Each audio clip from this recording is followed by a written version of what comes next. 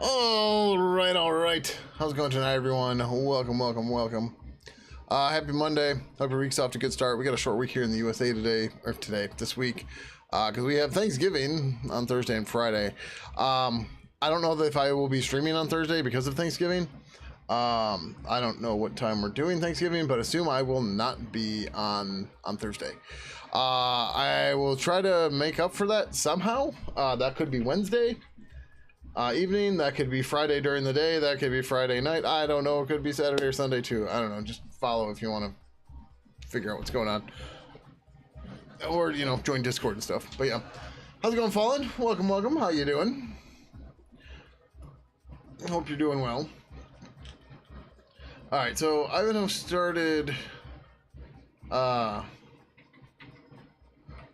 of the doc updates here, but I ran into something interesting that I'm not sure what the docs say on it. Yep, every function and method. Couple symbols like methods, functions, signals should briefly state the action performed. Do not repeat the type of parameter. Start the parameter with the. Do not end the description with a period. For Boolean, use true or false. Use format true if false otherwise. In these contexts, don't capitalize true and false. Do not include no inscription. So, the interesting thing I noticed, and I don't know how we haven't noticed it until now, is all methods, doesn't matter which one you go to, they don't list this parameter. the instance that the method is working, they don't list it. We just have not noticed it until now. You know, it only takes into account there's no parameters defined because it's a, you know, that's the object instance. I do a Windows Server 2012 R2 upgrade to 2022 because how I'm not sure what WS is, but yeah, works. They can only go 2 majors. They go to 2019 and then 2022. Oh no! Yeah, good thing you got a snapshot.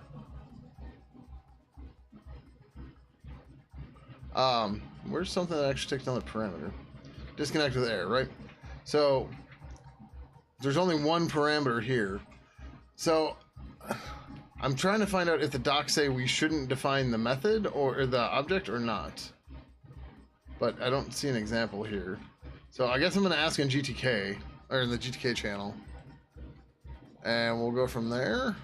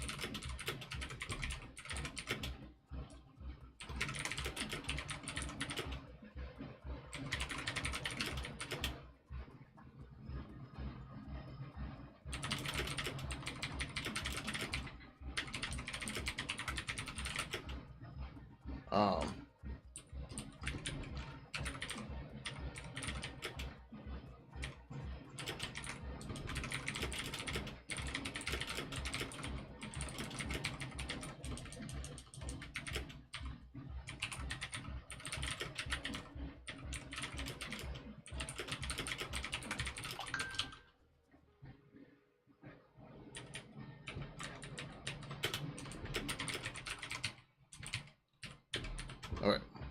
I think that question makes sense. We will see.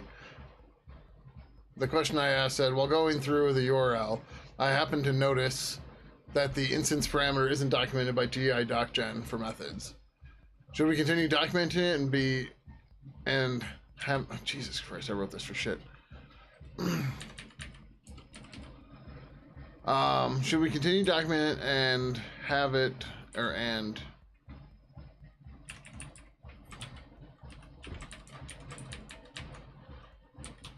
have it be added to the documentation guidelines, or should we remove and update the documentation guidelines to say not to document it?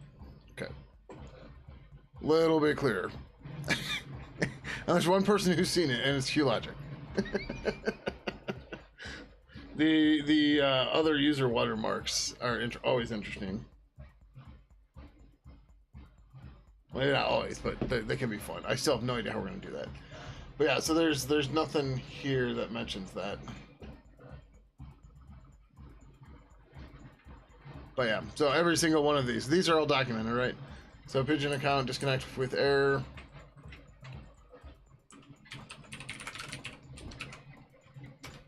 Or purple count, right? we have it documented as the instance, and like, yeah, but like it doesn't show up in the docs as a parameter, so it's just like right.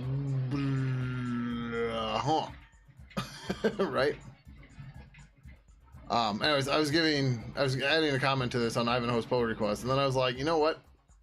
We should figure this out separately, and let's just take what he has and go from there. Because there's a lot of stuff in here. Right, but like all of these just wouldn't have to be here.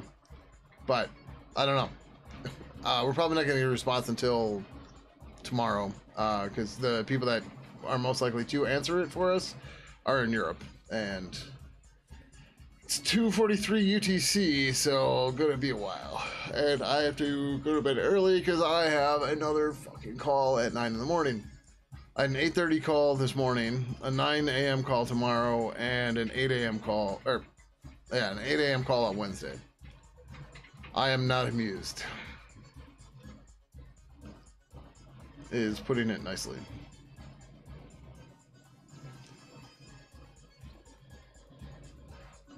See, they say they shouldn't have the type, though.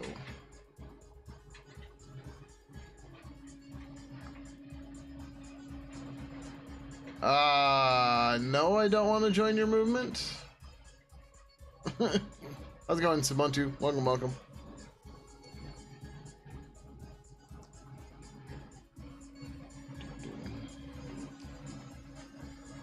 Okay, Jack Anderson, I have plenty on my plate. I don't need anything else. Thank you very much.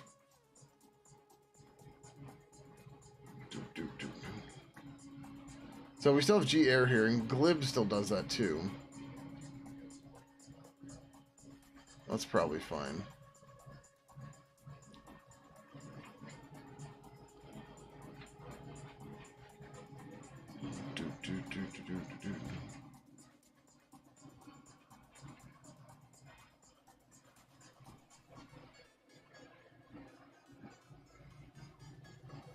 Airphone has been encountered.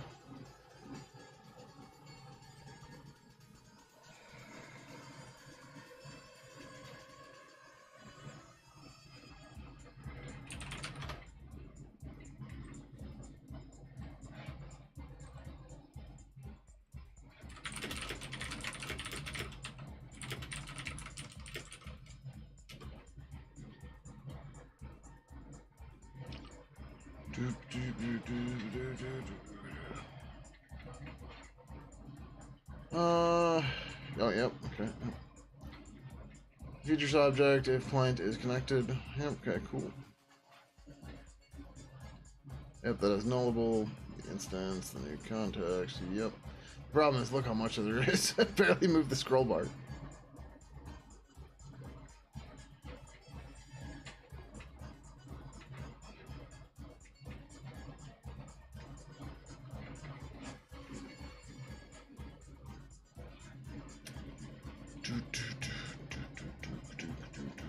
It's fine.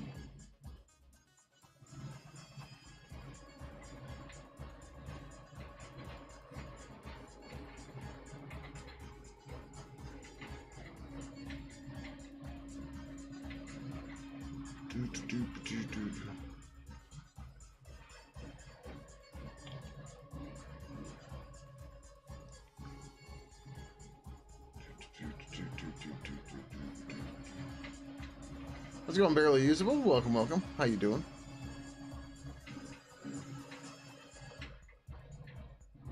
So much of this is going to take so long to get used to. Like, you get used to writing docs one way, and yep.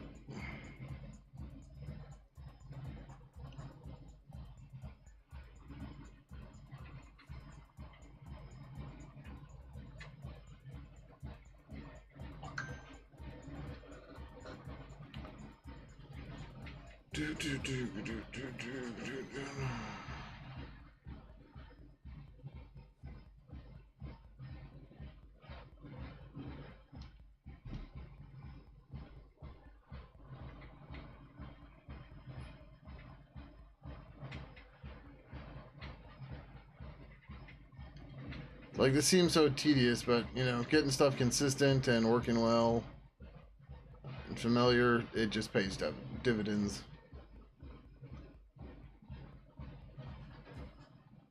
Yeah, like, see, that's just, it's much easier to read.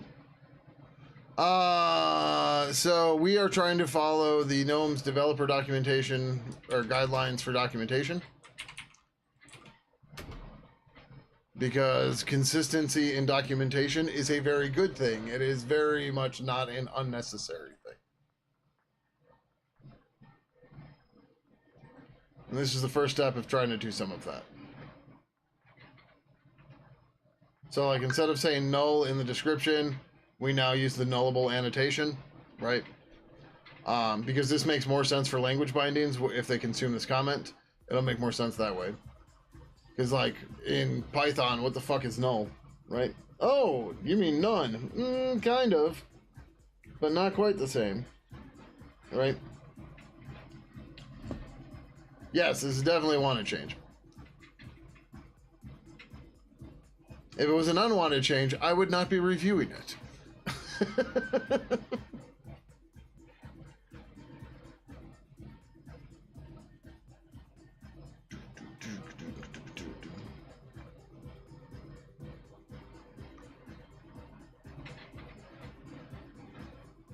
Right, so some of the little things they say in the guidelines are your parameter should start lowercase and it shouldn't have a period in it. We went back and forth on this a while ago, but now there's an actual. So one of the problems we've had historically with Pidgin when it comes to contributors is it's not a matter of, oh, you're not on GitHub, you won't get more contributors. The problem is our stuff has been a fucking mess.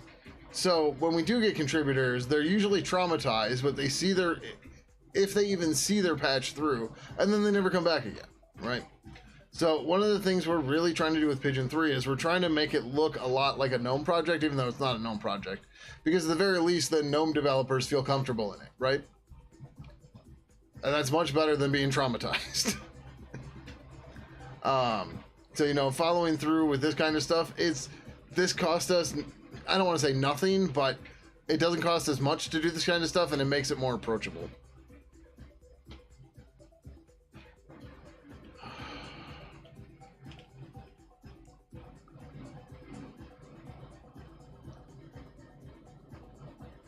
No, it said if or null if not set. So the Chan mode's if it was set. Otherwise, it returns null because it's nullable now.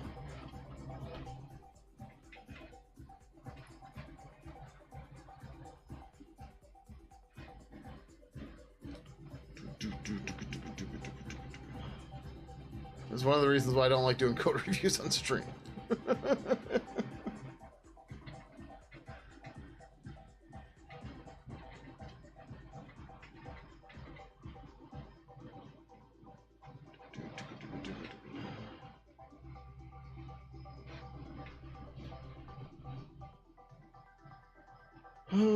We're almost halfway. Ivan else got another one or two here. Yeah, no worries. Just people, I'm not trying to blame or anything, but people all the time jump to conclusions when looking at a pull request. And it's just like, just hold on. Right? Like, for starters, if you looked at the review in general, it should take care of the guidelines regarding parameters return values. Also, this removes blah, blah, blah, and notice that it's tied to a bug. So yes, this is definitely a wanted change, right? Did that game ever come out? No. He got hit by the car before, or actually no, he was gonna do it with his settlement money. Yeah, I don't know. Maybe the sharks from Shark Tank got him. Who knows?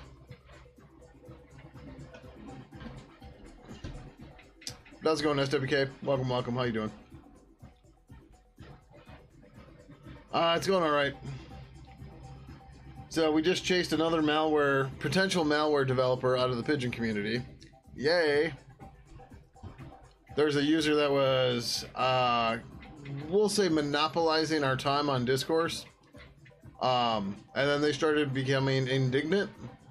So I warned them about it, and they doubled down, so I banned them. So then I got curious, and I looked up their verified, so I started digging through JetBrains Hub and everything for their user account to see, well, mostly I was trying to figure out how to ban them and stuff, because I haven't had to do it often. And during that, their email address was weird, so I looked up the domain, and uBlock Origin was like, haha, you don't want to go here. So then I used it in curl, and it redirected to a domain that looked super shady as fuck. And then, as I was investigating, the domain went up for sale. Like, oh.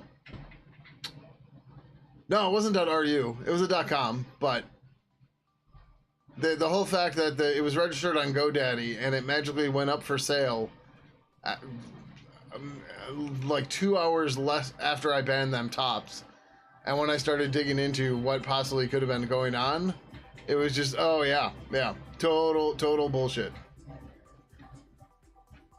So like, I say this all the time, but like when people are like, man, you have a short temper, it's like, I don't have a short temper. It's called, I don't have any more fucking patience. Because people are constantly trying shit with me like this. And you're just like, I'm fucking tired. Right? Like, you try to, like, in good faith, help and support somebody, and it's like, oh no, they're just a scumbag.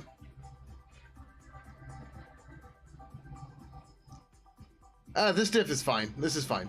As I was saying earlier, do not jump to conclusion. If I didn't want this diff, I wouldn't be reviewing it. I'm assuming you're talking about something else, but the person in the Discord thread was trying to support their users and saying that they wanted to make Pidgin better, and I was using strong language against them and canned responses. I'm like, you idiot. That's all support is fucking canned responses. That's the entire point. Right? Like, who the hell has artisanal support? You charge for that shit. How's it going, Nick Tor? Welcome. Right? Like, the majority of support is supposed to be canned. So, I don't know. People suck. That's the lesson. Value the parameter if it exists and is a string parameter. Okay, yep. Oh, you got a diff from a web dev to update some code from PHP 7 to 8.2. It's 200,000 lines just to make sure it doesn't complain about dynamic properties. Like, Jesus. So we have a guideline here, right? Guidelines can be broken, but you know, you should try to follow them. My guideline for a pull request from me for Pidgin is don't break 500 lines. You can go up to 1,000 if it's very clear, or maybe if it's all greenfield code. But once you're talking about modifying stuff and making changes and stuff, 500 is kind of the limit, right? For us, you know, everything's volunteers, so we want to respect their time. We want to give that, and we want to, you know, make it feasible for them to actually have time to sit down and look at the code without having to go, oh, I need to block off 3 hours to look at this, right? That's ridiculous, right? So for something like that, what we would have done is we would have broke that up into different files and different classes, right? And do a bunch of small pull requests rather than ginormous ones that are impossible to keep track of and get through. Oh no, trailing white space. Sorry. We don't want it to get rid of it.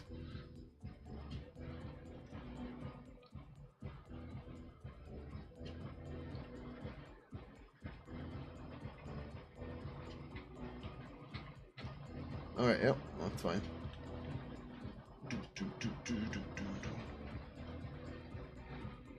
You can get big patches, API changes, for example, just to take some classes, shut the fuck up on this deprecation warning. Yeah, exactly. And like, even then, big patches, there's ways around them, right? And like, okay, you have to do some moving around, stuff like that. Sometimes they're okay, right? Sometimes, but very rarely. Like we've created temporary classes to rename stuff, to move stuff, to blah blah blah, to reuse namespaces and do it across like 5 pull requests rather than doing one 4,000 line pull request. And like, is it a little bit more tedious that way? Yeah, but you have stopping points, right? You have individual points that are usable rather than one big giant clusterfuck. Review software also just breaks down trying to work with that size. Review board does a pretty good job. But like when we update our translations, we do not put that through code review because number one, there's no point. Number two, it's like 100,000 lines changing. But like I don't speak 100 fucking languages. I can't review it, right? We're gonna indent on the entire code base. Diff -w with 0 lines, but the whole patch is monsters. Oh yeah, I'm sure. Right. So stuff like that, we would do that without the review process, right? Just like we do with the translations. Because that's one of those where it's like, well, so number one, with a code format on the entire code base, we would probably have a flag day for that. A flag day, for those of you that don't know, is basically we're going to make this change on this point at this time on this day. And the reason for that would be to try to get everybody's else's stuff merged at that point, so you don't have merge conflicts everywhere. I mean, you can also avoid that by new patches starting to adopt that before you're doing that, but something like that, you don't want to screw over your contributors.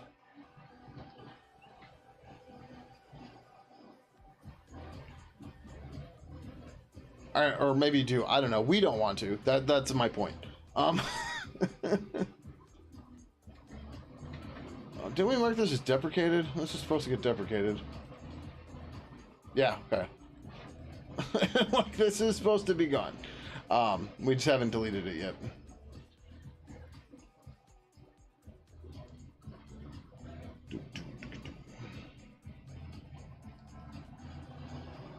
Well, like most of this, I'm not even looking at what changed over here, right? I'm just looking at what the final change is, because it's generally fine. Right, like looking at a period getting deleted. Yeah, that's something I don't need to care about. What's the output, right? It's like, oh, okay, yeah, we're good.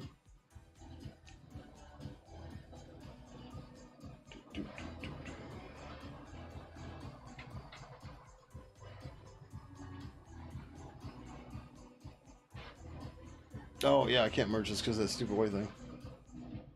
Did you start writing the spec yet?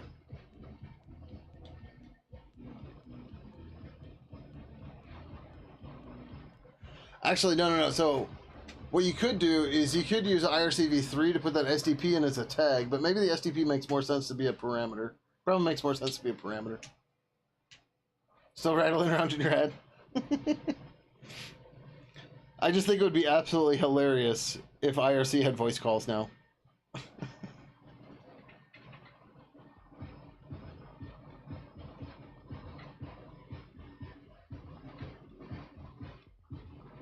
Even if it's just one-to-one, right?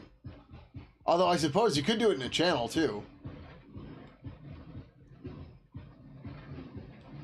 So if you put the SDP in a tag, you could send a tag message to a channel.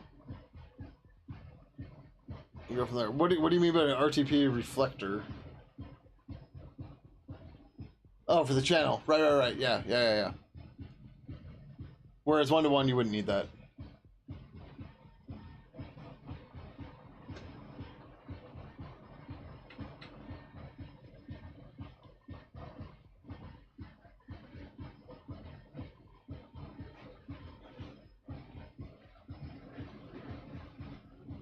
Isn't that how, oh, what is it called? Jitsi? Doesn't Jitsi do that? I thought Jitsi sent the streams to everybody.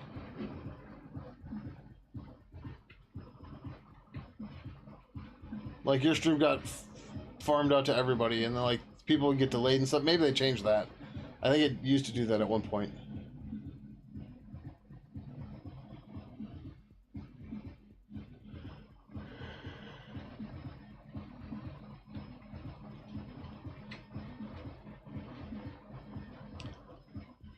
This looks great, except for the one fucking trailing space. Yeah, and I somehow accidentally committed this and I made it past review. Whoops.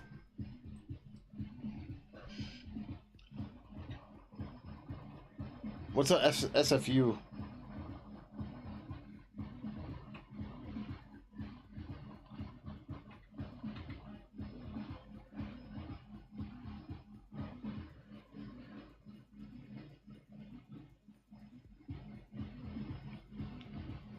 Selected 40. Oh, okay. Interesting. Alright. Unfortunately, we can't merge that because that one stupid thing, but it's okay. At purple count, compare and purple count equal methods, ran the unit test in Valgrind and called in the turtles.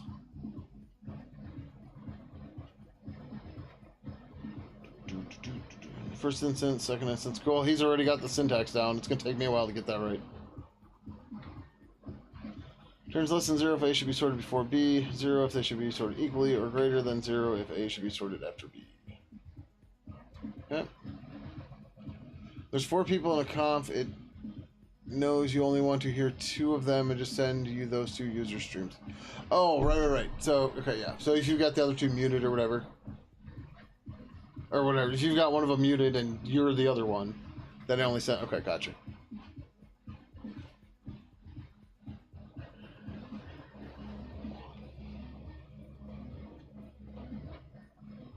Oh, I was reading this wrong. I was reading these as both equal, and I was like, what? So these are null save, so we allow it to work that way.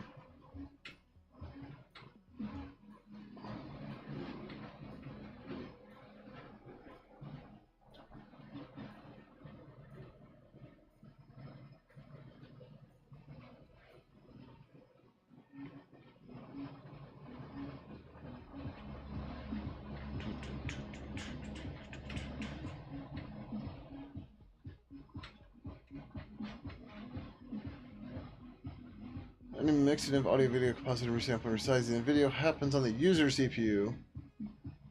The mixing, etc. happens on... Ah, okay. Interesting. Yeah. I mean, like all things, right? Everything has trade-offs. Okay, so then this way he tries both ways and make sure that an account equals itself. I don't know why I didn't do B equals B, but whatever. Not a big deal. That's fine. Oh, he's controlling the IDs. If you don't set an ID, they always get random. And you can't set the ID by purple account new. You have to set it via GObject new. That's mostly because most of the time you don't care about it.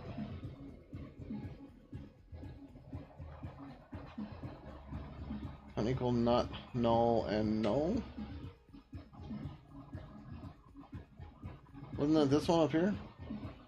Oh, it's compare and equal. Never mind. These are usually equal. These are all compare. Asserting false that these are not equal. Yep. Ugh, excuse me.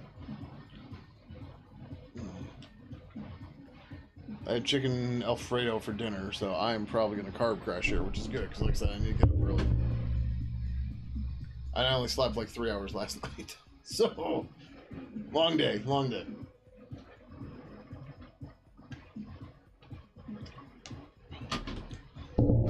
Also, so last Thursday when we did the post about 3.0 Experimental 1, we forgot something important in the post.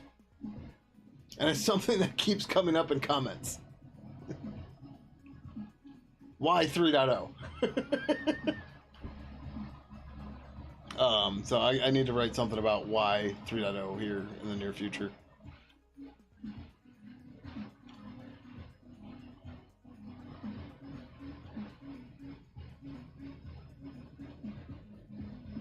That all looks fine. Alright, cool.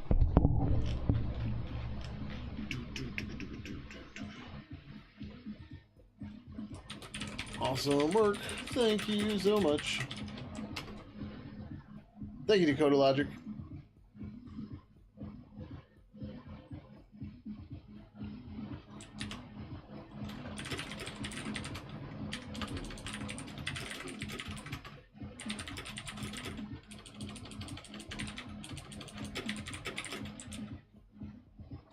3682.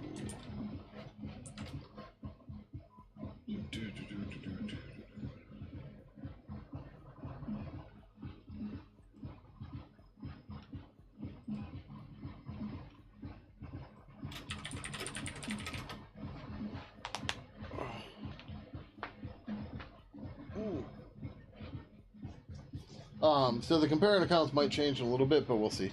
We have it there now, so we can start using it.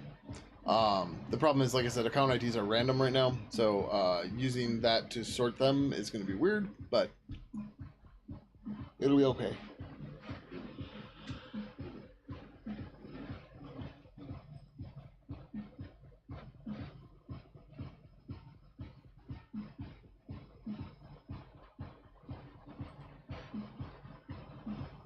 Sorry if I made you yawn. Oh no. People think it was a joke if you made it 6.9? Yes. When should I finally log into your hobbies fully? You're 23, I get to start to get my projects to fruition. So I started programming when I was 12. I picked up guitar when I was 14. I still tinker with guitar a bit, but not much. But I've been programming since I was 12. So 30 years ago? I actually input for free switch and use free switches and MCU for channels that have voice and video chat. Yeah, there you go. Sounds like a plan.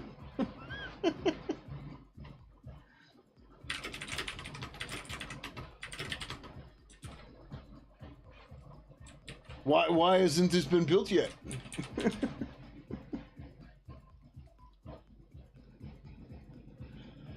Wonder if time to code that though? Shouldn't be that hard. But, you know, famous last words and all.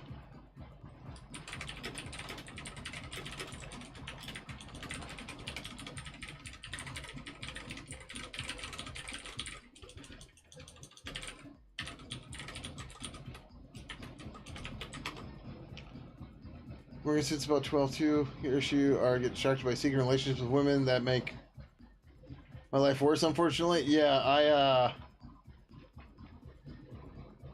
So, my last relationship ended because we weren't communicating well, among other things, and I decided, basically without asking her, that I was going to take over Pidgin and see it through.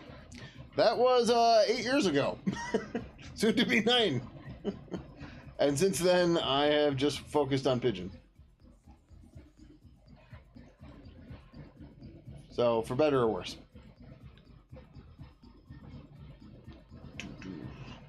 You're not going to pay attention to yourself. You get a lot of work done. It happens.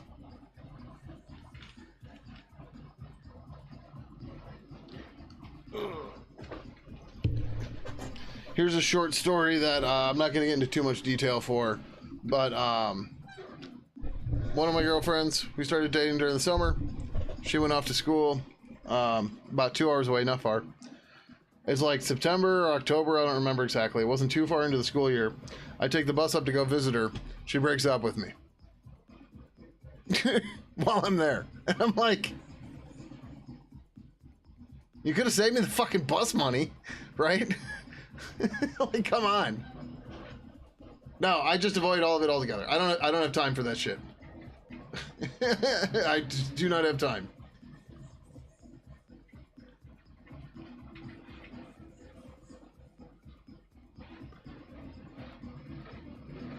Put you in a room with 100 women, all equally attractive, 90 of them totally sane. One of them certifiable, you're gonna find that one.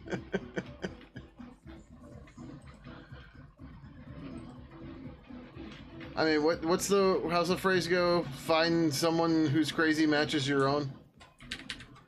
Right? They weren't quite right?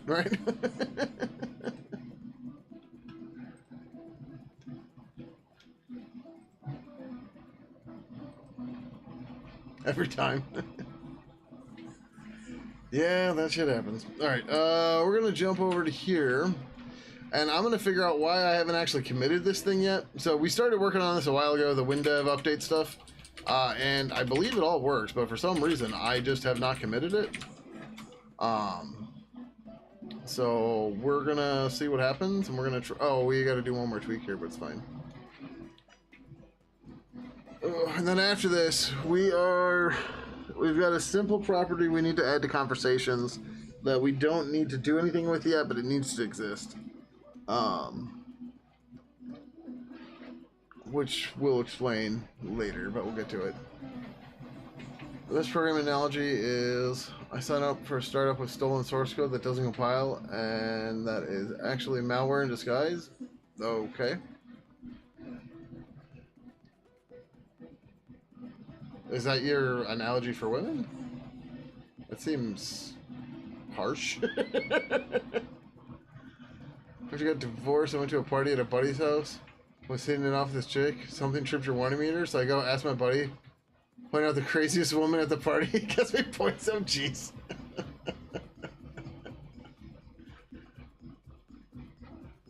Oh boy. I mean, the first problem is you shouldn't be trying to fix anybody, right? That's just a losing battle. Just don't even try.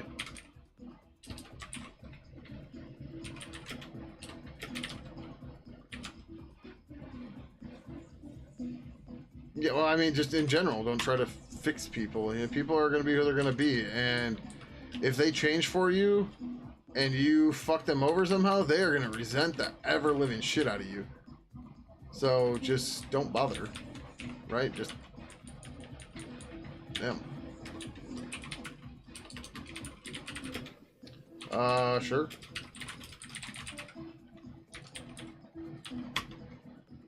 I thought there was another thing. I thought there was a checksum or something in here. Oh, but this version is going to be 2024. I didn't hit insert. 11. What the hell is today? 25? 25.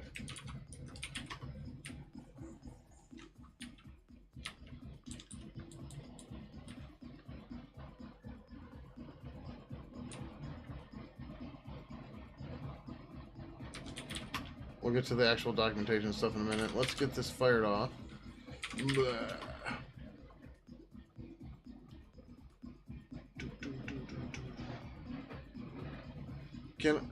The thing is, you're assuming that they want to.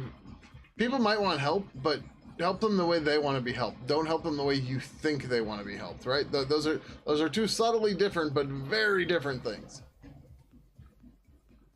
Big argument last night because she still had dating apps on her phone. Who cares?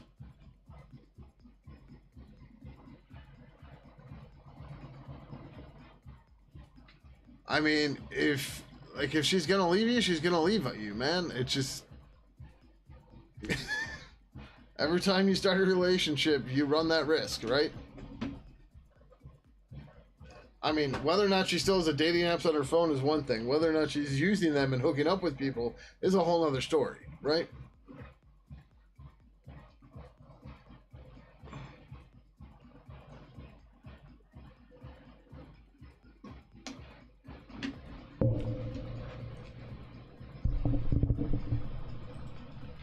Like, I don't know.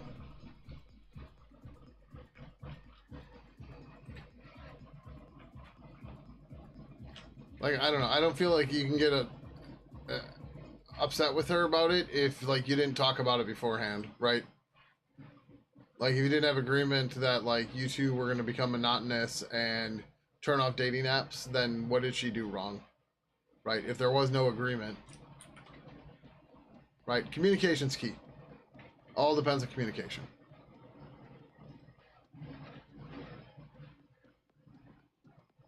She sought you out, you didn't want anything to do with her and gave her a chance. Right. You said you were exclusive, but did you say we're going to do... Again, it comes back to, are the apps just on her phone or is she using them in meeting people, right? Those are two very distinct things. The first one, who gives a shit? The second one, you're not exclusive anymore, and therefore, the problem's, whatever, the problem's presented itself. She broke the agreement, right? But again, if they're just sitting there idle on her phone because she hasn't deleted them, who gives a shit? Maybe she doesn't, maybe she's been through this multiple times and doesn't want to go and set up a profile again and shit like that, right? Perfectly valid.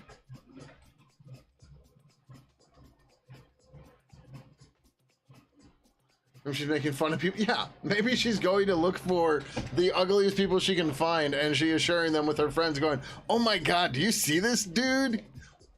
Right?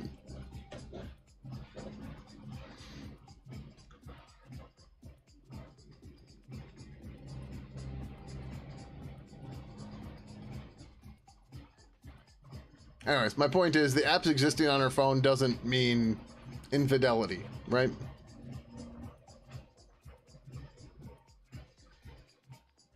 Although I do like SWK's example the most.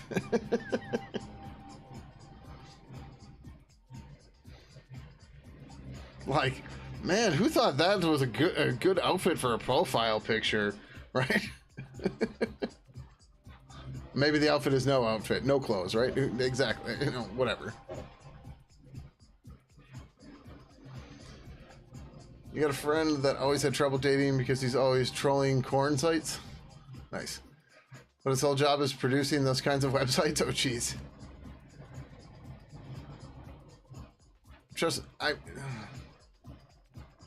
She gets mad at her female friends for talking to you? I mean, it's sounding like you two aren't... I'm by no means... what's the right word? Couples therapist or anything, but if you're having issues now, maybe it's best to find something else. Or decide you're going to work on it, right? But if you continue letting things go the way they are, it's probably going to end up badly for both of you.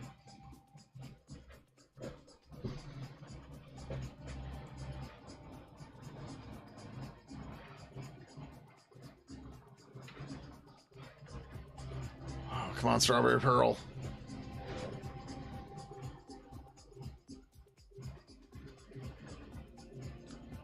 Doesn't matter if it's on both sides. Like, if communication isn't working, communication isn't working. Oh, I'd say usually trust issues are a little from column A, a little from column B. Sometimes it's a lot from column A and a little from column B, but you know, whatever. A and B can be whoever. But again, I'm by no means don't listen to me for relationship advice. I've been single for 9 years. 9+ years. Strawberry Pearl is a Perl interpreter for Windows. So we used to tell people to install Active State Perl to get Perl plugins on Windows. Now it's Strawberry Pearl that we recommend. Because the normal Perl whatever doesn't work well on Windows. Or like nobody provides it or something, right? Whether or not he's actually quoted this, I don't know. But back in the day, we used to use Active State Perl, which apparently still exists. Oh, but it has a free trial now. So yeah, at some point we moved to Strawberry Pearl. Didn't want anything to do with her and gave her a chance. Is a wild statement. Just yeah, that's fair.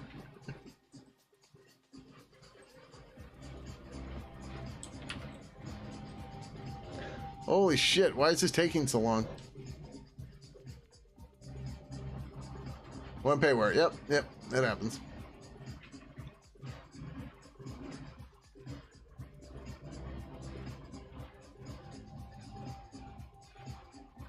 I mean, so Decoded Logic, it sounds like you're done.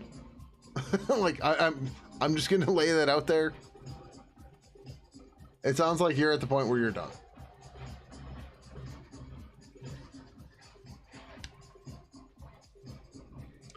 Probably SWK. It might be routing through a 9600 baud serial dial-up connection somewhere.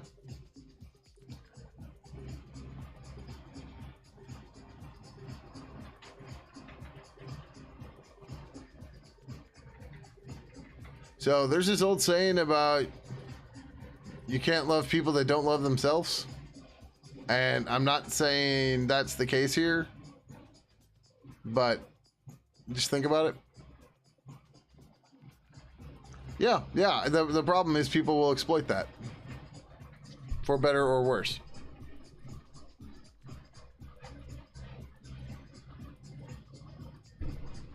But you have to decide if it's worth that effort or not, right? That is the risk of relationships.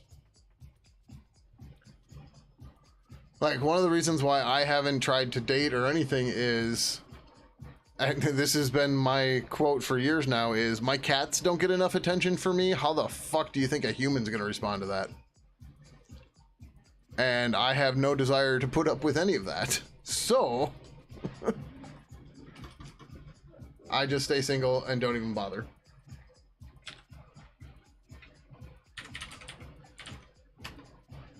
Right? Does it suck? Yeah, there's definitely cons to it.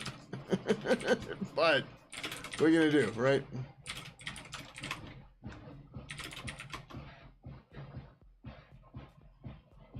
So we have downloaded 89 megs of this. And growing. It's going. It's just really fucking slow. And IO under Mingwei fucking sucks. So it's not surprising. But anyways, Dakota Logic, I'm not telling you what to do. I'm telling you, it sounds like you have some thinking to do based on things that have been said. Right?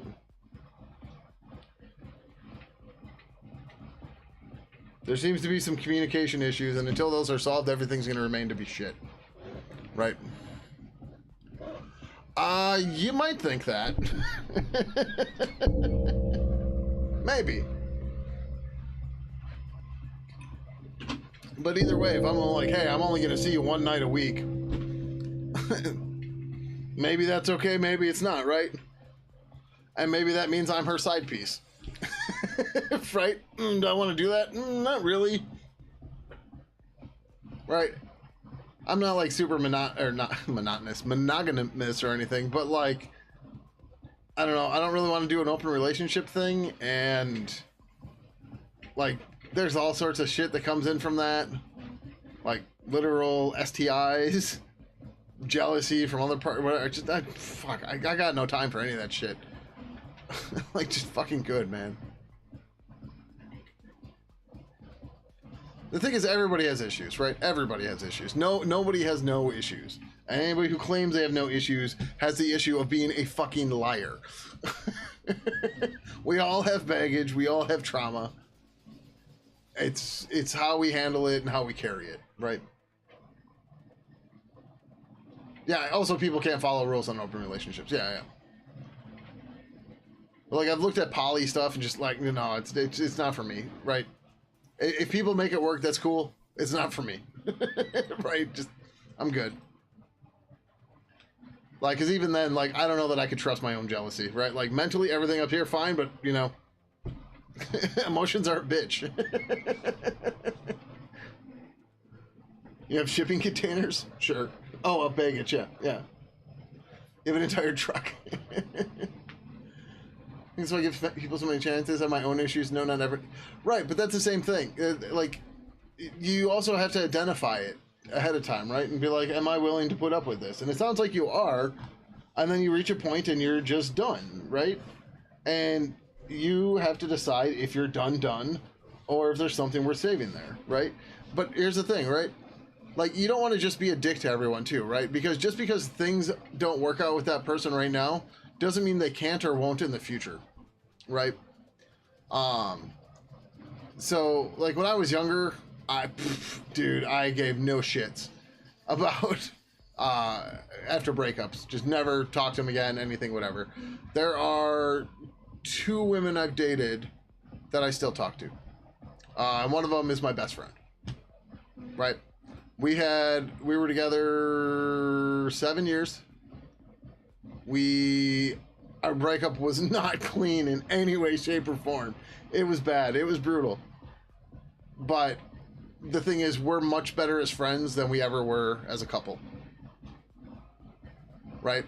And the thing is, when you spend a large amount of time with somebody, they get to know you very intimately and stuff like that, and there's real potential to remain friends there, as long as you don't just become the giant fucking douchest bag in the world, right? Because like as you get older, you're gonna find out that finding and maintaining friends is stupidly hard. And if you throw away anybody that could be a potential friend just because, you know, I'm just throwing examples here, this isn't my use case, but you know, because they cheated on you or something, all right, well, you know, okay, they cheated on you, great, all right, you don't have to sleep with them ever again, but that doesn't mean you can't still talk and hang out and be friendly, right? Just like, all right, you're not going to be in a sexual relationship anymore. All right. It's not like you were having sex every minute of every day.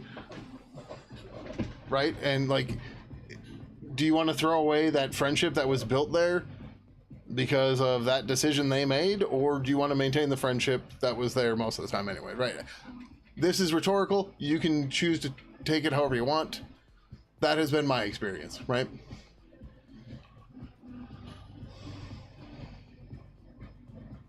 If you feel like she's using you, then like you need to discuss that with her, right?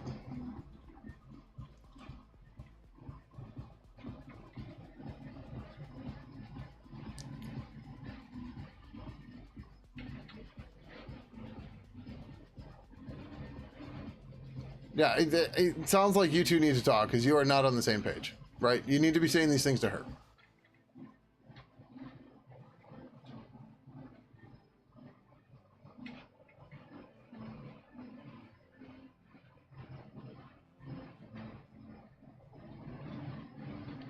Used to work with this chick that couldn't live with her husband, so she divorced him, but 5 years later, they still did everything together and were together 6 or 7 days a week outside of work sleep. They literally just come, yeah, exactly, right? People need personal space because sometimes people do shit that just drives you up a fucking wall. And you're just like, oh my God. Lane has apology and said she, like, well, doesn't want you to feel that way, but keeps treating you that way. That's just something you shouldn't do, right? Grandparents were the same way about 20 years. Was odd but good as well. Yeah, I mean, everybody's relationships move, ebb and flow, change, right? Nothing's ever perfect, right? But Decoded Logic, it sounds like you're just looking for somebody to tell you to break up with her. If I'm being if I'm being blunt, right? You have to decide what you're gonna do, and nobody can give you legitimate, or I don't want to say legitimate, but nobody can give you like definitive answers, right? It's a risk you run regardless, right? Like shitty people are everywhere, but shitty is relative, right? Some people hide their crazy well, some people don't. And it's just, it's a risk, man. Yeah, if it works, it works, and only participants can decide. Exactly, right? This is compiling GCC. We do the set plus X, so we don't see all the fucking shit go past. I don't remember if I did that or if Renato did it. But we're waiting for this because fucking Windows.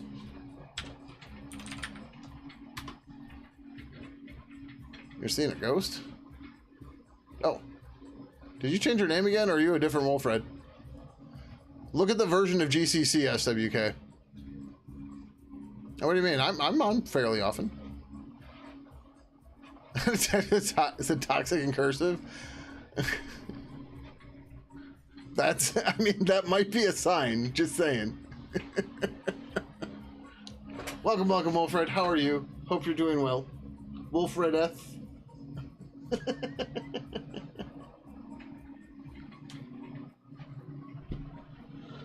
But yeah, so Pidgin 2 is compiled with this old ass version of GCC. And there's not really a way around it.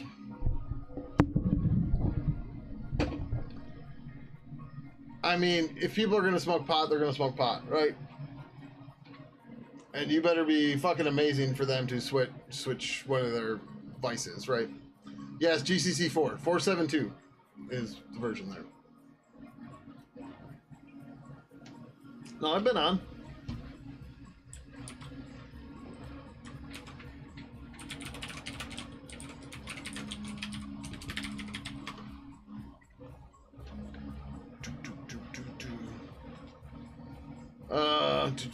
Right now, 4 days ago, 11 days ago, 18 days ago, 21 days ago, 25 days ago. Like, I've been busy, so I've been missing streams here and there. But I've been around.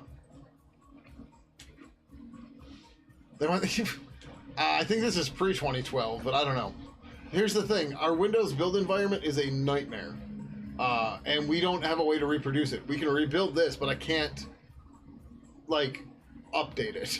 I don't have all the tools or understanding to update it. There was a package like I downloaded earlier. We probably can't see it scroll off screen. It's called Pidgin 3 or Pidgin Inst or Runtime Inst or something. Because that's the actual runtime stuff we run that somebody else compiled and nobody knows how they compiled it. Okay, gotcha. Yep, likewise, Wilfred.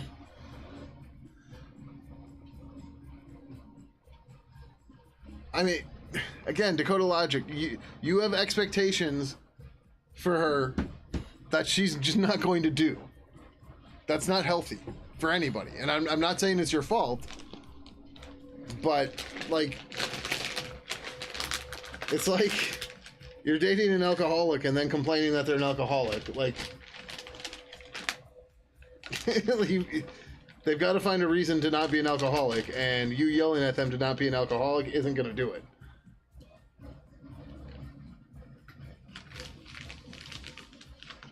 This is Windows. You cannot trust the make job control on Windows. At least not with the Pidgin build. It's like telling me not to own cats. No, it's like telling me to not work on Pidgin. Let's go with that. That one's more usable, right? And also, I don't own cats. I provide for cats. Because I provide for a lot more than this guy. So I had a new cat outside last night that had like 3 collars on. She let me pet her, but as I was trying to go and read her collars, I couldn't find a tag, and then she got spooked and ran away. Which reminds me, hold on.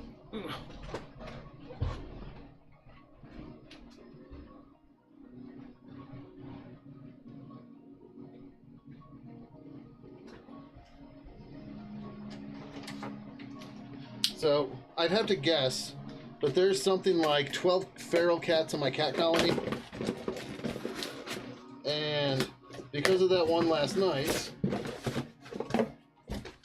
I picked up this guy, which is a cat and dog tracker scanner. So I can find out if the cat is actually owned by somebody or whatever. But no, I put food out for the ferals every day. I have a feral right now that I'm trying to get adopted. He was a kitten. He was born earlier this year. He is super duper friendly. Is this USB chargeable? Oh, fuck yeah, it is. He's super duper friendly and stuff. But the problem is all the shelters are super backed up and stuff like that. So in October, when I scheduled the surrender appointment for him, actually it might have even been late August, the appointment was scheduled for December 17th. So, but I have houses for feral cats in my backyard. I don't have enough to like make them all heated, but they're filled with straw, stuff like that, right? So yeah, I provide for cats. Oh, sweet, I finished building.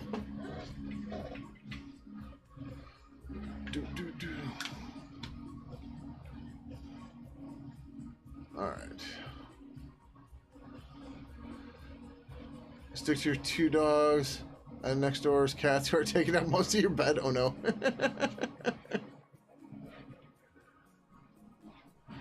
You have Sock Soda, Percy, June, Spirit, Fuzzy, Cass, Bud, Light, and Spatch. That's a lot of cats.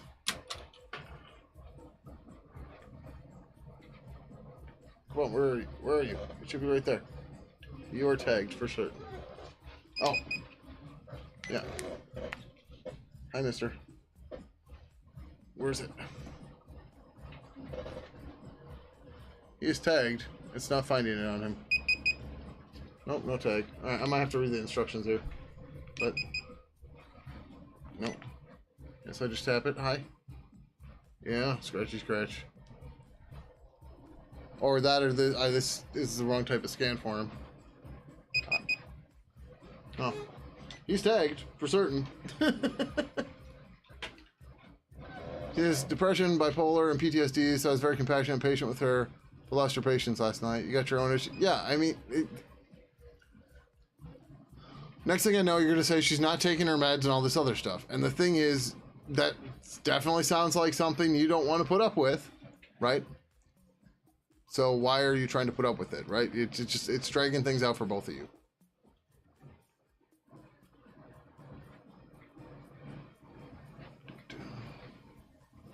Fetches some weird markings. He has what looks like a lion art spatula on his side. Oh boy. So the name is bad. Nice. Yeah, naming pets is hard. Also, what the fuck? Oh, right. This is also just supposed to be a USB device, and you can pull the tags off of it with, like, some software bullshit. But...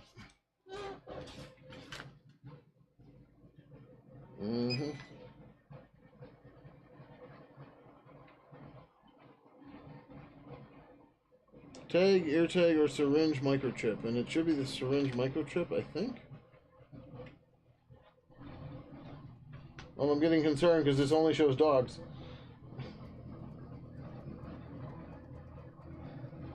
I got no dust-proof bag with this. Unless I have the plastic bag.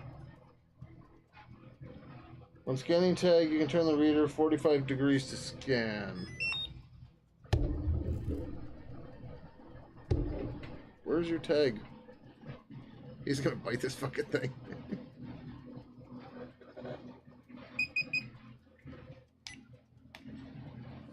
Where's your tag? Did you lose it?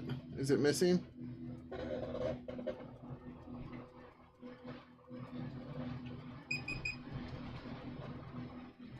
I got nothing. This thing might be garbage. It was like 30 bucks. Soda short for soda pop. Think your daughter was high as fuck when she named it? Yeah, that happened. Alright, so we got our build.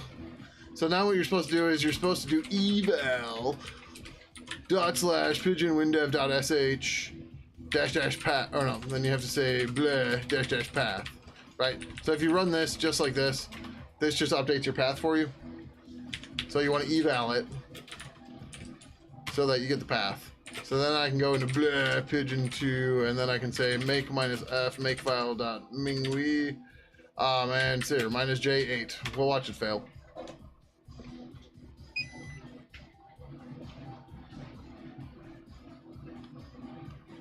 So, Big Boy was named because we were trying to name the feral cats that got born in a way that we wouldn't get attached to them, but it doesn't matter because the name's a fucking name, right? So, out of that litter, there was Big Boy, Little Boy, and Little Girl. I haven't seen Little Girl in a year. Little Boy disappeared many, many years ago, and Big Boy obviously came inside. And then, you know, died last month at 11 years old, so... You need all that? Yeah, Yep.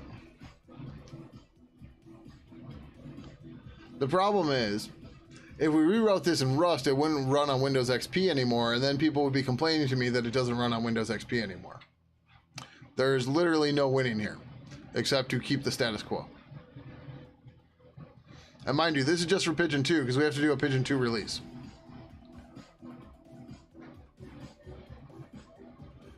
Let's Encrypt made some change in the way they do chain, whatever, I can't think of the right word. And it breaks and causes all sorts of warnings and bullshit when we use Mozilla NSS, which is a default in a lot of Linux distros, at least in Debian, and I assume Ubuntu too. We're not rewriting shit. The jokes aren't funny. I don't care. Oh, your Windows 7 box. Oh, yeah. Like I said, this literally still runs on XP, and it was broken for a while, and people would not shut the fuck up about it. Actually, I think it even runs on NT4 yet, and people still want it to run on NT4. And what the hell? This actually built with job processing. Does it actually work, though, is the question. Did it work?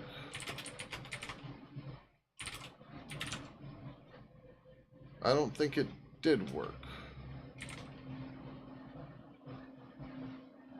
Yeah, there's the Pidgin installation depths from 2013. February 14th, 2013. Nobody knows how to rebuild those, and I'm sure other stuff. What kind of system users are still running Windows XP? I think it's mostly people playing retro games, and they want to use Discord. That's my assumption, but they never give me a straight answer. I think it's all just retro games. But there's also people that are like, I mean, Decoded Logic, that's what Pidgin 3 is. It's just, it's done. But Pidgin 2, I'm keeping it existing because it's easier to keep it existing because I found this WinDev thing that somebody built. And, yeah.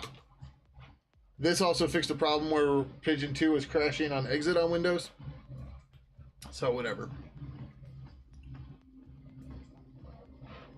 Thank you, MDS.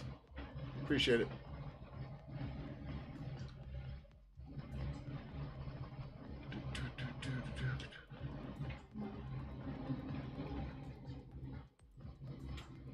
People some pension fund shaking their fist. Or lots and lots of ATMs. Yeah. Or ATMs running OS2. A lot of ATMs run Windows XP embedded. Nope, that's the wrong window. So what's the actual target I'm supposed to make here? Because we're supposed to end up with like a Win32 dev directory.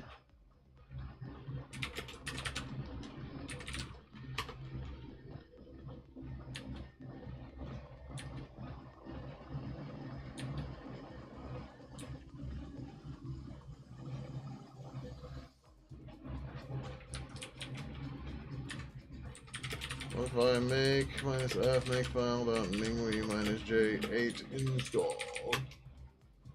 This should create the install directory, I think. Before first switch, you worked in banks? Yeah. I'm like, the average person doesn't realize how much ridiculously old tech there is out there. Like, ridiculously old. Like, I think it's bad that the company I'm contracting for has machines out that are still running Debian Jessie. I'm sure there's somebody out there running Etch or Bookworm or even Potato somewhere, right? The thing about the corporate world is if it ain't broke, they do not touch it. If it's not broke and they don't need to fix it and it's making them money, they will not touch it.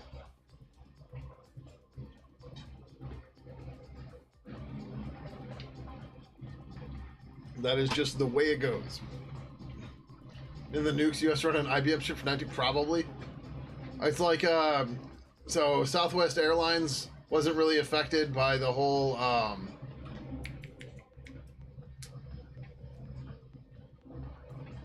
the thing that crashed the world recently. I can't think of the name of it. Because, anyways, all their shit runs off of, like, Windows 95. CrowdStrike, right. They weren't affected by CrowdStrike because Southwest Airlines runs on Windows 95. Might have been 98, right? If it ain't broke, it has a name, and it's sitting under Dylan's desk and no one touches it. Yes, exactly. Exactly. It's just... Windows 95 is your Pixie server? Windows 95 can do TFTP? What? I mean, it's not a matter of the extreme. That's just how it is, right? If it's not broken and it makes them money and the auditors don't know about it, it doesn't change.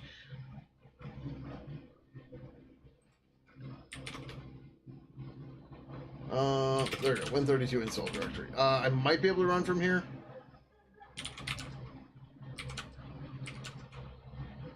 This might have personal data in it.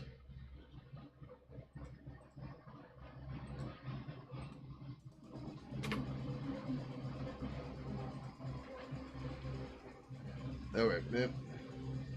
I actually have to run the installer to make this work, but so I don't have GTK installed. What? Oh, never mind. I thought he closed my window.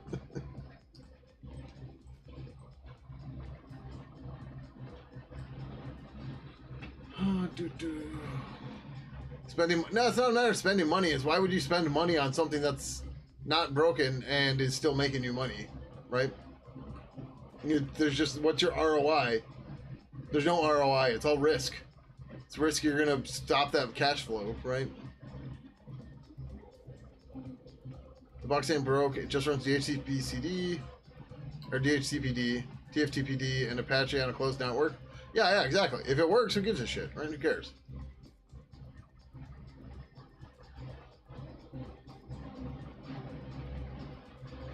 Shiko is the best friend of all time. It's 10 years old. We're sending an operation to remove his eyeball. Ooh! Now he looks like a real pirate. Fortunately, he couldn't save the eye. That sucks. He had a stroke in it, and the vet said it would be best for him if the eye was... Yeah, that's no good. Obviously not nearly as extreme, but Slater here only has 3 of his canine teeth. And let me tell you, while that one tooth was real bad and like hanging out and shit, oh, he was fucking a pain in the ass.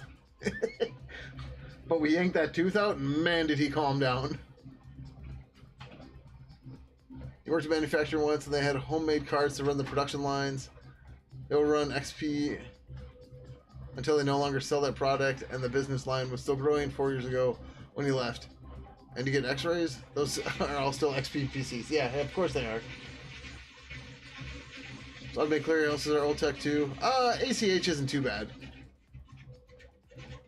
Jumocking with an R? Oh man, that's brutal.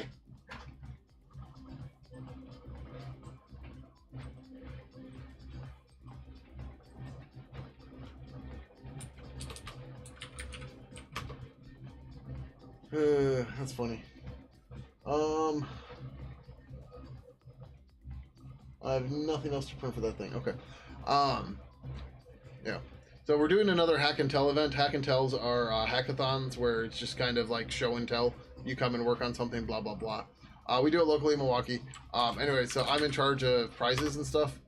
So here's a link if anyone cares if you're local. If not, yeah, you could travel, but I wouldn't recommend it. Not for this. But I decided since our next event is not posted yet, it's going to be it's going to be right before Christmas. I'm 3D printing a giant snowman. I might do 2, but I don't have enough white filament to do the next one yet. But yeah. All right. So this we need to do make minus f min gw. Nope. Make file. I'm in the wrong directory. Make minus f make file dot min gw minus j8 installers. I can only go 2 or 3. I got a call from a factory that had some automated palletizers that ran on VAX. They quit making VAX hardware in the late 90s. Yeah, I mean that's not too surprising, right? A couple years, whatever. Last year they keep buying old VAX hardware on eBay to keep it running. Yeah. We had a customer when I worked at the OEM that their product worked with zip disks. More importantly, their product was built on QNX.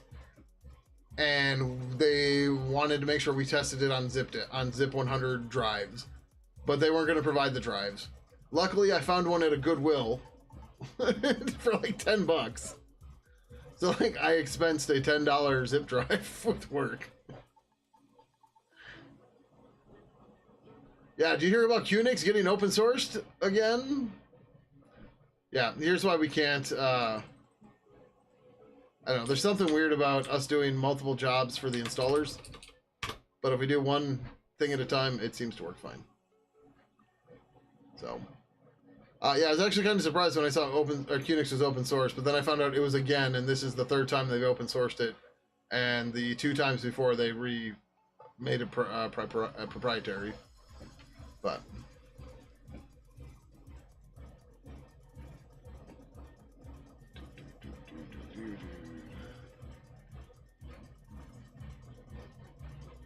he always waits and never growls. Nice. This guy here can be sassy, but he's gotten much better since I'm using what are they called? Feel away diffusers. There we go. Jesus. I tried the feel away spray stuff a long time ago, and it was a no-go. But then I finally tried the diffusers, and hey, then Big Boy and him got along. What the fuck?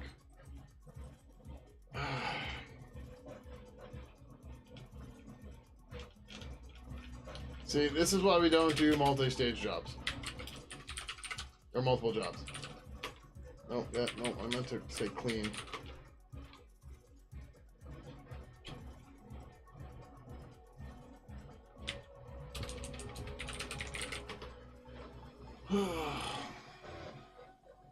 Break out your Inferno install? Yeah, Qnix was Inferno, right?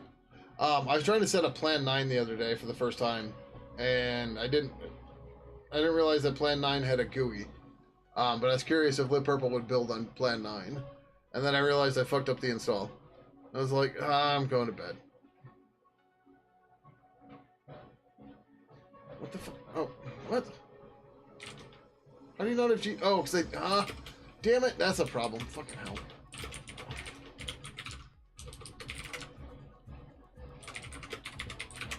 I don't have the path set on this terminal.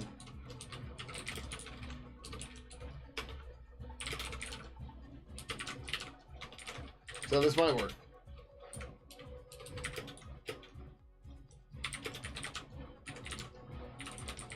Let's see what happens. Gonna build Lit Purple to run on his microwave. I mean, I'm not writing J and I. Although there is JGIR, so maybe it works.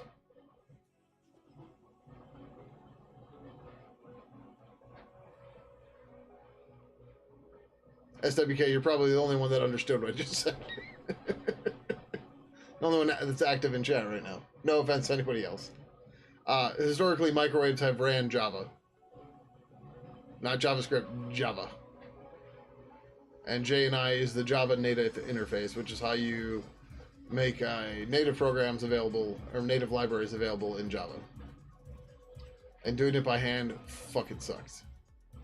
And embedding Java fucking sucks. Did you ever have to... This FreeSwitch, it has a Java plugin loader or something, right? Don't they? Or something for JVM? IoT has a Java runtime? Yeah. Powering Linux on billions of devices? Nice. Yeah. But yeah, so like when you want to embed Java, you have to jump through all these hoops because you're not supposed to link to the Java runtime with your library. You're supposed to, or at compile time, you're supposed to dynamically link to it at runtime so that like the user can switch out which one they're using and stuff. And it's a real fucking pain. I have no idea what languages car manufacturers use.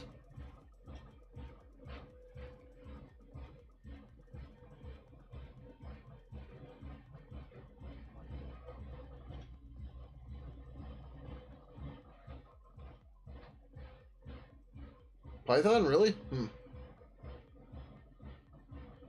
Actually, I bet you I can tell you who knows. So, there's a guy that used to be an ADM developer. He's the ADM lead developer for a while, too, named Thice. I'm not trying to say his last name, so I'm not going to try. But he quit working on ADM, and now he just hacks cars. That's what he does. I think he gets paid for it, too.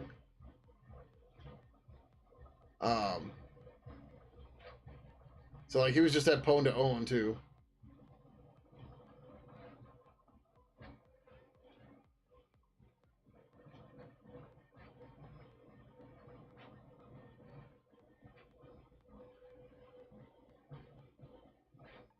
Not for much longer. They're not going to be writing C and C++ because the governments have decreed that you shouldn't use it anymore with no founding of how to use it or anything. That reminds me, I had a comment about the Pidgin 3 release on Lobsters, and they're like, while you were rewriting this, did you ever consider writing it in another language? They didn't say Rust, but I'm sure that's what the implication was. Fuck, this actually worked. And my response was no. Like, I am an expert C developer. for me to rewrite a program like Pidgin in a language I'm learning is a stupid idea. It's a great way to waste a lot of time and fuck a lot of shit up. Like, I don't know why people seem to think that, like, writing something in another language and, like, is, like, the way to do things, but they do. Oh, this is the uninstaller.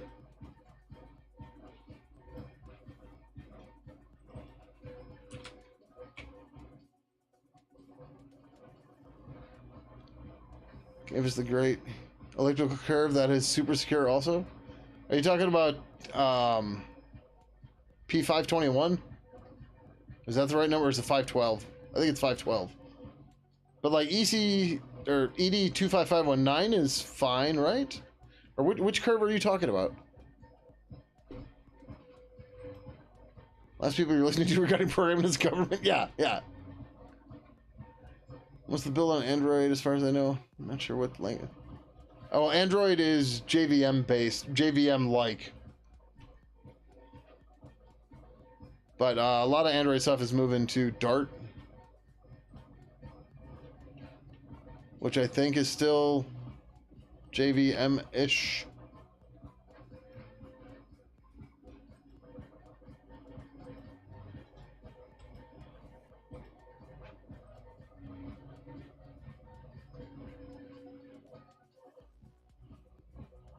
Yeah, like they messed with the IV or something, right? The initialization vector.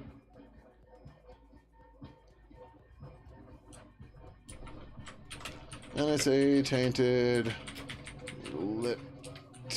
elliptical curve.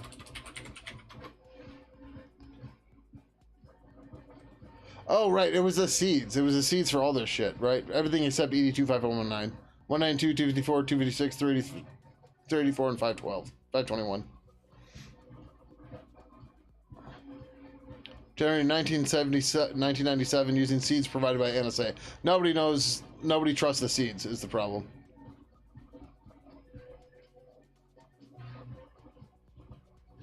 So, yeah.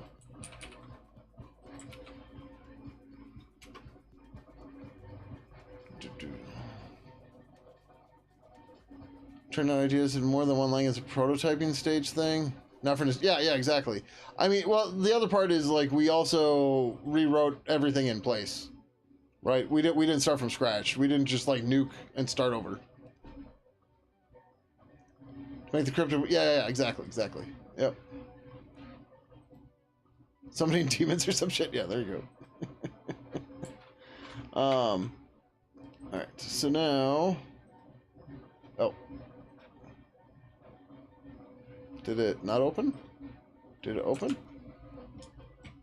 There it goes. It's taking a minute. I don't know what I have in this account. That's what I'm like, hold on. Oh, I just have a Libera account on here. But yeah, okay, so this worked. No chats joined or anything. No IPs leaked. Good. So, yeah, there you go, right? Woo! We just built this from the thing. So, okay. I can't test the code signing right now because number one, I'm already P'd in. And I don't know how to actually talk to my HSM from MSys. I haven't figured it out yet. Do I even prototype? No, why would I? Every once in a great while, I'll do something in Python quickly, but if I'm going to write something new that's network-based, I generally write Go, but everything for Pidgin is in C. And I'm not really at prototype stages. It's more a matter of, fuck, I need to write this thing because it doesn't exist. I mean, the build stuff, like, people still build Windows 3 stuff on Windows 11. It's Windows backward compatibility magic from hell.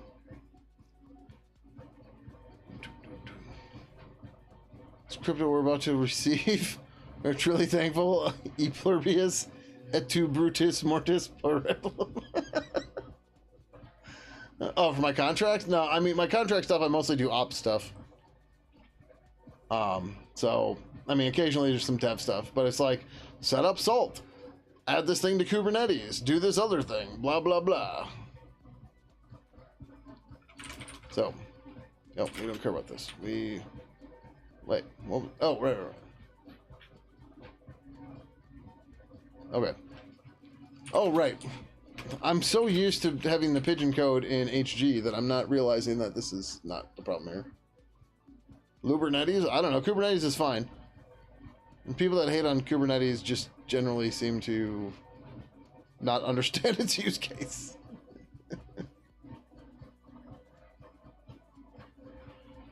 Kubernetes. The problem with PHP was always the inconsistency of the language. So like I learned PHP 3, I think, or was it 4? I don't remember what my first PHP book was on, but they were both around. And like the MySQL APIs were just nightmares. PHP 4 MySQL API. I'm probably not gonna find a good example here.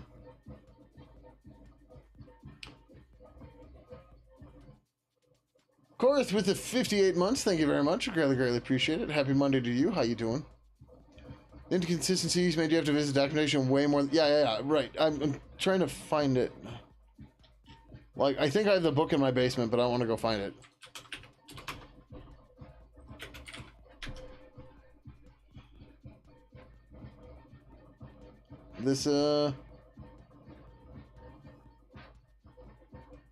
This is much more consistent than I remember it being.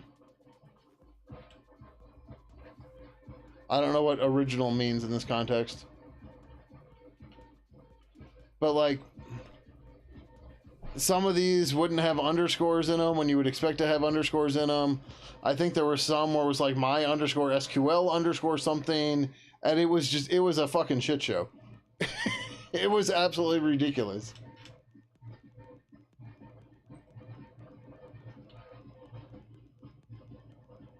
I know the API is dead. I'm trying, or that API I was looking at. Okay, gotcha. Yeah, like people complain today about, oh, I've got to have my language server processor and blah blah blah, and I'm just like, if you've seen the wars I've been through, you would understand why I don't give a shit about LSPs anymore, because I learned how to deal without them for ridiculous shit.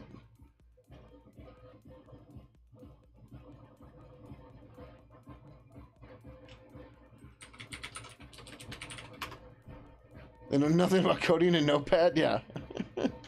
I mean, coding in Notepad's not a huge thing, although, you know, a lot of people used to make a big deal out of it. Like, you used to see web pages where it was like, designed for Internet Explorer, works best in Netscape Navigator, written in Notepad. And it's just like, who cares?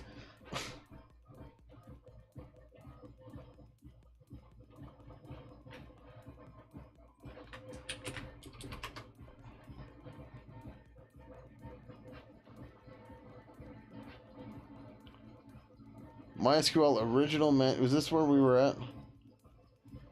Yeah, this doesn't look right though. Because this is not FooBard. I mean, it's not great, but it's... I'm not reading the whole thing, but like... Yeah, it's actually consistent.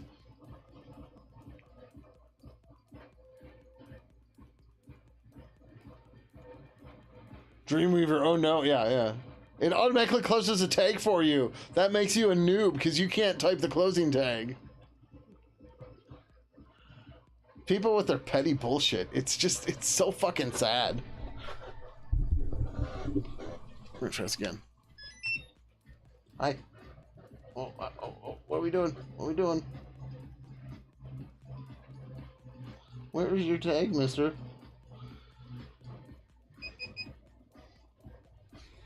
Piece of garbage. Speaking of front page, I remember Brian from Free Switch. Not by name.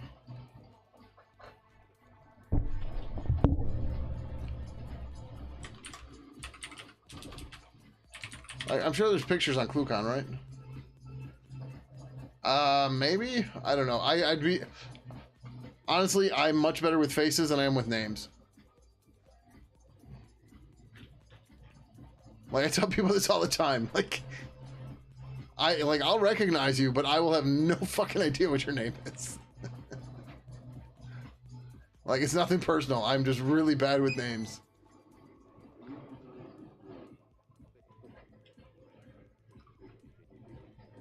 Dad just sent you a meme about a kid that hacked a Swiss bank and transferred his father's $75 billion. Keep dreaming, Dad. Yep. He got busted and caught federal charges for, and I'm not making this up, noticing his local newspaper's web server had front page extensions enabled and open to the world, and he clicked the edit button. Okay, so he's like, what's his name?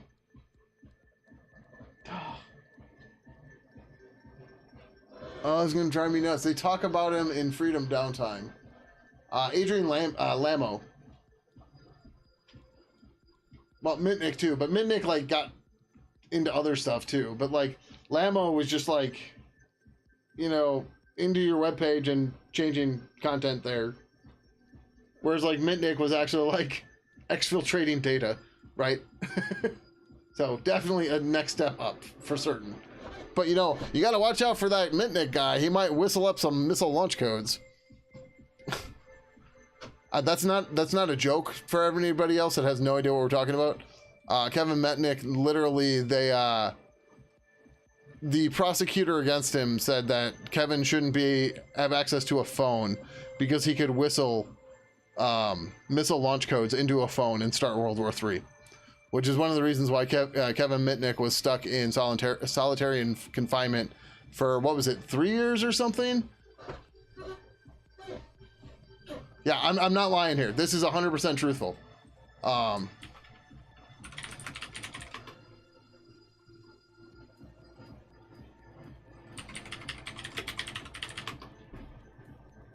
If you have not watched this, you should watch this.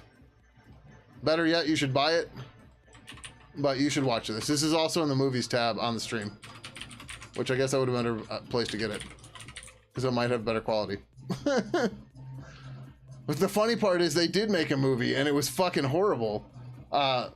So if you ever see Hackers 2 The Takedown, it's supposed to be the Mitnick story. And it is fucking ridiculous. Yeah, so here's the link I share here. Oh, this is on the Internet Archive. Yeah, even better. Yeah, so imdb.com. So this didn't get released in the US. But of course it was around all the Wares boards back in the day. Hackers 2 Takedown. And Skeet Ulrich is playing Kevin, which is fucking hilarious. Oh, they sometimes they remove the Hackers 2 thing from it. Yeah, go find this somewhere. It's fucking horrible.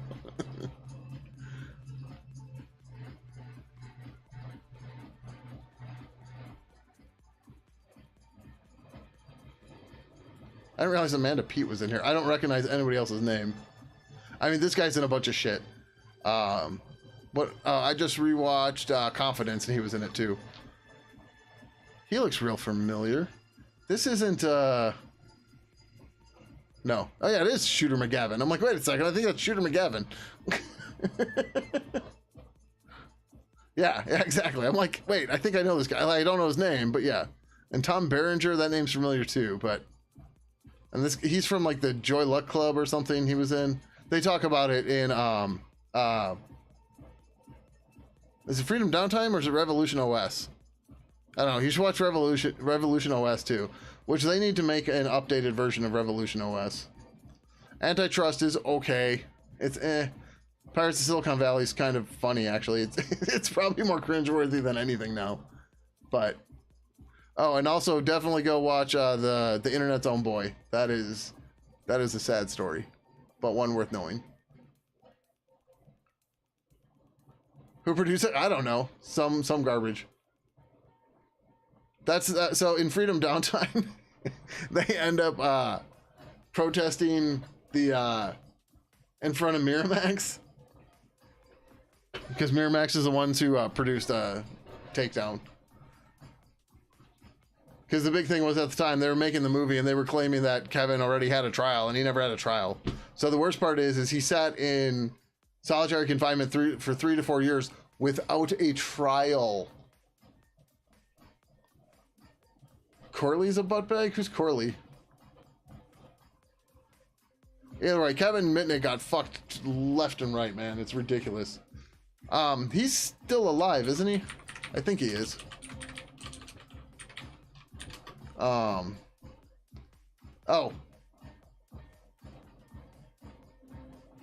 Oh, is that... He passed a few years ago? Okay. Eric's not Emmanuel, is he? I don't remember his real name. Oh, 20... He died last year. Damn.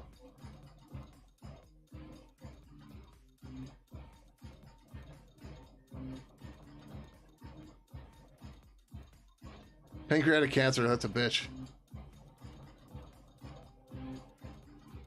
Pregnant with her first child, that sucks, man. For 4 to 5 years, yeah. It's non-deplu, okay, yeah. Wait, so that's a different Eric then? Or is Eric Corley Emmanuel Goldstein?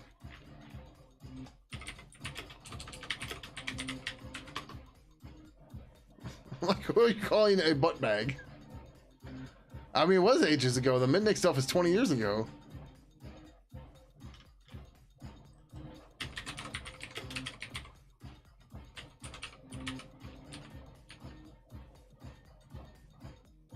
Okay, no, that is Eric Corley. Okay. You're a core organizer for Hope? Gotcha. I always wanted to make it to Hope, and I never did.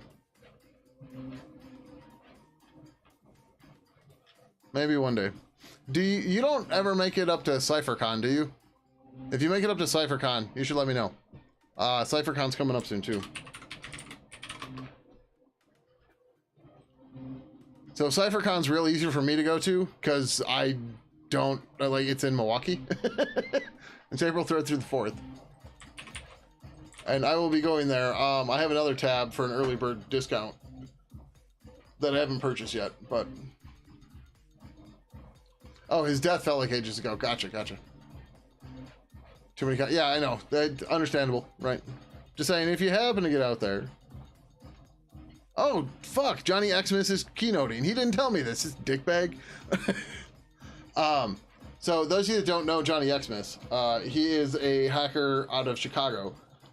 He is the one that also helped reverse engineer the malware that somebody was trying to push on the Pidgin plugin list stuff. He also just had a very bad health scare, and he is dealing with that. Let's go with that. But I didn't know he was keynoting. So, but yeah, I've known him for a number of years. So when I was like, dude, I need somebody to help me reverse engineer shit, like, help. Because, like, I don't know what the fuck I'm looking for when it comes to malware, right? Like, you give me a network protocol, fuck it all day, let's go. But when you're talking about, like, malware on a Windows machine, yeah, that's just not my bag.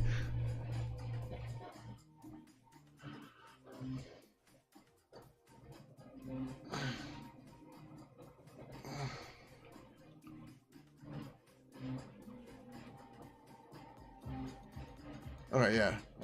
Kevin's company's still around. Yeah. When Kevin got out of jail, I bought his first book right away. Because I was like, yeah, support this guy at the anything I can do. Right. Plenty of crazy open DEF CON stories from the early 2000s before you removed yourself from that environment because of reason. Yeah, I'm sure. I mean, like, the weird shit that happens in Freedom Downtime, you're just like, how did this happen, right?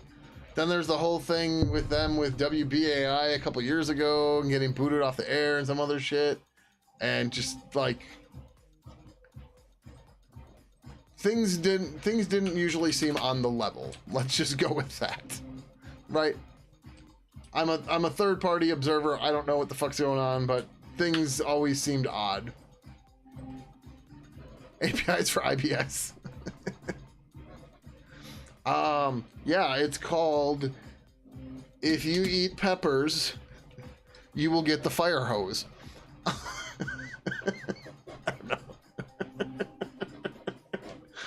It's all fun and games until you find yourself in Vegas at 4 a.m. with famous hackers, TV personalities, and feds you're too loaded to know where the exit is. Yeah, it's no good. you're gonna need more than a bidet at that point. Maybe some bandages. No. We've all seen There's Something About Mary, right? That would... Yeah. I haven't watched that movie in forever. I was like, he has IBS, right? I didn't think so. So... Alright, so we proved this thing works. We just need to document it better. It just took for fucking ever to do it, but it's okay.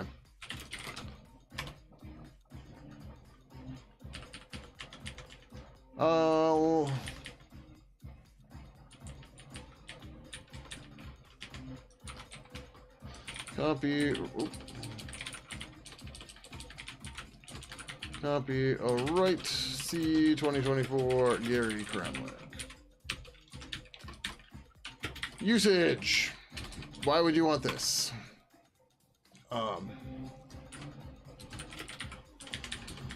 To use this script, you need to have a POSIX-like shell,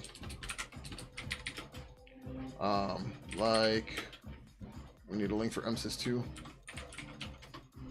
So I'm going to recommend MSys2 over Segwin, but we're going to put Segwin in here too. No, this is on Windows. I don't think you have TCSH on Windows. And for the love of God, please stop using TCSH. Why aren't the Rust people going over TCSH, huh? It's literally the seashell that's sold by the seashore. The Rust people should be having a fucking field day with it. You know, your shell script could be lightning fast if you rewrote it in Rust shell. You something about Mary hair gel for that too? No. This is pomade, not Garyade. And it's come in handy for you to yap someone without judgment. Finally used for AI fellas we did. Okay. If you didn't rewrite it, are you even trying? No. Or Segwin. Actually, do I have the? This is supposed to be all caps. How do they cap? They all caps it. CYGWIN.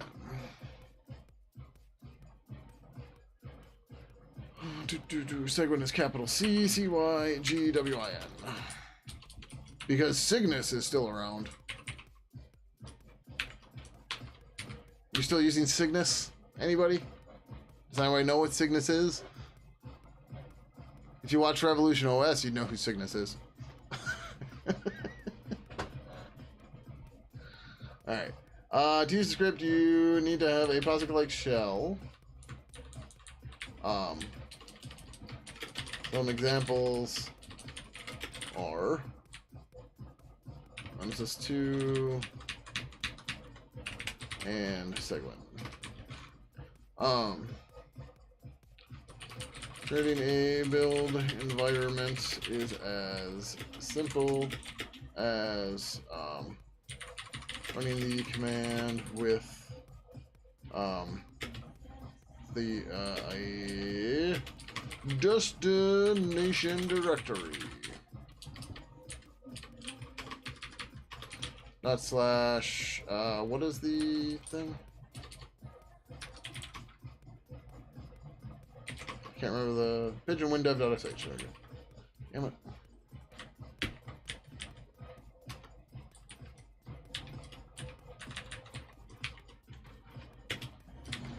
Directory. This will take a considerable amount of time. Thanks for coming again. Can we stop acting like turkey's delicious? That bird's kind of try. Give you ham. Yeah, that's fair. I still don't know why that's like... There was some meme somewhere I saw, and it was like, Thanksgiving, the only day we eat turkey. They're just like, yeah, why? You be available for an 8 a.m. Eastern conference call with the team from German? Go? Nice. Yeah, I have a 9 a.m. Central call tomorrow myself. Yams and hams? Only if they're green. Green yams and hams. Yes, I know. 8 a.m. in your morning. Yes, I'm aware. Oh, your Central Time? Okay. So yeah, so 7 a.m. for you. That's no good. Consider amount of time to run. Say note. When it has completed, you can then activate it. Build directory by running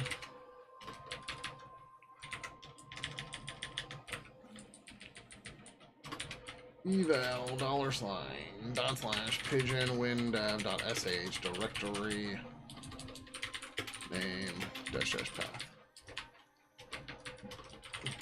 So we'll update the path environment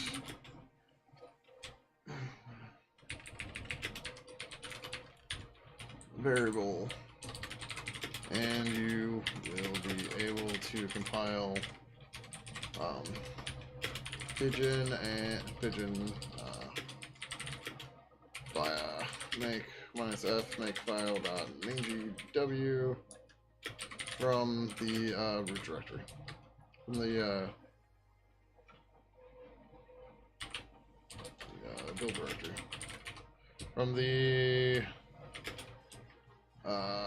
extracted Pidgin source code directory in the build directory. That does not flow at all. Yeah, I'm woken up that early since Nixon. Yeah, tell me about it. So I had a call at 8:30 this morning, and I managed to fall asleep between like 8 o'clock and 11:30 last night. And then I couldn't fall back asleep until 6 in the morning. No. Hold on. Fitbit has the answers. So, Jesus, this is... So, yesterday I slept from 5 a.m. to 3:30 p.m. apparently. I woke up for a bit and then I went back to sleep right away and counted as one sleep. Then I slept from 8:14 p.m. to 11:20 p.m. So that was 2 hours and 40 minutes. And then today I slept from 6:15 a.m. to 8:08 a.m. to wake up to get to an 8:30 call. I then went back to sleep at 10:30 in the morning because I had another call after the 8:30 call. And then I woke up at 12:06. So today I got a total of 3 hours and 21 minutes. So, yeah, that's why we're not going much past 11 here tonight, although I see it's already 10:30. And I haven't actually written any fucking code tonight, but that's okay. Because I've got to wake up for a 9 a.m. call tomorrow. And then I have an 8:30 a.m. call on Wednesday. No, I have always been a night owl. Always. Like...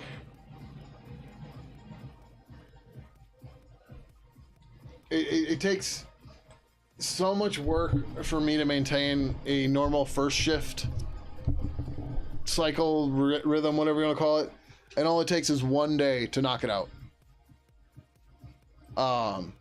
And then I'm right back to going to bed at 3 or later and waking up around 10 or 11. And that's just what my body likes.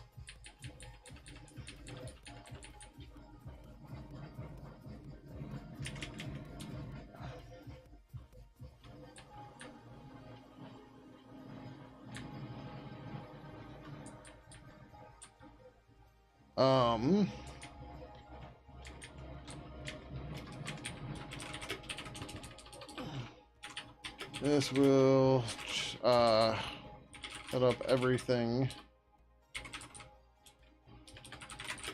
in directory name. What was the whole format of this? That's not what I want. Your girlfriend has been sleeping for 5.5 hours already. Yeah.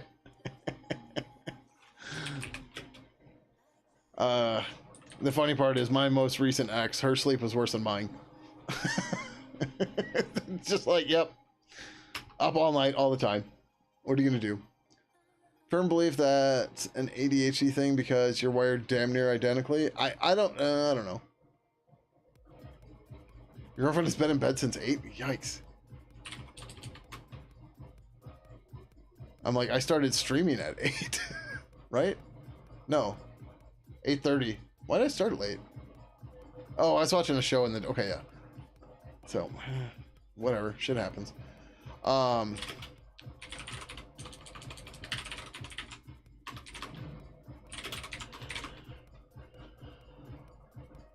Ooh. All right. This will,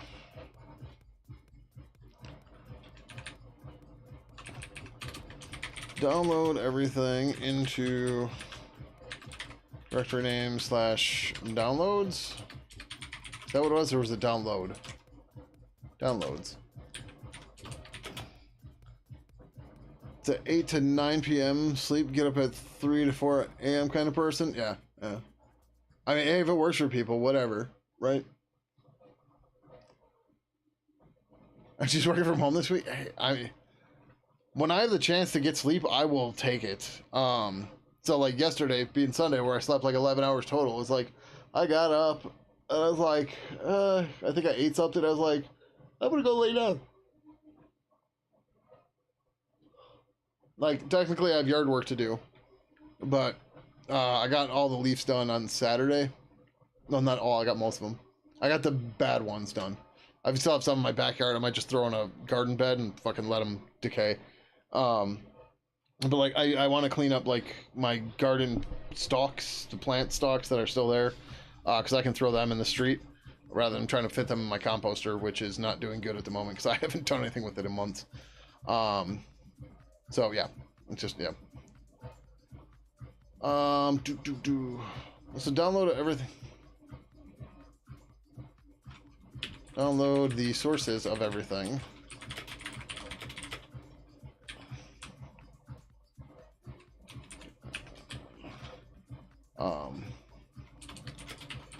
We'll extract everything into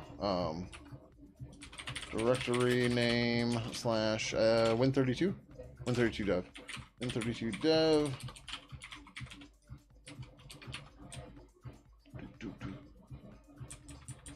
But yeah, so like years ago when I was working at one company, my sleep schedule actually got fixed pretty well for a while, and I don't know why. Maybe I was eating better because I was hanging out with a bunch of vegans all the time. I don't know. But like on Saturdays, I would wake up at 8 a.m. and I would be so fucking pissed. Cause I was like, ugh, the one day I can actually sleep in, and I'm up at 8 in the morning. I'm like, are you fucking kidding me? No, they didn't convert me. And I mean, there's nothing wrong with people being vegan. I mean, people like ragging on vegans they're like homophobic people. It's like, what, are you jealous? Right? Like, I don't get it, right? I occasionally eat vegan stuff because I get super duper bored with food, and eating vegan food gives me another option, right?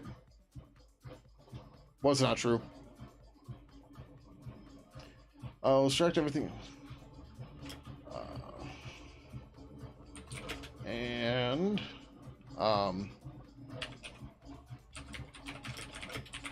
current Pidgin release.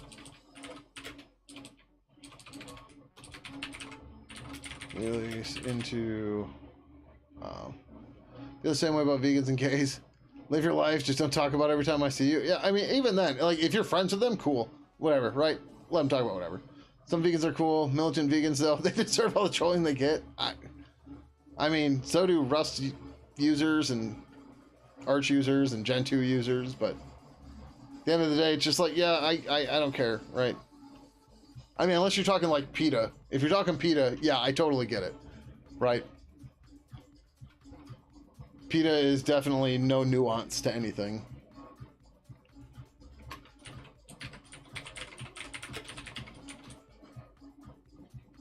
Mention a raging gay vegan that pushes Rust at AI 24/7. Oh no.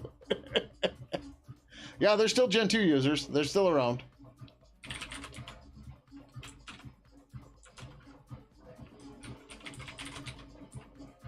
Believe it or not.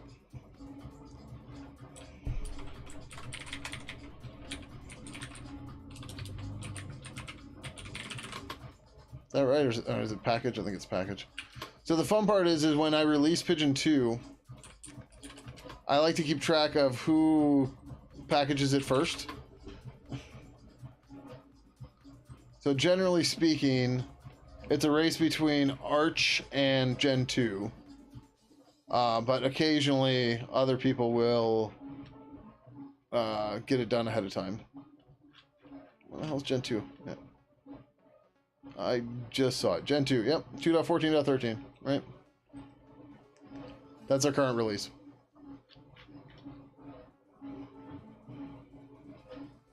So, Gen 2 is still around. Someone posted on Pharonics the other day, a rare outing for a rare species. Oh, yeah, you saw a Gen 2, yes. I mean, Gen 2 penguins are supposed to be somewhat rare, right? You actually happen to like the idea of portage. What I don't like about Gen 2 is all the wacky patches they do to everything. Yeah. So, a while ago, I actually worked with Gen 2 people to all their patches that made sense to be upstream, we upstreamed them. And I don't know why more like projects don't do this stuff. Maybe they just don't have the same shit we do all the time. Where like users on different distributions and stuff, they will try to compile Pidgin on their own, which is not a big deal, but the problem is when the distro has done certain things in certain ways and done certain patches, what ends up happening is we end up paying that support cost.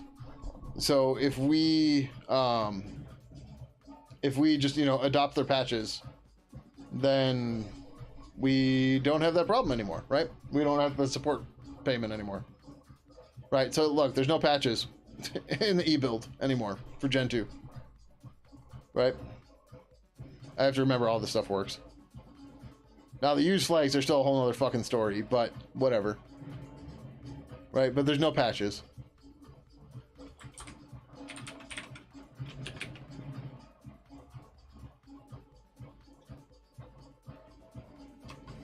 Yep, so we got all their patches, and it's good. Some projects particularly think their stuff could never be wrong. Yeah, those aren't leaders. Those are narcissists. I was gonna call them fascists, but we'll just call them narcissists.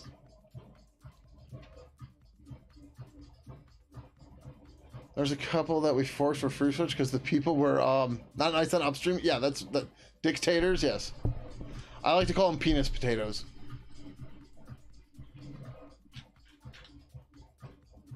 But yeah, I mean, it's like I said, for us, it's more of a support cost thing, right? The user gets a better experience if we don't have to, if distros don't have to patch stuff for us, right? Because so Google's one of them. Yeah, it's not surprising. The person probably got promoted and never gave a fuck anymore. And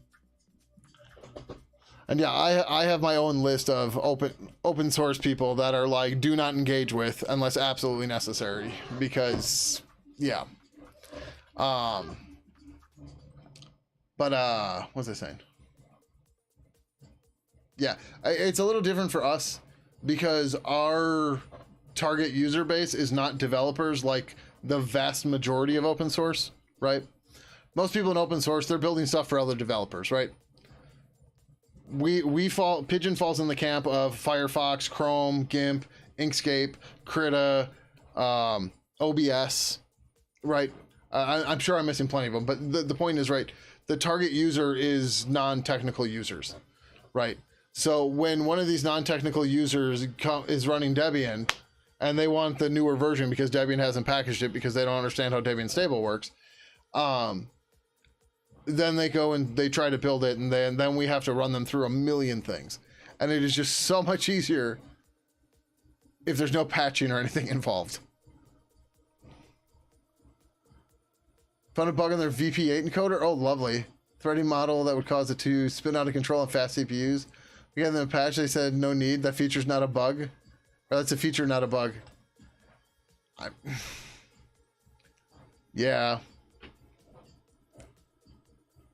That's, yeah. Like, okay. I'm not sure how that's a feature, but okay. So you guys forked VP8? That's interesting.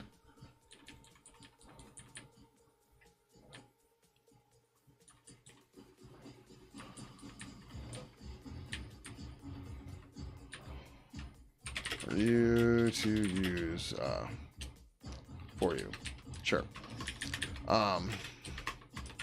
Can now change and move to the Pidgin directory and build with, yeah, that does not work.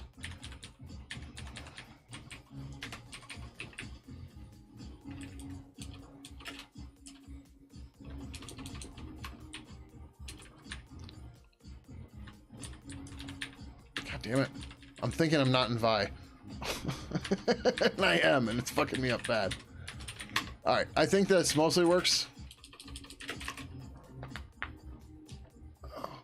VP8, H264, and more. Oh, and okay, VP9. Yeah, typo. Okay, yeah, that's yeah. But I mean, on the plus side, it's good to see re-implementations like that, right? It's good to have options. Sometimes stuff causes problems, but in general, I think it's okay. But you know, people suck, and what are you gonna do? So, all right. Anshi stats. Anshi diff. Uses Google's open source encoders for the VP8 or VP codecs. Nice.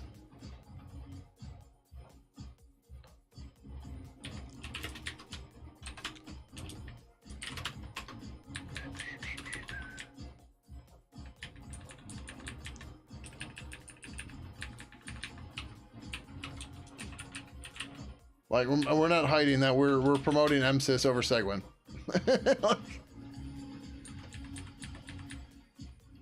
Alright, I think this is good.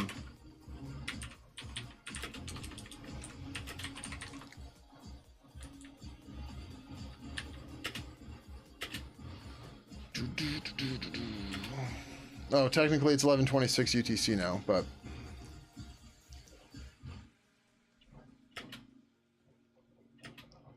Oh, did I add the plus S things? Yeah, I changed a number of things in here, and... Oh, hey, my prints are done. Oh, yeah, okay, I got one more thing I gotta print. And then the giant snow... Well, it's 3 more pieces, but yeah. Because then I'd have to figure out how to build Pidgin 2 with WSL. You think I want to fucking use WSL? And again, if I break API compatibility, I'm going to get a bunch of shit for it that I just do not want to deal with. Right?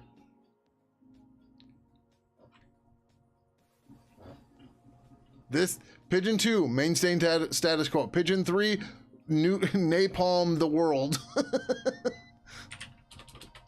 Like, we get to start over. I know it's just Debian. It's Debian using Windows subsystems for Unix from way back in the day, which is how you used to get NFS on Windows and other bullshit. No, the new build system is Mason. It's not fucking... So, here's the problem. On Pidgin 2... Pidgin 2 is Auto Tools. But on Windows, we use static make files that include shit from the Auto Tool make files. All right, and Pidgin 2 is native, right? It's not a Linux app on Windows. It's a native Windows app, right? But so Pidgin 2's native build system is Auto Tools, but on Windows, we wrap around it with this makefile.mingwe bullshit, and yeah, it's a nightmare, right? Whereas if we use CRT. Pidgin build, here, I'll just I've got to fix some stuff that's messed up here, but yeah, so I can user bin, or no, not user bin, no, it's UCRT64, UCRT64/bin/Mason, setup, build native UCRT2, native file scripts /msys UCRT64. Right? This is Mason. And watch how much faster Mason is on Windows than our bullshit from 20 fucking years ago. A little bit. Not gonna lie. Would I get a Tesla robot? Why? So it can murder me in my sleep? For letting people use Twitter in a non-API conforming way? What did I actually say this is? Oh, build. So, right, that's the configure step, right? It's already done. Auto Tools would still be churning and doing its bullshit. So now we're in the build directory, and now we're going to use Ninja to build it. And, like, we had... Oh, I don't have Task Manager open anymore. We had Task Manager open before, right? No, that's not the one either. There we go. Nope. What the fuck window is it? No, it is this one, right? So when we build with Mason, the CPUs look like this when the tab opens, because it can't open, because we're saturating the CPUs, right? This is why we use Mason everywhere, because it's the same build system on every platform.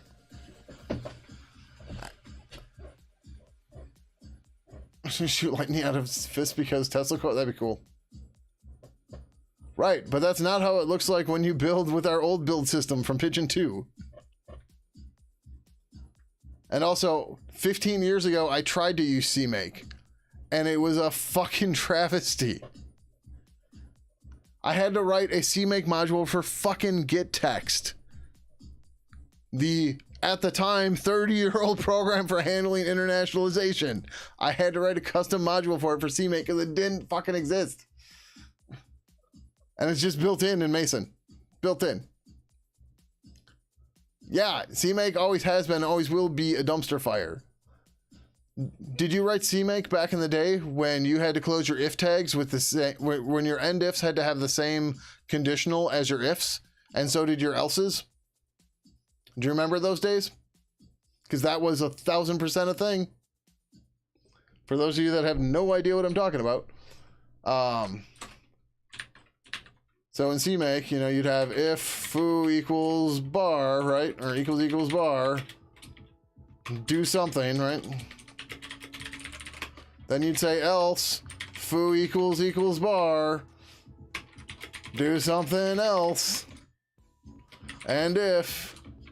It might have just been end, I don't remember. Foo equals bar. This used to be required.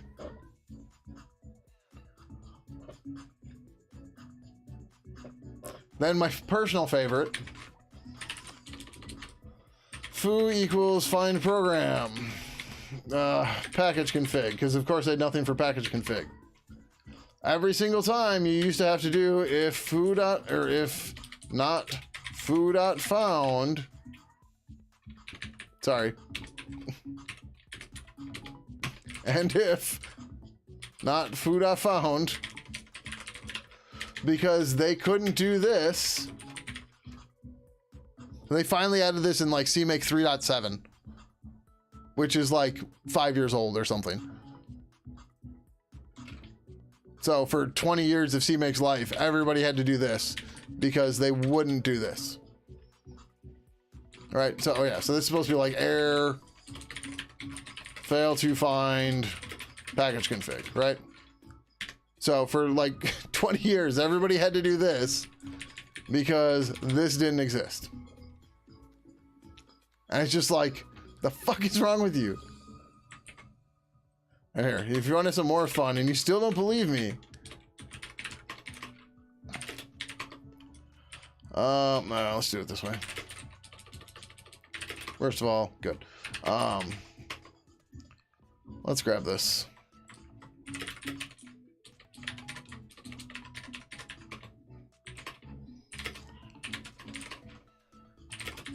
All right, what's under compatibility? Oh, yeah. So this didn't used to exist. So you used to pull this in to give it to your, for yourself to parse arguments. And then tool chains to do cross builds. Here's my gettext.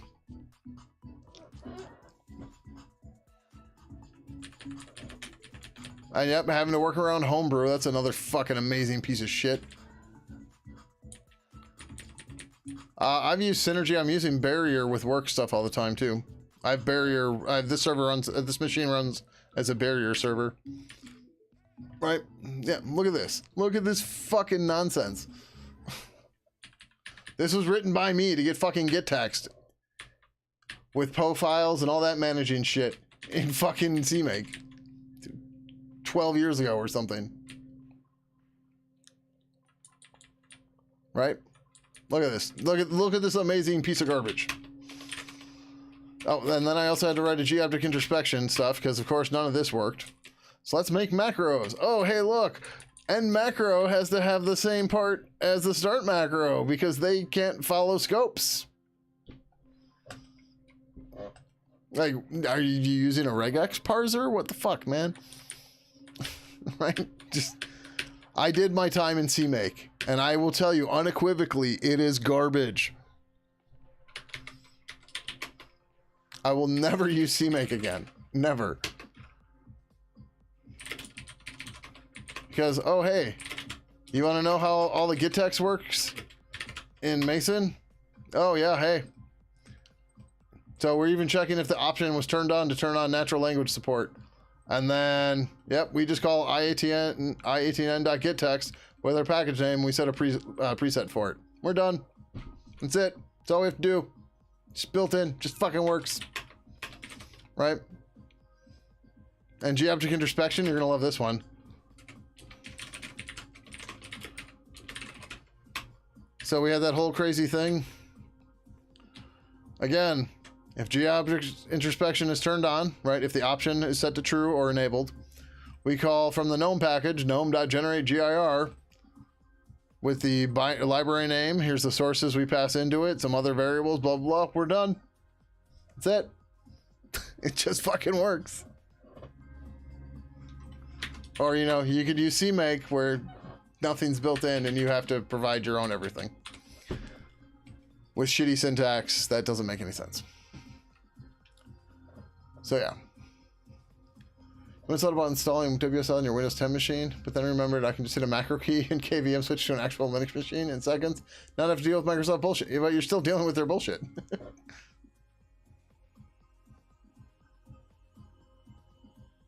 What is this, black magic? Yeah, yeah. Are you talking about Mason? Mason's amazing. There's no black magic in Mason. Auto Tools is full of black magic. Mason, there's no black magic. Everything makes sense. It's fully documented. You're good to go.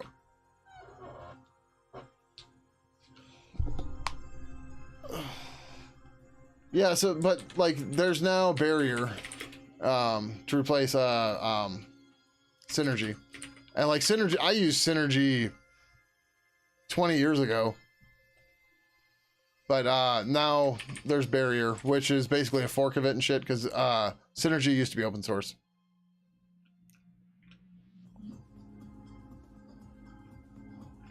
Why the hell would you install this as a flatpak or a snap?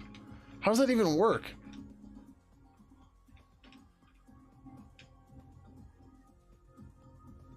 You just give it permission to everything?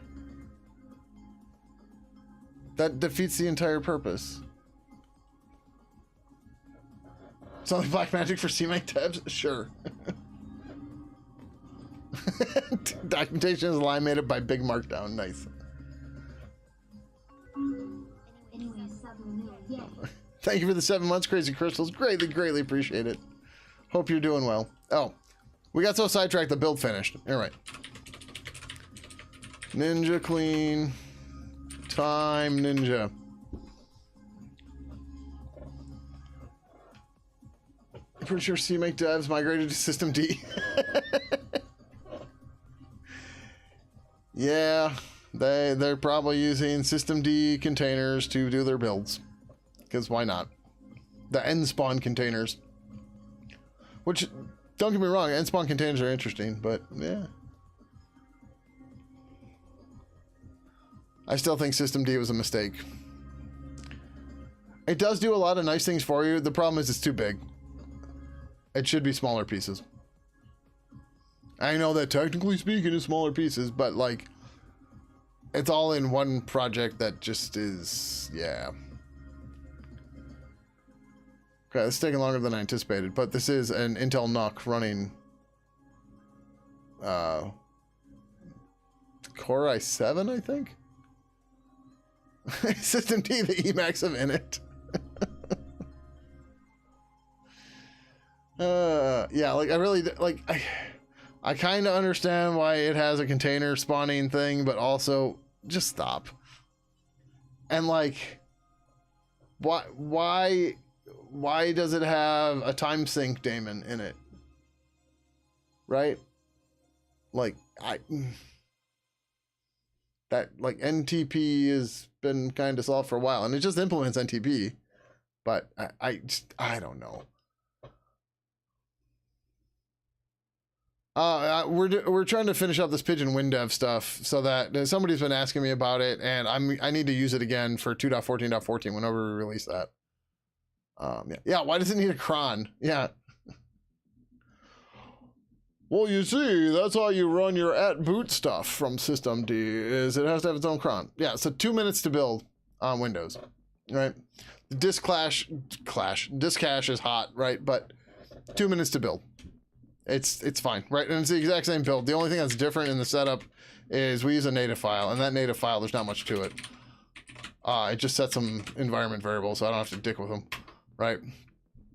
It turns on some project options, turns off some other stuff, and sets a prefix. Or whatever, the package prefix, so we can tell it where package config is and stuff like that. Right, so there's a little bit of magic here, but not much. And it does the right thing. Oh, this needs to be changed, though, so that needs to be changed, too, whatever. Cron's fine. @boot and cron is cancer. I didn't say it wasn't. But it does come in really handy sometimes, especially when you don't want to write a systemd unit file or an initd script, right? It's like, yeah, boot run this thing. But yeah, you really should just write a script for it and go from there. Oh, we can close this one.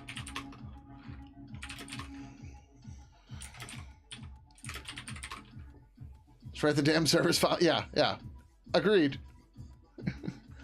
But when prod's down and you just need to get something to fix real quick, it's a breeze. You have a scale.service if you need it. Oh, that's a good idea. Solve a Rubik's Cube. Well, I'm about to commit this, and I really need to pee. And I need to get more water.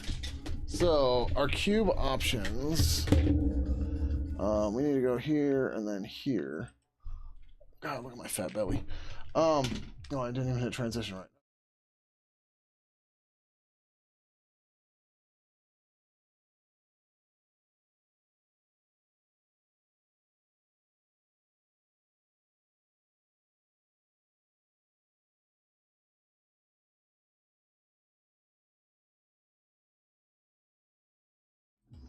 I see what I did. Hold on.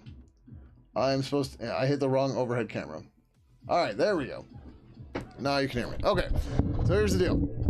MDS, you get to decide between the windmill cube, where there's one algorithm that I don't remember how to do, and if we hit it, it's right at the end. I'm going to cheat and just force it, because what ends up happening is this piece will be rotated, like this, so. And I could spend time relearning how to do it, or I can just cheat and take the piece out, like I just did now, and be done. So we are hackers here, so that is what we're going to do. Otherwise, the normal 3x3 or one stage of the 6x6, which in this case would be a scramble and solving the centers. So you said yes to this. Do you mean the windmill cube? Beer could have its uses, but not with your setup. Stick to hardware cable. Yeah. So what happens is I put my laptop right here, and then I use Barrier so I can use this keyboard and mouse on my laptop. So that's what I use Barrier for. Oh, I'm sorry. I called this the windmill cube. This is not the windmill cube. This is the angle cube. My bad. Where's the windmill cube?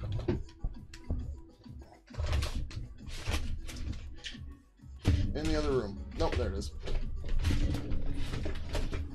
This is the windmill cube. This cube is much harder than that one. This one should not be in the rotation. So this is one of the mutating cubes, as you can tell. It becomes a fucking nightmare. But it's just a normal 3x3 that's offset in weird ways. So, like, this is a center edge, right? AKA this. right? That's what this line is right here. It's just a normal 3x3, just spazzed out and everything. This one, this is called an angle cube, I believe, unless they change the name.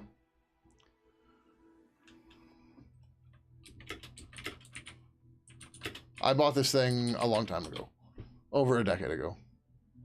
Yeah. Angle cube, twisty puzzle, blah, blah, blah. Like right there. Here's this one too. Ugh. So I have a bunch of caveats to doing this one. So this is really, okay, so this isn't just a normal 3x3. This is a 3x3 picture cube. If you can solve a 3x3 picture cube, you can solve this. This might run into the same problem as this guy, or it will, where one of the things gets messed up. I don't remember the algorithm to rotate and center 180 degrees, and that's why I'm just going to cheat, because I don't remember it. So yeah. Where's the 10 by 10? You want to buy one for me? I'd love to have a bigger than 10 by 10 cube, but they are fucking expensive and I can't justify the spending them. And I don't want to spend the time 3D printing them because then I will have to put it together, and the tolerances on the 3D printed stuff are usually really loose, which means they fall apart all the time. So, you have a spare input HDMI USB lead from your KVM hanging inside. Yeah, so like my problem is I have 4 monitors, right? So like I can swap out one of the monitors with the KVM to my laptop or something, but then I'm on my laptop with another screen. So now my laptop has one screen or 2 screens, right? Then I have to go clone it and blah, blah, blah. Whereas with Barrier, I just open it up and I move the mouse cursor down to the laptop screen and it's just like I'm on another screen on this computer. So it's just a different use case, right? If your KVM works fine for you, cool. For me, Barrier works great for me. So, all right, I think that's scrambled enough. Okay, collects cubes. He doesn't have that angle cube. I have a lot of cubes. We are not doing a cube demonstration tonight, though. But yeah, this one's fun. All right, so I normally start with this this center. I know it looks like a corner because it has 3 colors on it. This is a center. And I start with the center because, well, you'll see. Actually, no, sorry. Not that. We start with one of these. And I typically start with one of the white ones, and I don't know what that one is because the sticker fell off and the sticker fell off there. So we'll start with the yellow side, right? So yellow and blue. And I don't remember how to do any of this at all.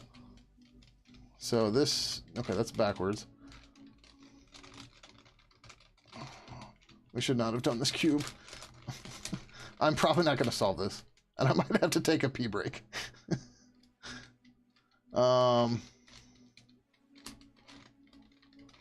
Okay, so, right, we've got 2 of the edges with the center. This is the center, these are edges. These can't be in parity because they only have 1 orientation for them. Then likewise, we need a yellow, I don't remember which yellow goes up here, is it? Oh, it's yellow and green, and then yellow and red, maybe? It's one of them is missing a sticker. I need to, so at some point, so I bought a Cricut CNC thing before I knew they were horrible. But one of the other reasons I bought it was with the intent of being able to 3D print new stickers for my cubes. The problem is actually doing that sucks. What am I fucking up here? Oh, okay. I'm close, but that's not right. What is the color that goes here? Orange. Okay, so I need yellow and orange here, I believe, not yellow and green, and that one is not have a sticker. Or maybe it's yellow and red. All right, hold on. Let's do the blue side first, right? So this should be blue and white, I think. Nope, that's not the right orientation. It's kind of close, but not really. Or is it blue and red? It could be blue and red. I think it's red goes in here. Let's see. That seems feasible.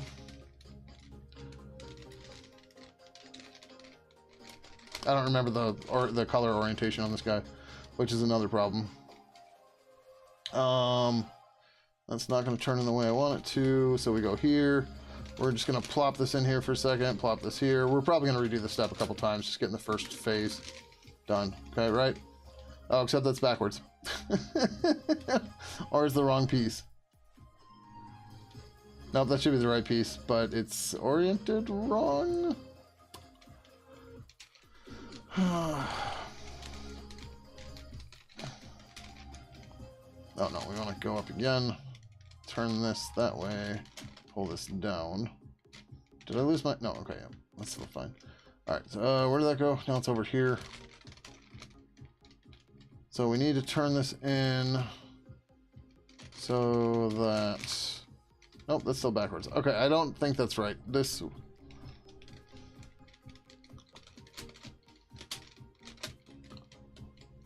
I don't think yellow and green are right next to each other, no. Alright, hold on, let's do this. Where's yellow and blue in the corner? That piece that goes here? Over here. Oh, lovely. Okay. So what we want to do is move this here. Oh, I realized I already fucked up a spot. That's okay. Okay. So we're kind of getting there. We've got 3 parts of the cross, but this part's wrong. I think this is the right piece, but I'm not certain. No, yeah, it's got to be the red. It's got to be this one. And I cannot get it oriented right to save my life. Yeah, Cricut is a fucking shit show. I bought a Cricut off Amazon, and it wouldn't work out of the box. So I had to contact their support and then provide my Amazon order number with the serial number printed out on a piece of paper showing the serial number on the printer, or on the with the cutter too. And then you still have to use other proprietary bullshit, and of course it only runs on Windows. Like I said, if I knew they were garbage, I would not have gotten them, and that's my bad. There we go. So, you know, just, you live and learn, right? Okay, so technically speaking, we have the cross on the first layer, right? So if this is a 3x3, right, we are effectively at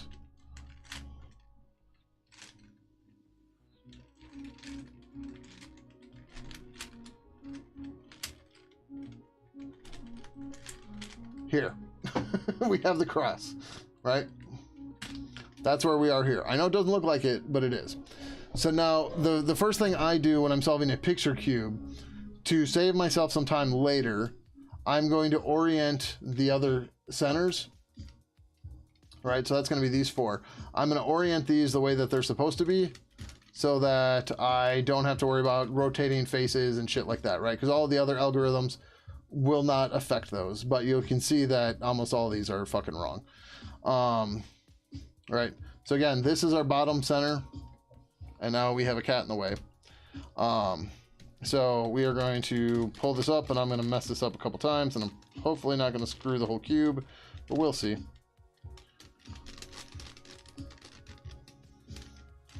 Hi, yeah, do you like the Rubik's Cube? Okay, that's right. So it's hard to see what I did, but I just oriented this guy so that the red is right there, right? So we're gonna do the same thing here with this guy. We just move a bunch of shit out of the way, and we hope we don't drop it, because if we drop it, we're not gonna be able to save it.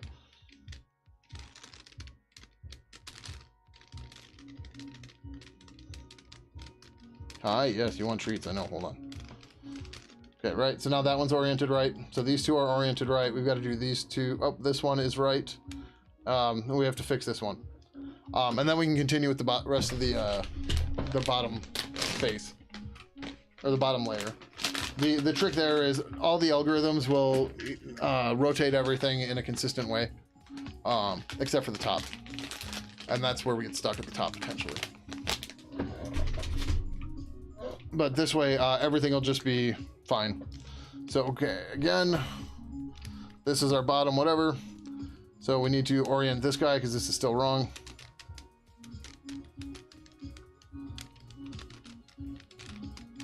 I think we're going here. No, one more.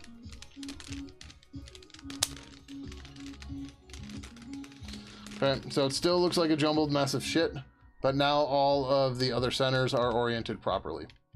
So now we can go and solve the rest. So we've got to get this piece, this piece, this piece, and this piece in place. So red's going to be a bitch to do right now. We're not going to do. The yellow and blue jerk is right up here. We're just gonna pull this. Nope, that's oriented wrong, but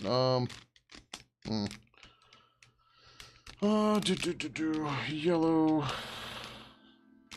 That's, God, I don't remember how to do this at all. It's been so long since I solved this cube. Okay. Where's blue? Blue is up there. That's gonna be a pain, but what we can do is we can rotate it out. Okay. Now we can take blue over to here, and then we can slide it in place, swap this down, pull this over, put it back. Okay, good, right? So now we added that blue, we didn't break anything, everything's still good, we're happy. We did pop out red. Red is not going to turn in right? Nope. But that's okay. We're gonna do this. We're gonna pull red over to here to reorient it so that we can now pull it in, move this out of the way, and boom, now we got red. Yay! Right?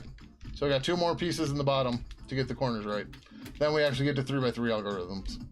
I said algorithms weird there. It was like algorithms. I don't want to do that. What we can do is we'll push this out of the way, pull this here, pull this back. Oh, cool. And now it's right in position. What did I do? Fuck, which one did I move? Nah! I lost track. That's right. There we go, okay. Fuck. It's so easy to lose your marbles. And I think I did cause other breakage. Where is it? Oh, fuck. Oh, it's that guy. Fuck, I broke the cross is the problem.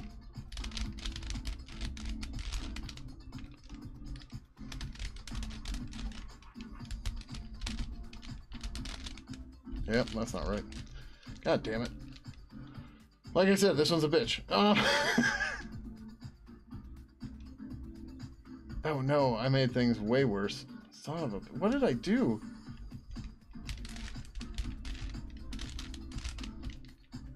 Okay, that's slightly better. Well, I'm still... This one's still wrong on the cross. Where did it go?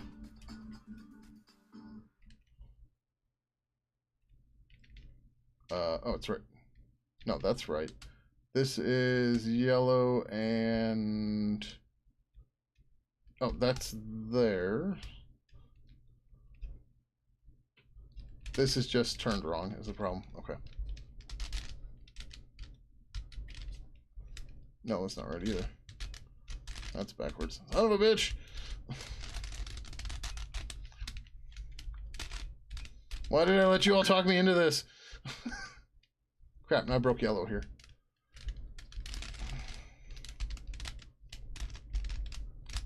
And now the music died.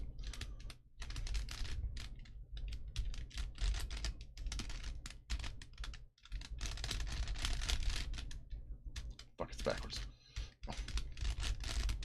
I'm gonna have to reorient all the centers too.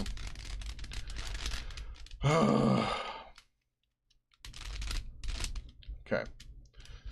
Okay. We somehow stumbled back into the cross. This cube sucks. It's fun once you know how to do it, but then it becomes a giant pain. I don't know why the music stopped. All right, again, we need to orient all the centers because I messed them up somehow.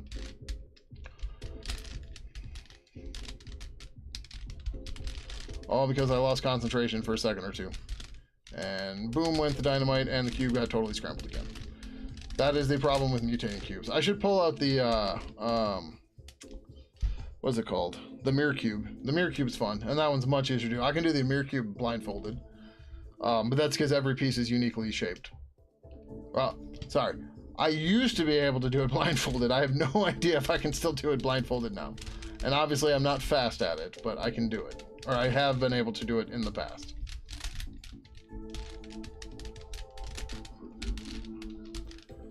Okay, that one's good. This one is not.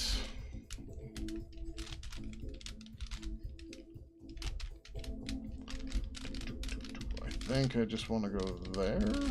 Yes. Okay. We're back to the cross. Fucking hell. Alright. Let's really try not to fuck this up this time.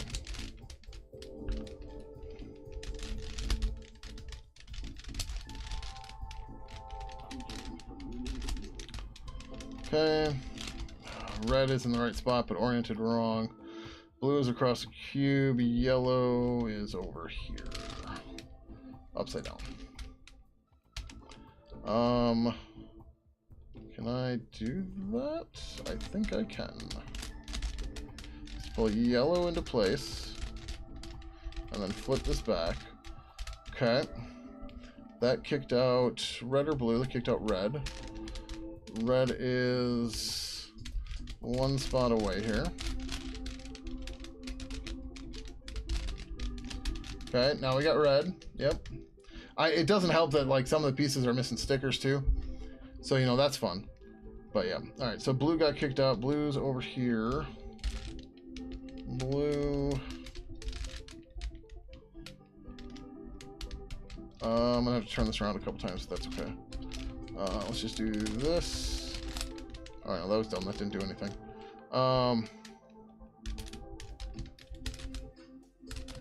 That. Do that. Kick that out. Okay, we're still almost good here. We gotta get blue up here. Now we can pull blue in here. And we have the first layer. Everybody lost yet? Everybody confused yet? Good. Thanks for playing. Let's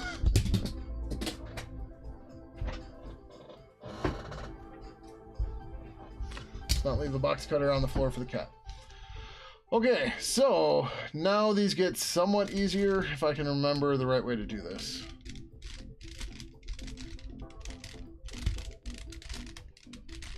Yep, good. So these are just normal 3x3 edge algorithms. That one's buried. We'll come back to it. So I need to get red in here, and it has to go that way.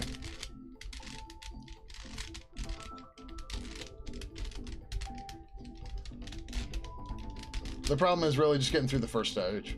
Also, if you all don't know, I have an instruction I did a long time ago. That's the wrong key. So I did a presentation at Milwaukee Bar Camp many, many years ago. And I originally it was a Google Drive. Now I'm pushing it as a PDF because I'm trying to hack you.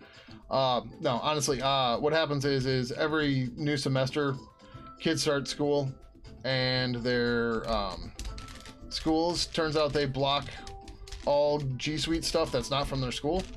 So since it's in Google Drive and it's not from the school, they get blocked. And then they request access to it from me, and I can't do anything for them. So I'm hoping that at some point the Google SEO monster will find it and the problem will be solved. Alright, there's layer 2. Yay! So now we are in Shitsville. And because of that, I'm gonna go pee. Because this part sucks. And I gotta get water too. So I'll be right back. We're gonna put up the privacy screen as I'm gone. We'll be back shortly.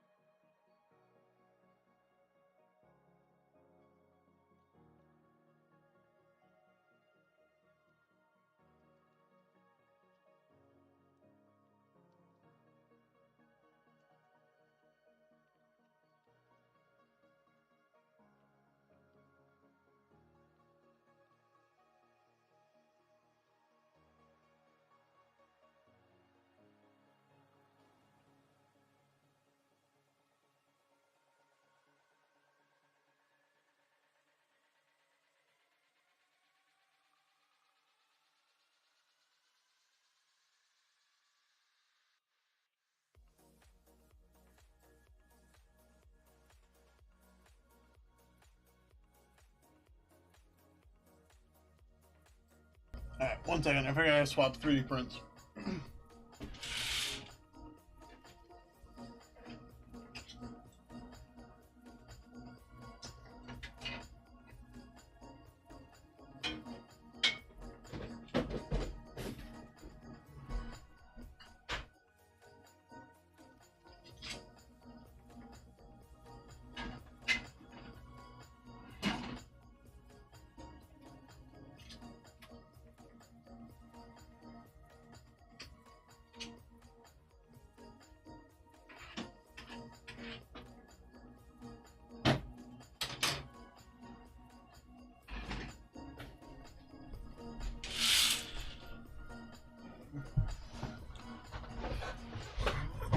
I don't know that emote.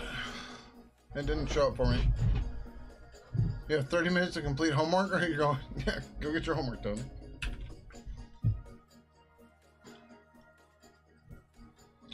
We'll get back to the cube in a minute. In the meantime, I need to... Project, no...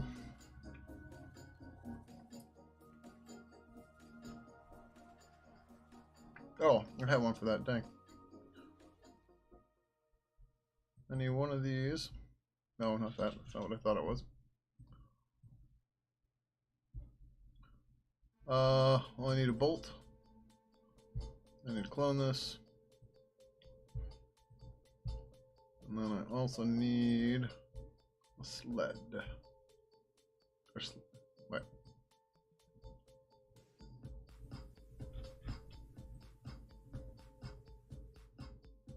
I guess they're the same. I don't know which one I grabbed. Oh, this one's the slap bolt. Okay. Actually, I want the slap bolts. The ends are better. Because these, or whatever. So these have to go into... What the fuck is it? Tension sled V2. So I'm not going to be able to see these, but I need to screw these into this. This goes inside the bottom piece. And then this goes in from the outside, and then you have a tensioner that goes from here all the way through the whole snowman. I'll show it later. But we're making the snowman's his accent color is yellow, or is orange. Then we need to clone one of these guys. And arrange. We have the right nozzle size. Everything else looks good in default. We're gonna hit slice. Yeah, I think the threads were different too. These are supposed to be faster or more adjustable. This is another version of it. This is the one I want. So I printed 6 of these monstrosities last year. And I'm going to do 1 or 2 for one of the prizes in our hackathon.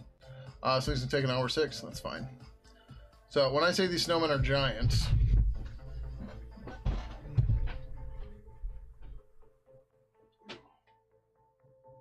Some of you will remember these from last year.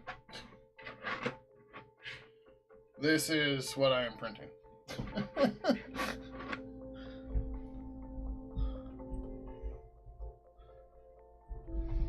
So, yes.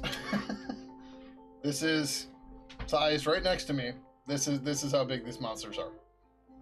So, this guy, he needs to be a little bit more taut, but the string is too long inside of him and I haven't fixed it. But all the pieces are swappable. They're magnetic. You can plop out his nose. You can do different hats for him. So on. So for the one I just did...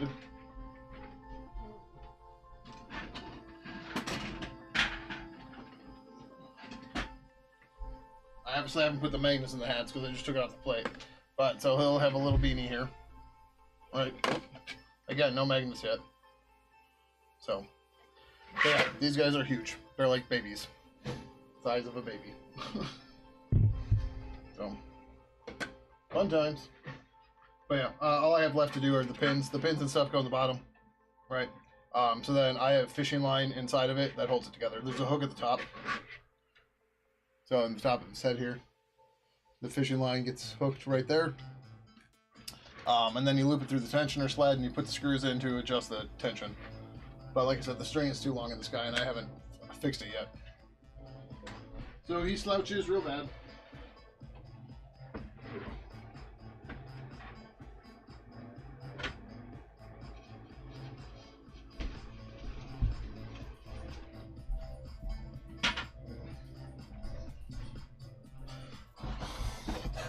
Yeah, they're huge.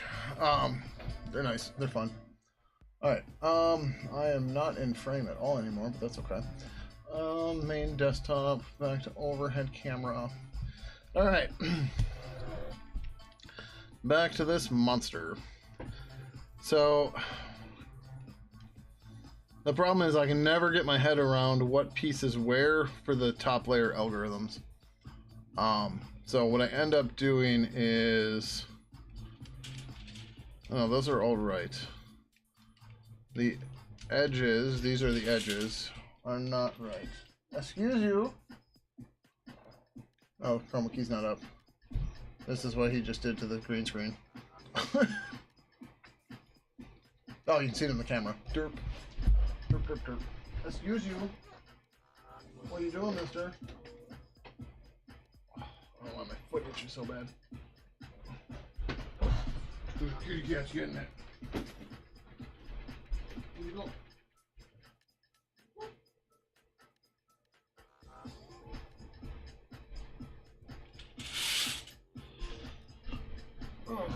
Alright. Thinking about buying a 3D printer, but you don't have the funds for it at the moment? Yeah, they're not exactly cheap, but they're much cheaper than they used to be.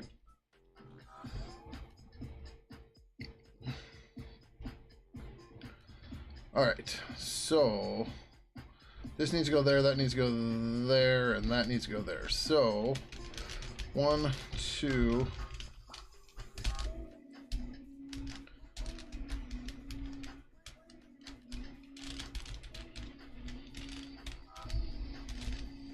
If I fuck this up, we're done.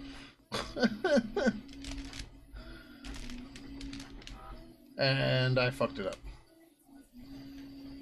I don't know what I did. Whatever. We're done. It's gonna take hours for me to fucking get this cube right. And I would very much like to commit this code I'm working on. And yeah. Guess the drill to make 3D models in Blender or Houdini FX? I don't know Houdini at all. So what kind of modeling do you do? Do you do rigging as well, or just modeling? I did get. I have two. I don't remember the last time we talked. I have 4 AMSs now. I'm not planning on buying any more. So I have 2 per printer now. Oh, here, wait. To make up for the cube not finishing, we'll finish the 3x3.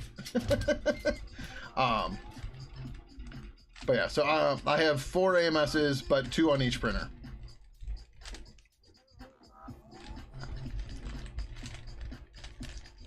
Ah, okay, so you do all of that. Interesting. Okay, so I would very much like somebody to model Pidgey, our mascot, into 3D with rigging and stuff. So like we can actually like pose him and have him do stuff. There is some work already because I forgot or didn't know that he is actually in TuxKart, or Super Tux Racer. But I went looking for their models one day and could not find them. I don't know where they are. They might be some asset download or something. I don't know. You were doing over 15. Oh, nice, cool. So there's a guy that works at the local Form Labs who modeled Pidgey, but it's super duper complicated and like I can't even color it to 3D print it. And I keep forgetting to respond to him too. Be like, hey, can you simplify this a bit? Because there's like way too many triangles in here. But yeah. Yeah, I know SWK. I bought one of them. I was debating to get more multiples, and I just went with one. Mostly because I don't really have the space for other ones. Like, I could print the stands for it and stuff. And then I could fit 2 more, but I don't know. 4 is enough. You ended up buying 3 the other night? Jesus. So, but yeah, so MDS, if you're interested in modeling the pigeon bird, I would be greatly appreciative. And even more so if you can rig him up and everything. So like one of the reasons why all of our stickers and stuff look the same is because I am not a graphics artist by any way, shape, or form, right? So that's the same bird, that's the same bird, That's the same bird. Same bird. Same bird. Same bird. Same bird. Colors were fucked up. My bad. Same bird. Same bird. Same bird. I just, you know, you just crop and give him accessories, and he looks different, right? Same bird. Same bird. Same bird. Same. But yeah, I would like to be able to 3D print it. So, if there's something you need from me, let me know.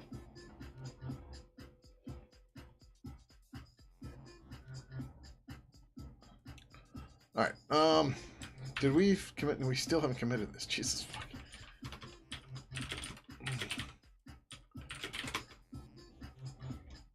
Yep. I don't know why this opens in Vim or in Notepad, whatever, but it's fine. Modernize. Few things. And add additional documentation.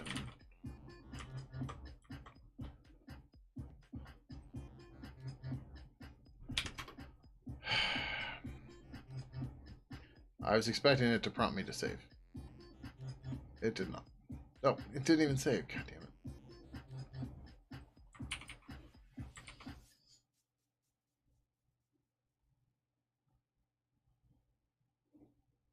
Oh, I hope I saved that.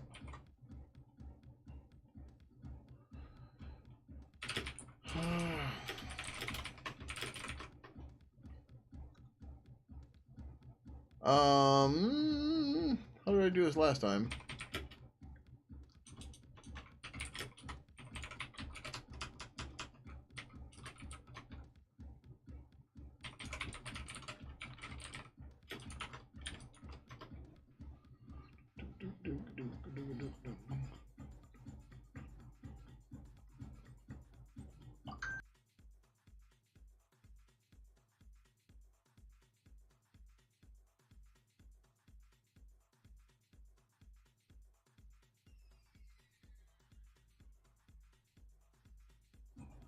Stealing keys from another machine. Oh yeah.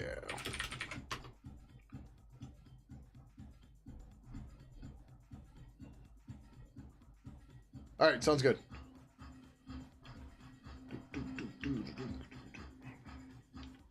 Oh, is it on Discord? No. Why am I getting pinged over here?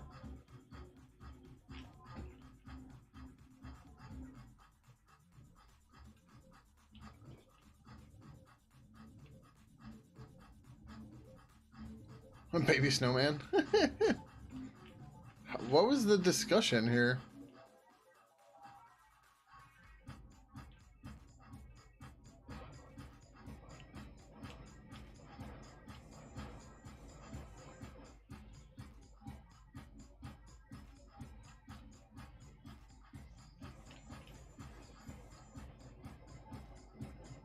Yeah, no,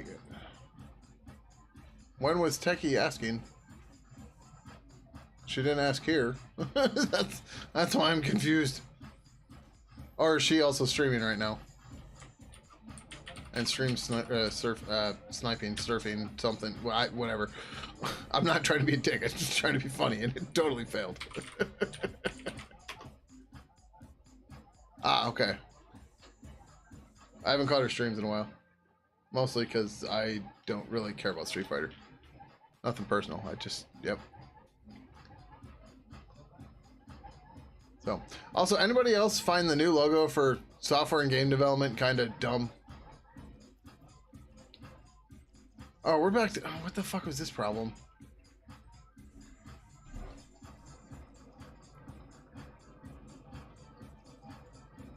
Oh, how did I fix this?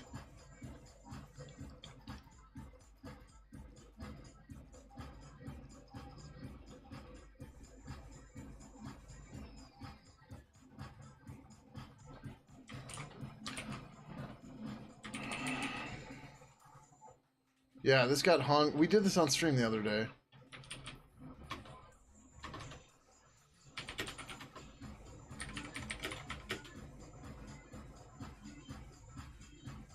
Right, okay, that's a problem.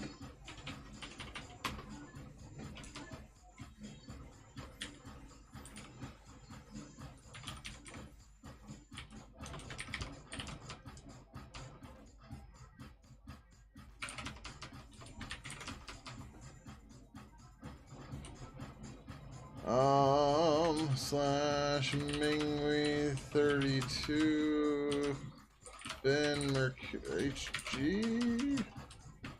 I might have it under another one.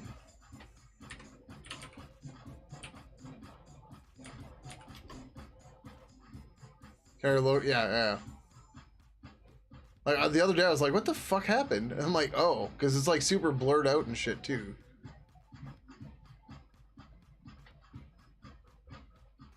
Yeah, no worries, MDS, no worries.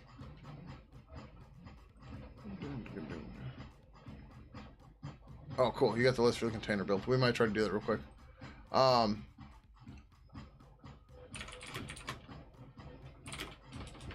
Let's do this. Find slash find line name HG. Type F. That's gonna take too long.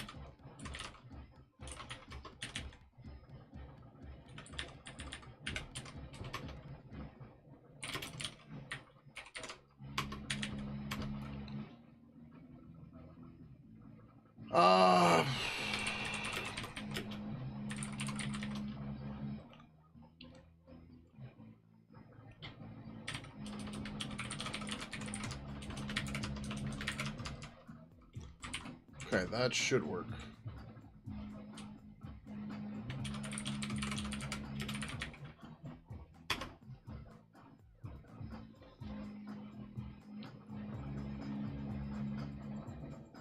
Okay, whatever. I don't care that Evolve's not working. It's fine. Okay, cool. So that should have gotten updated.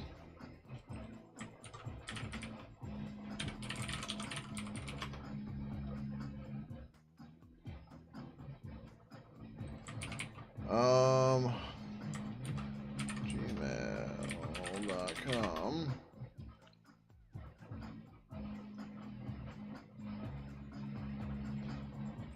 User 2. My email's on Workspace 1. I'm not obviously not going to pull it up on stream. It's easier to just open it on another tab.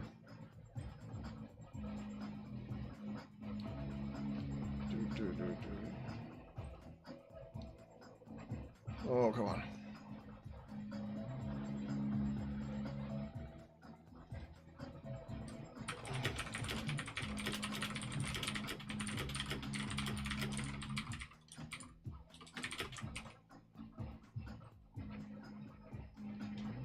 Okay. Cool. So that's there. That's up to date. We should probably update github.com/Renato Silva.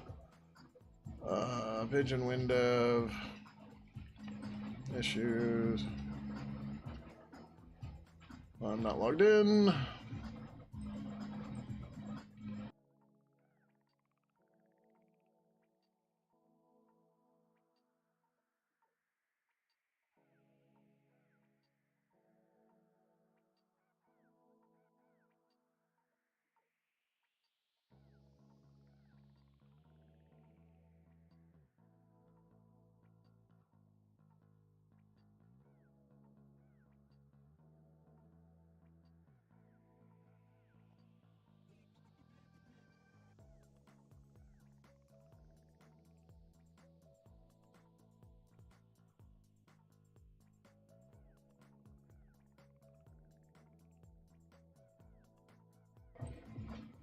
Alright, now we're logged into the gut locker.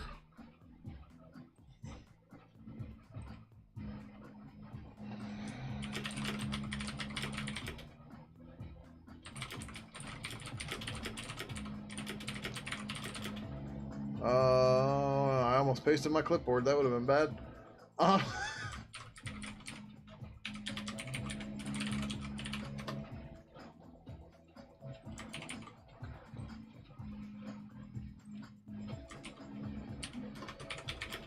Leaving issue open so others can find it. Okay. Oh. I don't know why the back. Fuck, why are my legs itching? Ugh. Hi. Okay. So one more thing we want to try to get through tonight. Pidgin builders. Let's builders. So what do we want to call this thing? We want to try to do a cross compile under Fedora, so we don't have to necessarily do it under Windows.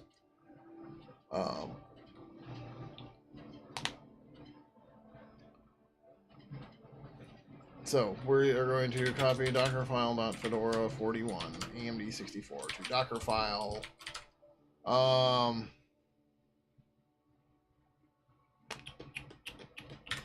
Maybe 64 cross, sure, dot. That's fine.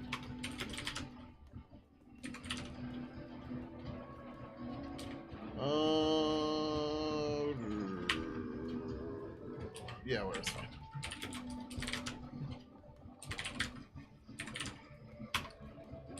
So we're gonna start with 41. And this becomes main GW64 cross. Enough update. We're gonna delete all these. We're probably gonna bring some of them back, but it's fine. And then we're gonna have to play around, but this is fine. This is a good starting point. Ooh.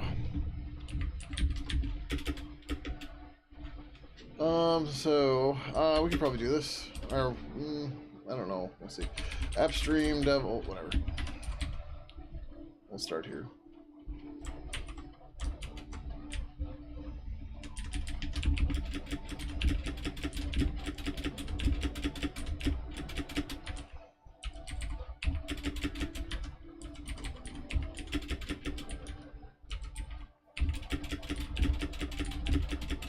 There's supposed to be an extra tab in, damn it. Or an extra indent in, I mean.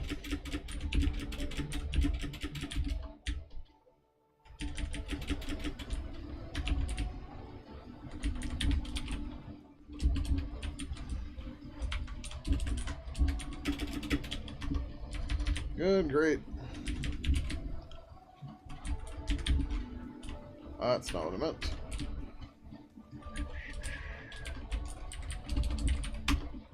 Okay. QLogic gave me a list of what each one was for. Just like sort it. Make it go.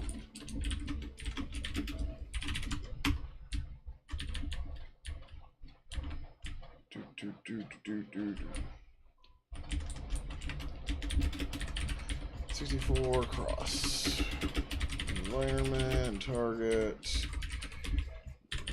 64 cross. Stages. Tasks. Import. Build.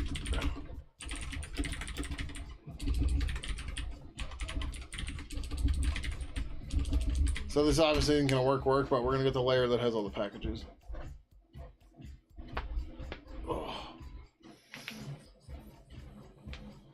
And then we'll figure out exactly how to build from here.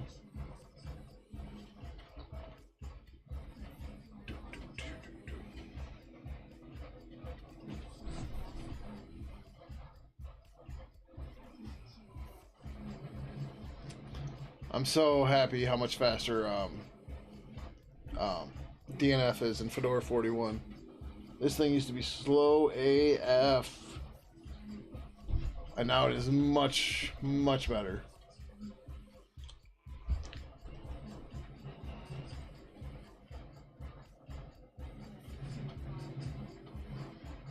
What? Unhandled local level.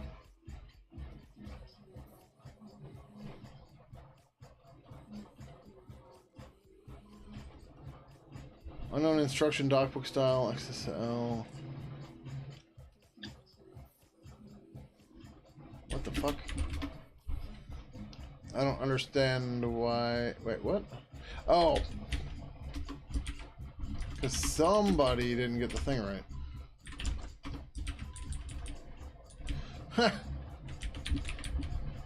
For rap files and subprojects or a separate build somewhere.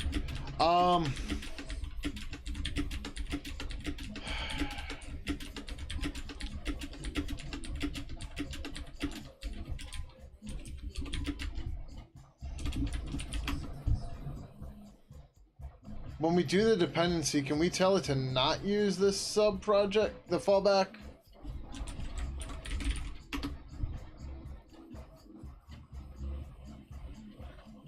Right, so like, modules.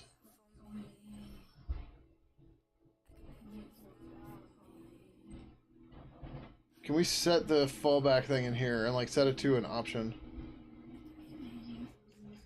Okay, so we knew,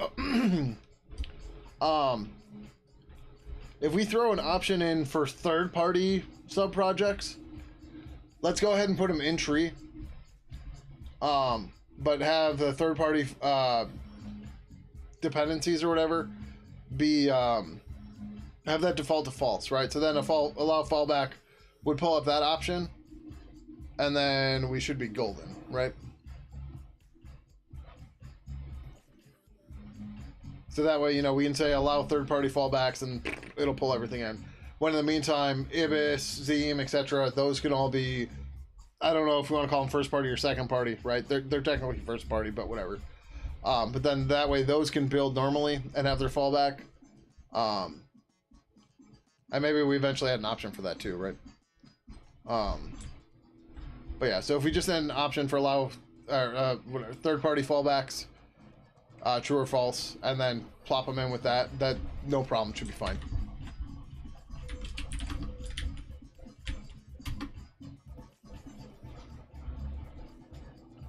There we go, that looks better. Son of a bitch.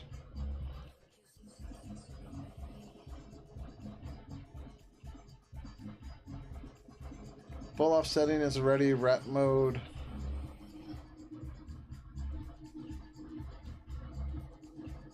Right, I'm thinking of the common build for people, right? So like somebody downloads the source code and wants to do a build. Like we don't want to be like, while we tell them to use a dev-env, that's not going to necessarily stop them from running an install. And if they pull in a dependency for something that they didn't have a dev package for, and then they overwrite it on their system, we trash their system, they curse us out, right? Unless I'm not understanding what you're saying. Unless you're saying, you know, we do fall off. Like, we tell them to run fall off, but that's not the default.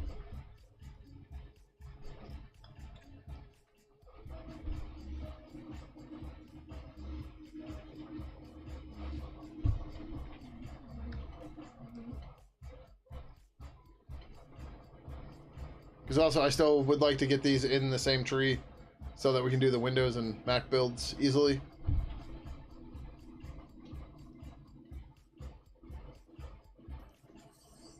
We probably set it in default options. They'll never try that for wrap mode. Yeah, I'm not sure. But we don't want full off. Well, we kind of want full off. We kind of don't. Right? Like our libraries, we do want. At least for dev for us, because it makes things much easier. That's why I think having a setting for third party and first party make it easier, maybe. But I'm not sure.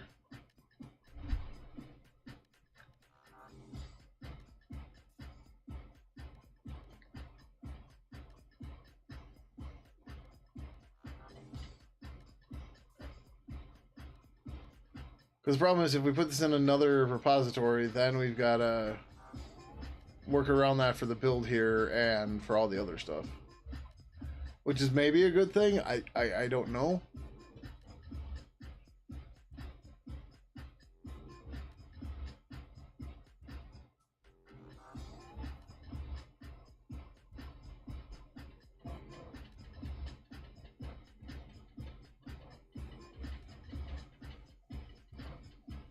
Can we set options on the build target?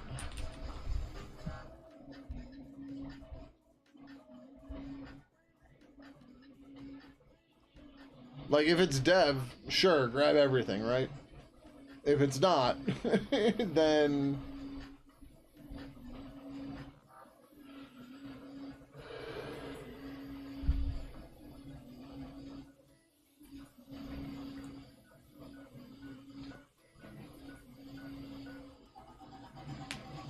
Mason will do so if required is true or enabled. See the wrap document. Yeah. Alright, what's under default? Oh, this is for the dependency. Right, but then we'd have to put this in. We'd have to, if we did the default option, we'd have to pass it along to all the dependencies too. I think. Because I don't know that wrap mode follows. No, it can't. I don't think it yields. Oh, that wouldn't be a big deal to pass it, I don't think. But it might do it itself.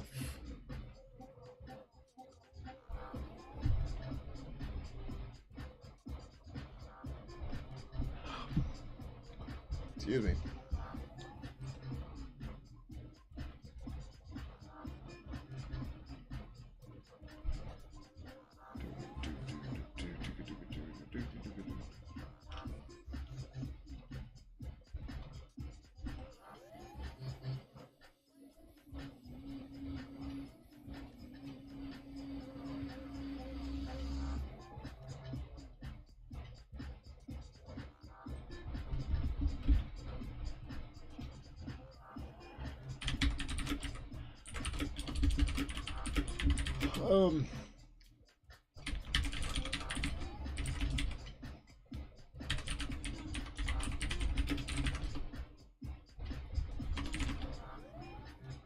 Alright, so we're in the container.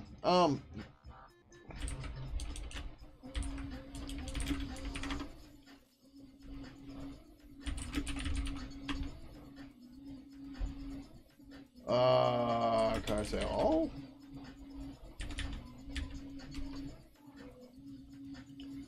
Nothing noticeable. Okay, don't have to worry about it. The app list can get out of control, which is why we clean them each time.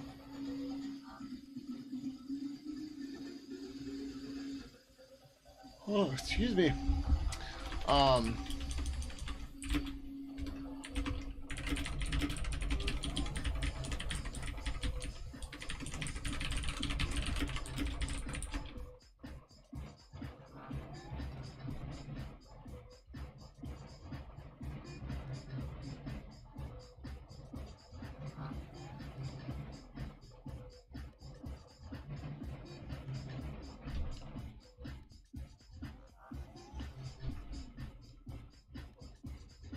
What did you have to wrap anyways?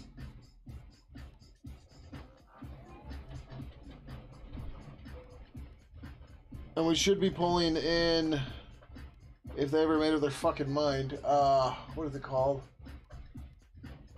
Oh, it's not S-Tunnel. Whatever it is to integrate glib networking with the Windows System Search Store. Yeah, Crossfile would help too.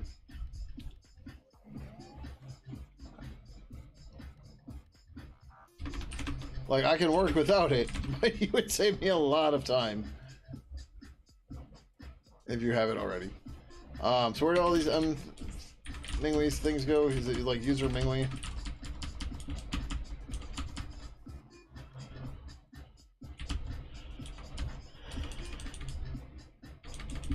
X86, blah blah blah, bin.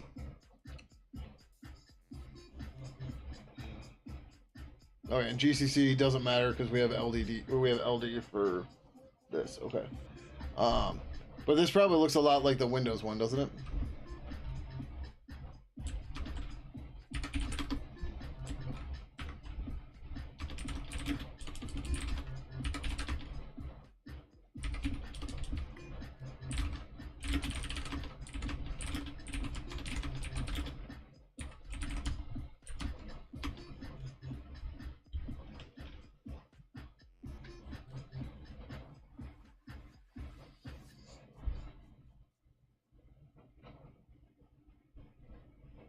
Oh, I'm glad I'm getting tired, but I would also like to get this done.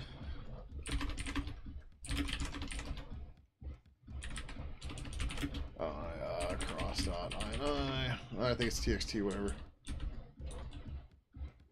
Constants. Mingwei prefix equals user x86 64. Mingwei, I already forgot.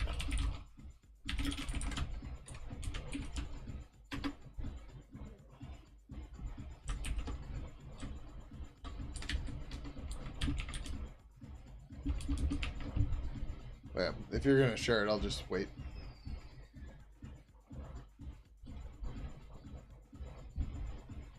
Like the cross file should probably go into the builder image, but the wrap file should go into the Pidgin repo if we can make that work intelligently.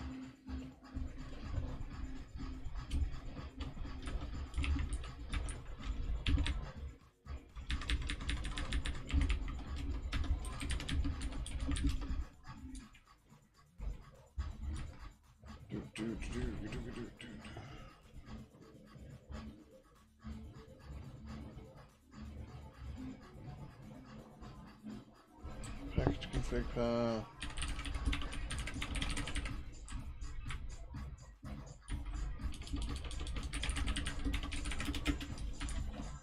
I got the syntax right. No, just variable then divider.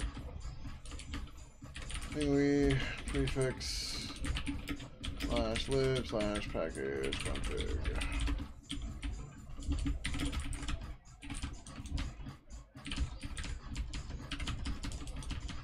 Or package config isn't there?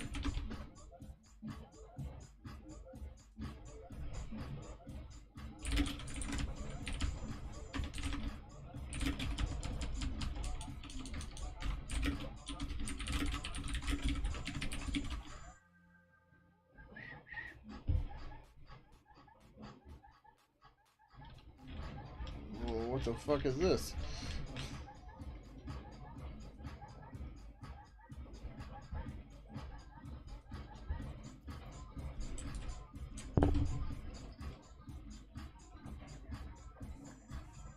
Crossbuild file, add required. Okay, yeah, we can put this there too, it doesn't matter.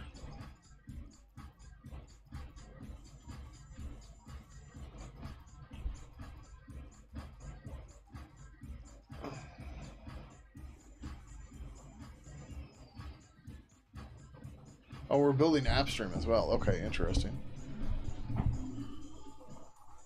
I guess that makes sense.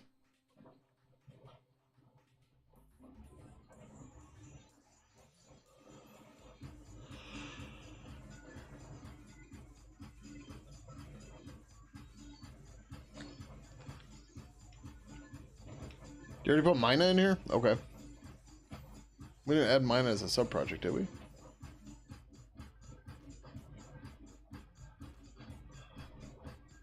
I can't keep all their non-code assets in SourceForge SVN repos?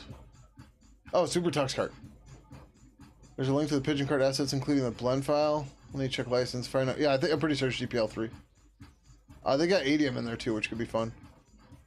Or ADME, rather.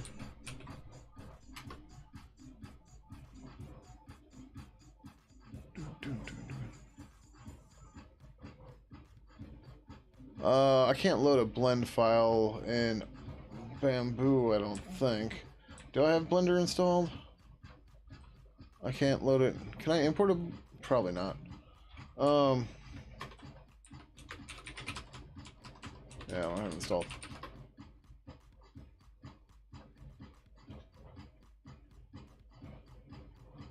Gotcha, copied from there. Okay.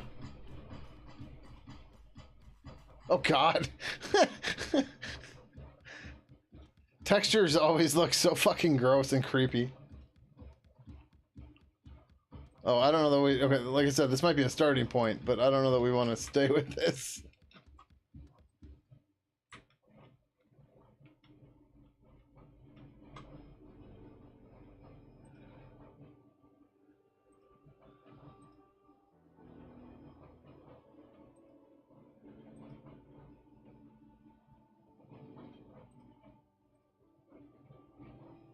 Nice. Actually, I wonder how hard it would be, like, to get the, if you can get me an STL out of the carts, too, that could be fun. I just, like, 3D print all this shit, depending on their license and stuff.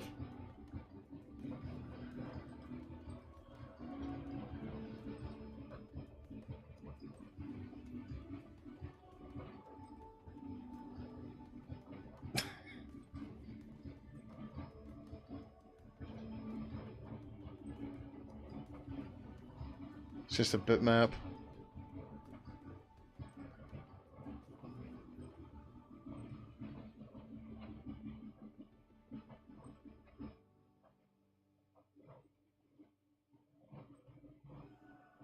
Thunder tool on their GitHub to export and okay.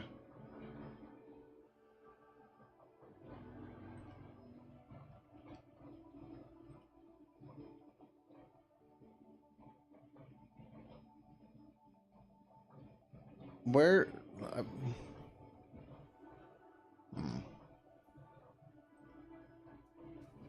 Like, where's the texture pack we saw for Pidgin? That's the cart. ADME eye color. Oh, I guess it's that guy. In STL, you should be able to load in Blender and then export. Okay, gotcha. Oh, it's the cart and Pidgey? Okay. Yeah, I might have to play with these at some point. Thank you for finding that. I tried looking one day and I just was not finding them. Alright, we were through that. That's all fine. Wrap file for appstream.app. Lividwater.wrap. Do we want a dev version like that? I mean, it should be fine, but...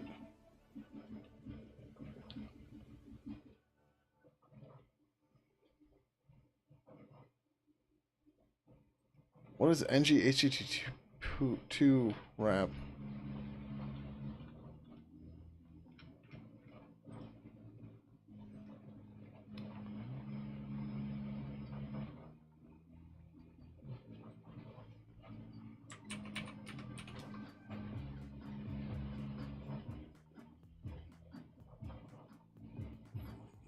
Who uses this that we need it?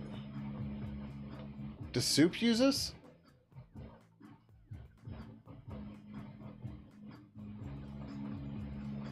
Okay. Interesting.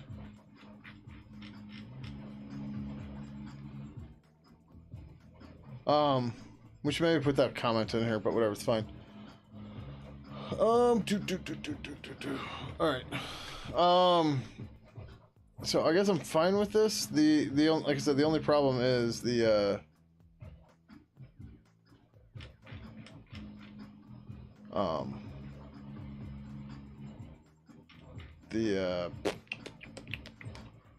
wrap file stuff. Thanks.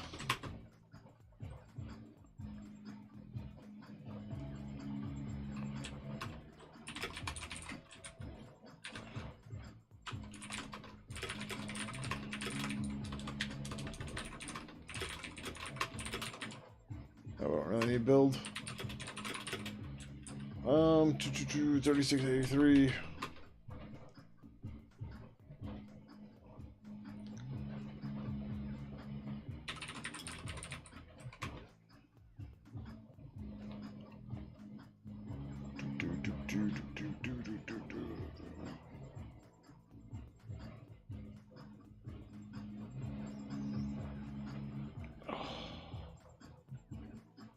So Saturday, I blew leaves and did some weed whacking in my yard for like, I don't know, 2 hours.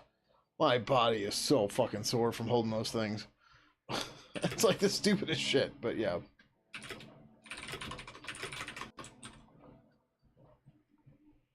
It's also one of the reasons why I never wanted my own house.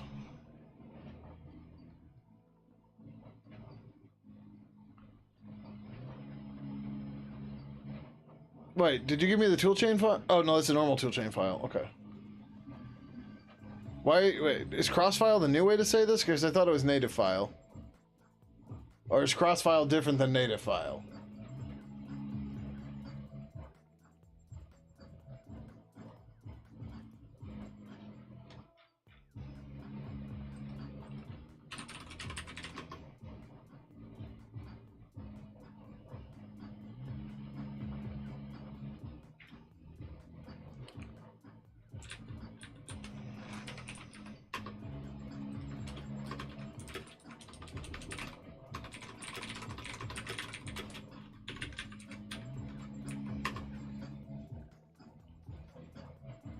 Coder with the raid. Welcome, welcome. How you doing, Coder? How's your stream tonight? What were you getting up to?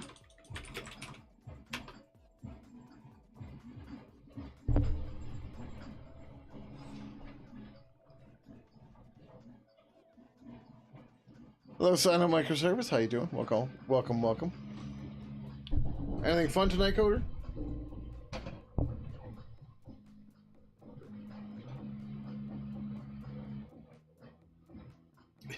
Your other tab betrays you, yes. And some Terraform and Proxmox. Interesting. Sure, sign up microservices. Whether or not you get an answer is another story. Oh, we're in the middle of an ad break. I can dismiss this? Interesting. Oh, shit. No, I started the ad. My bad.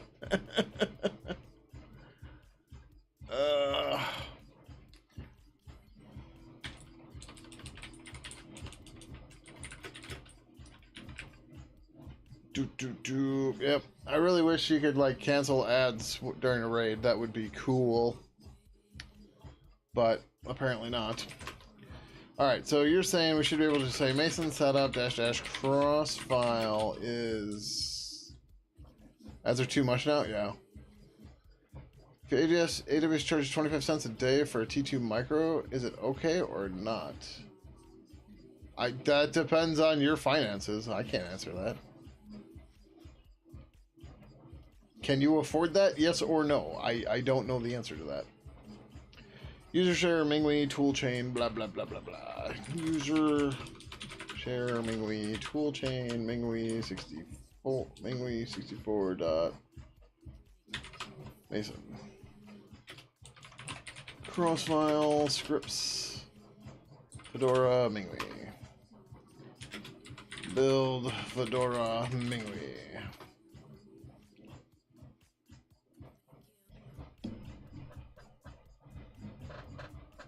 I do want to add another sub project to this too. What the hell is it called?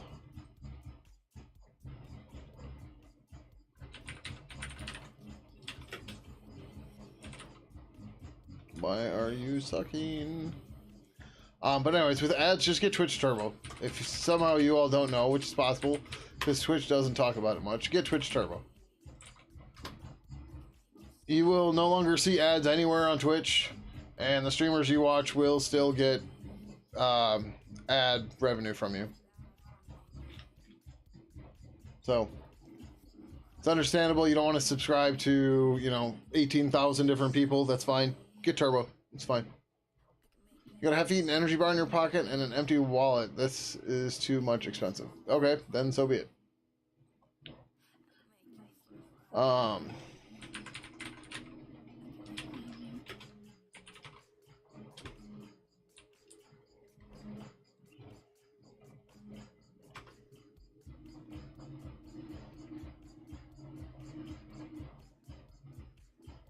What the hell is this called?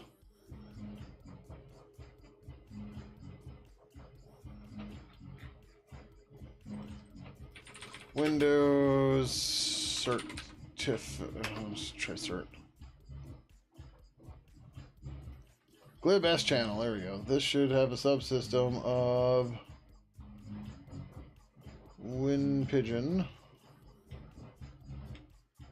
which apparently we got rid of.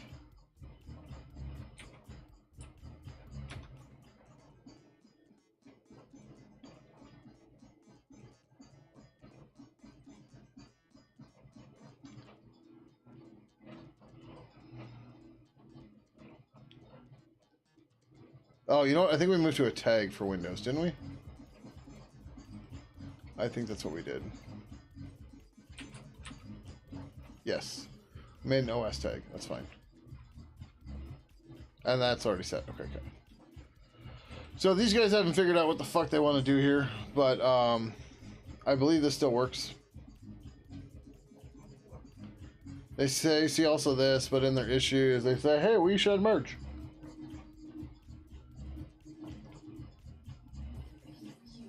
Alright, that's this one. What is this one?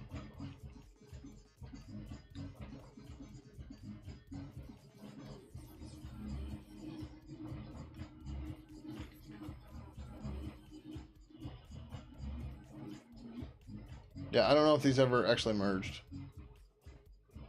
So I guess we ask in Matrix. Uh,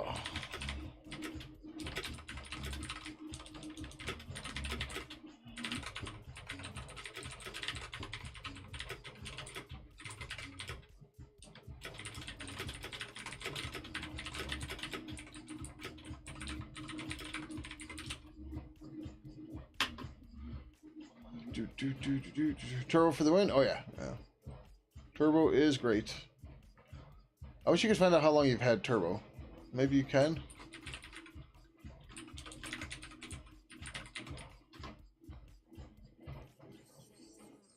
Start my 7-day to view my subscription.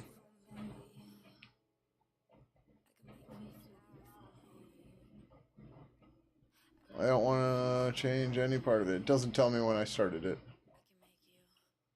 I don't know. I know it's been multiple years for me.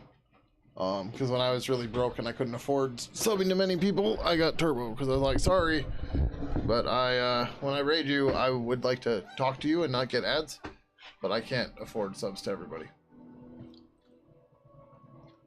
All right.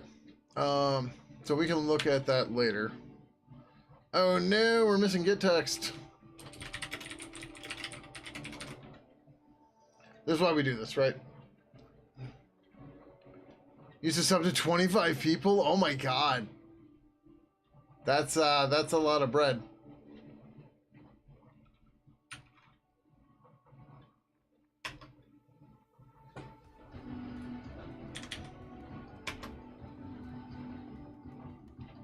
Package config entries deprecate should be replaced by package dash config. I think that's in the Fedora file, not ours. You don't have cable or anything? Okay. Yeah. I mean, I don't have cable TV either. I do pay for YouTube Music though, but yeah. Yeah, no risky logic, right? Like, shit happens. Like, oh no, you forgot this. I'm so mad at you. Whatever, shit happens. I'm happy you gave me anything to make this easier.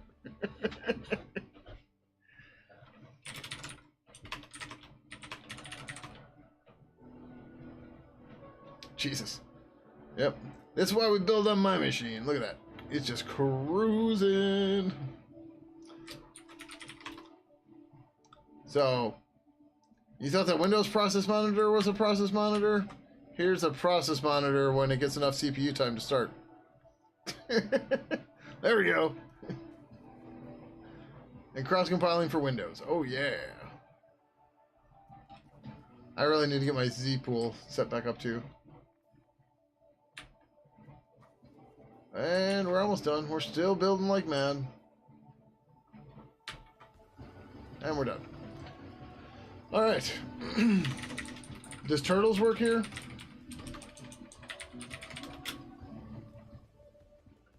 Looks like yes.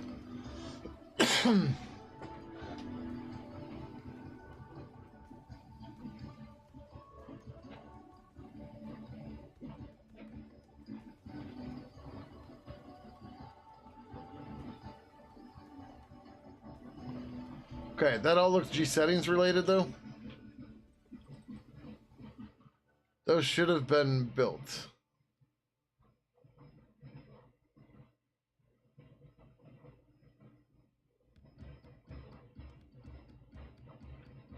Didn't we just do this recently? I thought we had something about this.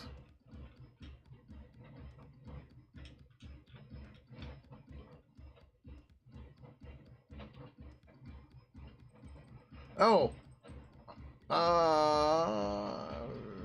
Is this saying none? Like we don't have any schemas? Alright, you open a Mason bug? Okay. So we can't run Turtles right now is what you're saying. Which is okay. It's fine. Alright,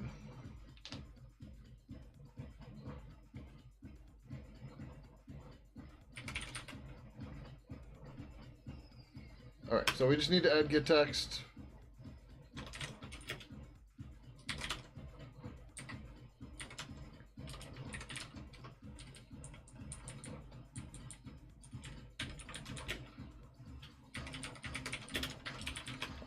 What did you call it?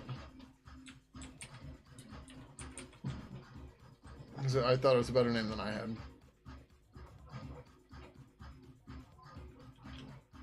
The cross file.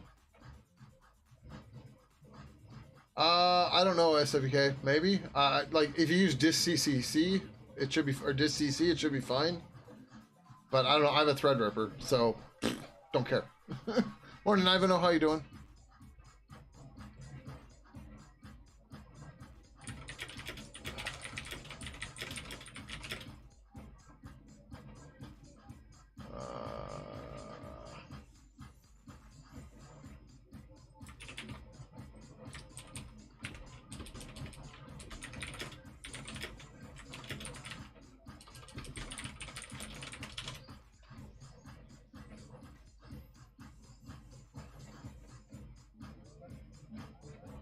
You can comment on to test environment variables.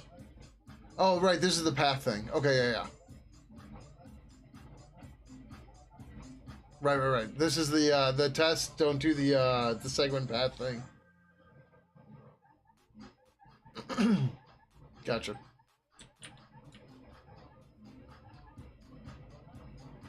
Yeah, I think we can probably getting rid of the G schemas thing probably makes sense.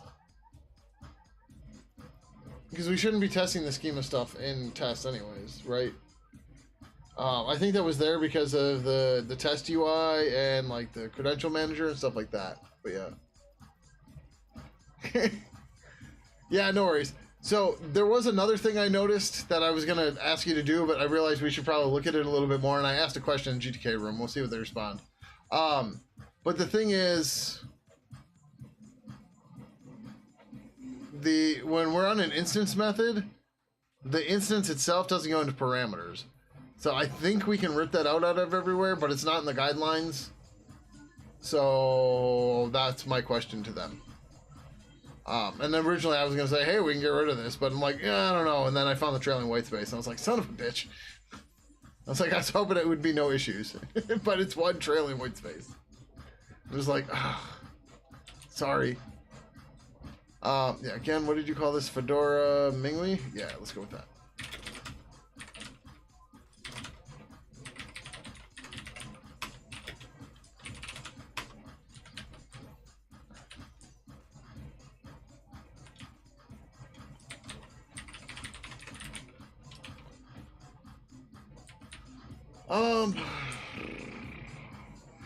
I'm like, should we call it Fedora Mingwei 64? This is probably fine for now. Yeah, whatever.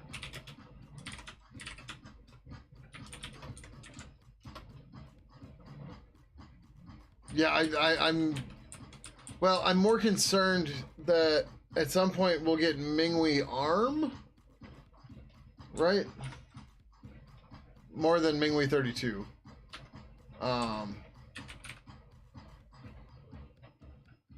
So they've Clang ARM, but I don't think there's a Mingwei ARM. No. Right, that's my bigger concern. I'm not worried about 32-bit. I'm more worried about ARM. And then, of course, RISC-V. So yeah, let's make this Fedora Mingwei 64.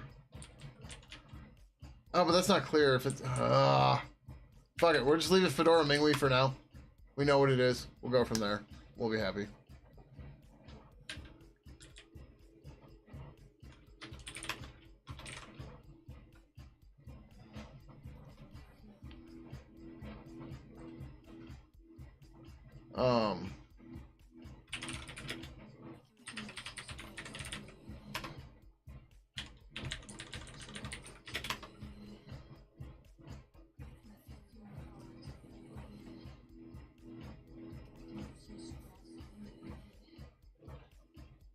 But yeah, we'll see where Windows ends up with their ARMDS.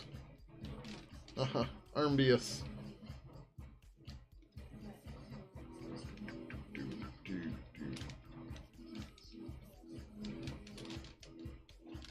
No, that's not right.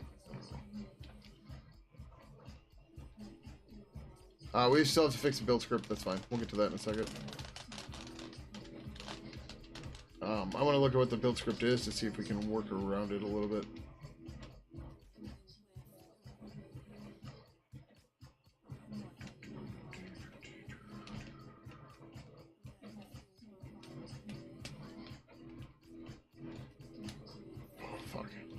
Although we might have to call this soon because I am really starting to crash here.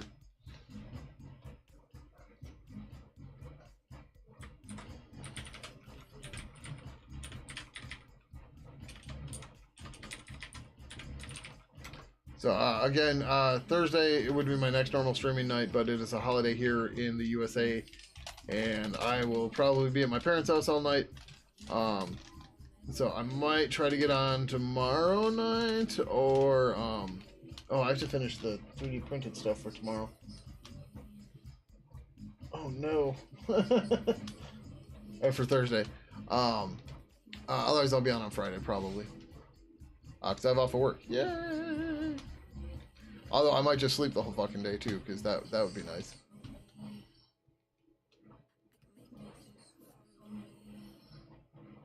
Because sleeping is good.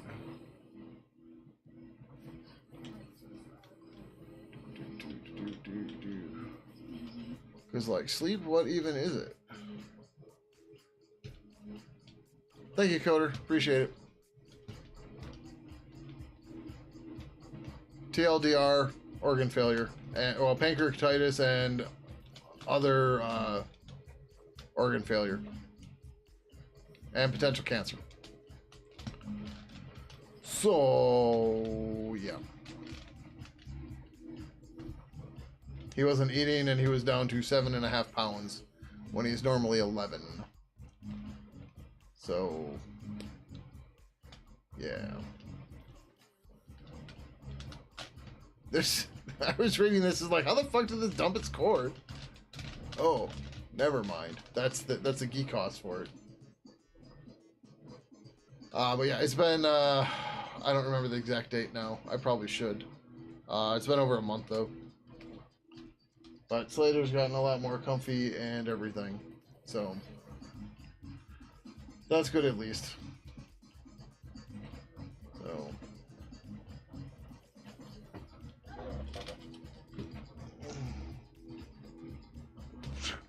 He's been a lot more calm and a lot more relaxed. Okay. That's it. Yep. Although he won't sleep in the bed up on the desk. Holy fuck, is that dusty? Need to clean this damn house. Build faster. Yeah, well, I mean, I think he's happy. Slater's happy to be that this is a one-cat house again. That much is clear.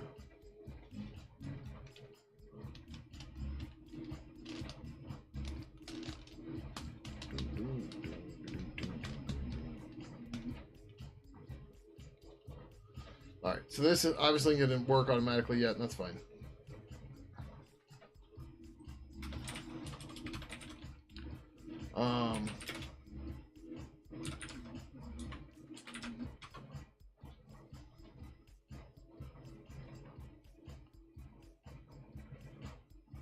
Well, why the hell do we have this in there? That's weird. So we get user local? That's still weird. I don't know why that's there.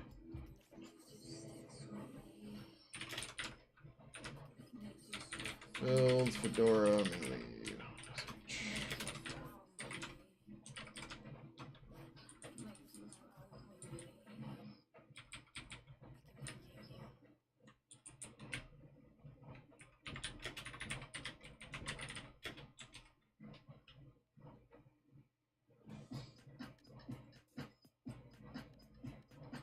I hate that this doesn't highlight. Nope. Maybe I just can't copy it.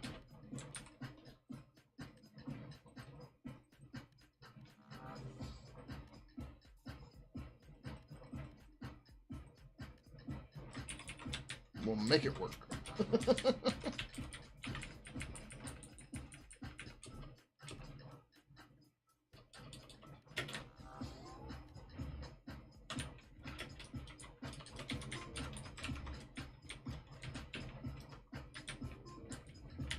Turtles doesn't work right now.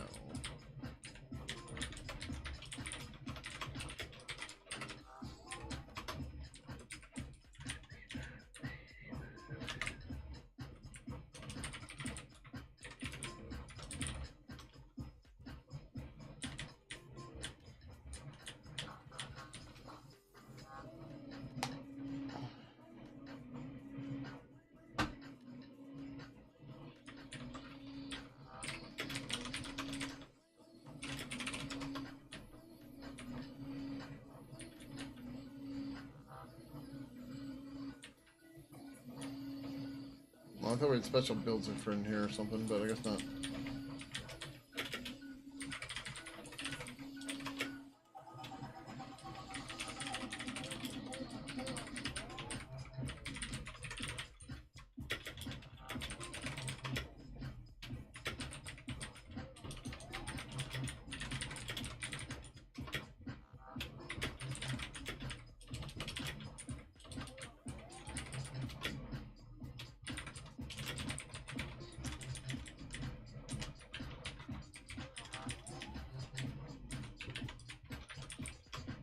Oops.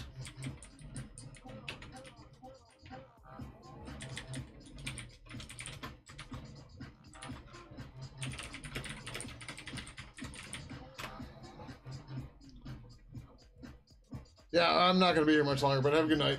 Like, I'm falling asleep, and I need to because I have a 9 a.m. call. You got interviews and need to start. Gotcha. Oh, that's right. I gotta talk to. Sorry, totally forgot that I need to talk to people about you. Potentially. Oh, this week sucks for that because everybody's gone.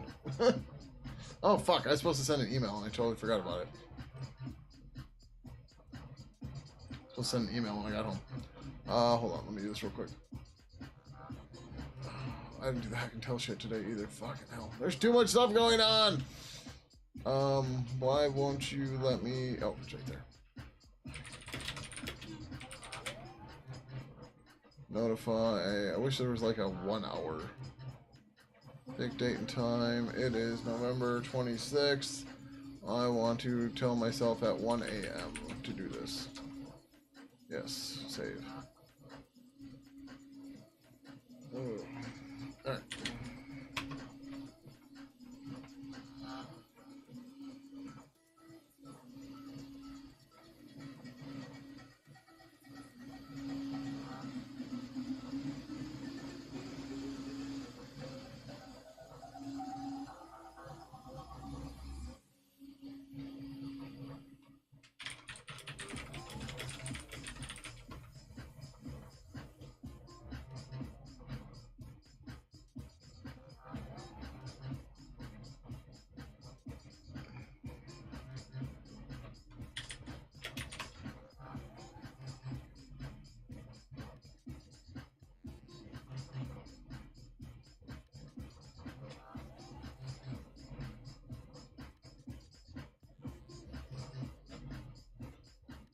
Yep.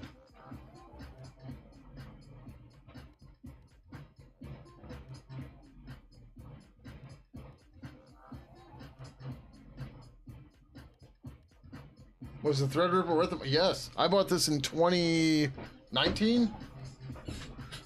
The amount of time I have saved compiling Pidgin in the past nearly 6 years. Yes. So this is a Gen 2. This is a 2990 WX. The newer ones are way more expensive, but this was definitely worth the price. The processor was 1600. Is that the problem?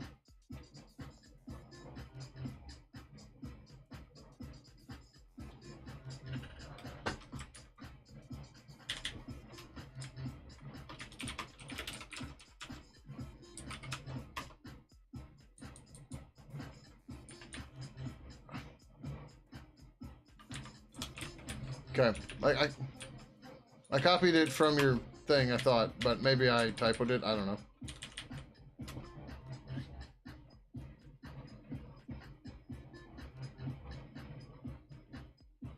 But yeah, the Threadripper has saved me stupid amounts of time in compilation. Back when I first bought it too, Pidgin 3 still had a dependency on WebKit 1, as WebKit 1 was getting deleted from all the distributions, and we obviously weren't ready to migrate away from it. So what I was doing in the meantime was I was compiling WebKit 1 in containers for distributions for other Pidgin developers, so that they didn't have to go through the 15-hour build when it would take me 15 minutes. And so that was also a big one. Yeah, no worries. I'm just glad you saw it. I'm I am getting very ready to go to bed. So, and by getting very ready to go to bed. I mean, my body is going to make me go to sleep very soon. Like, I don't know who else has this, but when you get to a certain age and you keep pushing yourself too hard, your body will force you into what I like to call involuntary naps. And it's where you better fucking lay down because you're about to fall asleep. And there's nothing you can do to stop it. And you're just SOL. Alright, and my snowman is done. You're supposed to be working on IPsec, GRE tunnel to Germany for the 7 a.m. conf call. Where your brain ain't having it. Yeah, and sometimes you gotta know when, just like I'm not gonna get this done. Right? Like, it doesn't matter how long I stare at this, it's not gonna get done anytime soon. Alright, this is probably not a problem with this stuff. This is just weird shit from my side. Maybe?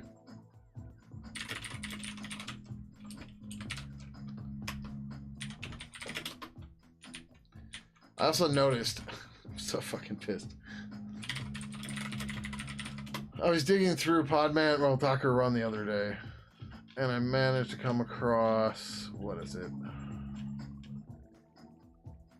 This is mostly so I remember it. There is a command, an option you can pass as a user to use when you're pulling shit in and out.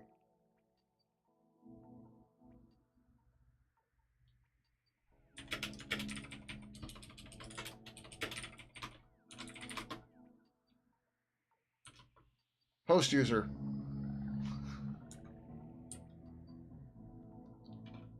Oh, wait, no, maybe that's not it. Maybe it was host user I was thinking of.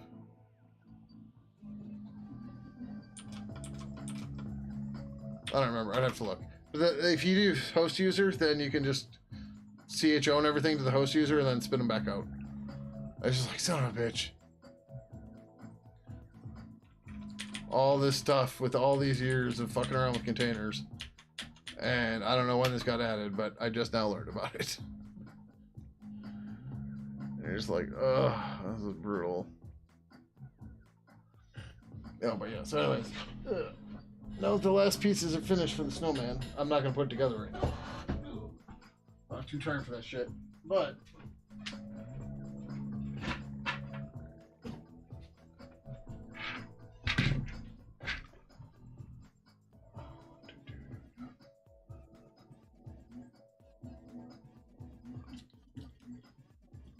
so that's the bottom. That's the middle.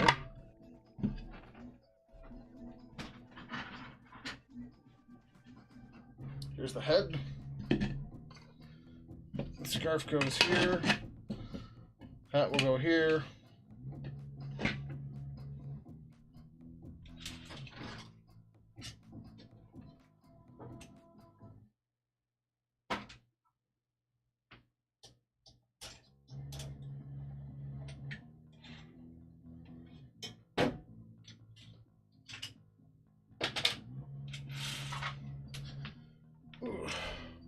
Then we got screws.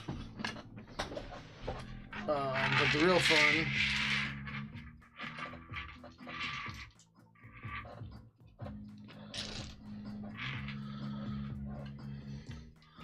all the accessories. Oh, I've got to do buttons in orange.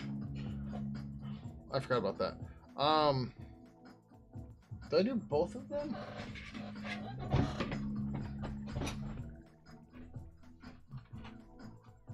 Oh, okay. I do the eyes and okay. I do the buttons for eyes and nose. Why is this not unlinking that? There's got to be something weird about that file, or it's a symlink or something. So we're gonna have to figure that out. But hold on. I'm gonna go do this quick. First, prepare. New.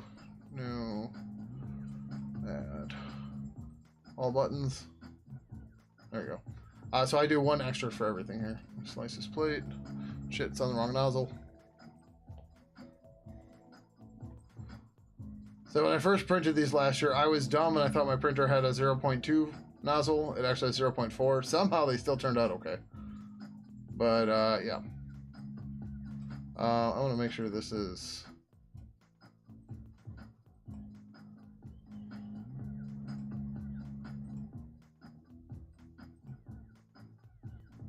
Okay, 38. Alright, so that's the last stuff I have to do. But yeah, so anyways, what you do is... I'm not going to go too far with this. But you take this piece and you put the string on it, whatever, and then you kind of dangle it in here, which is a real pain in the ass. But then you fish these through, and you find the sled, and then the screws are set up so you can grip it when you find it. It is not easy.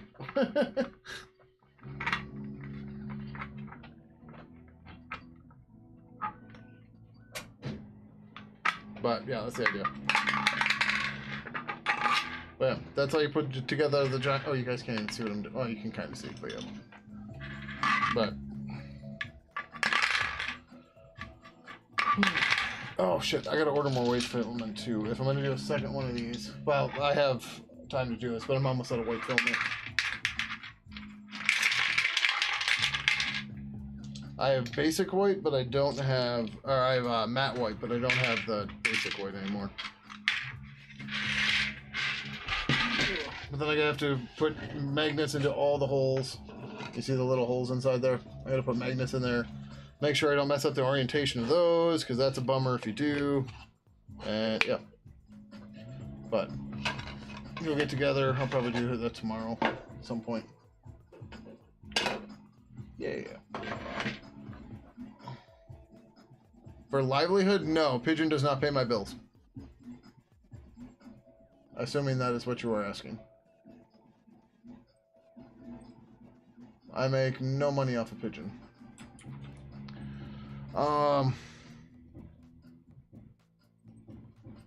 We need to see what this is.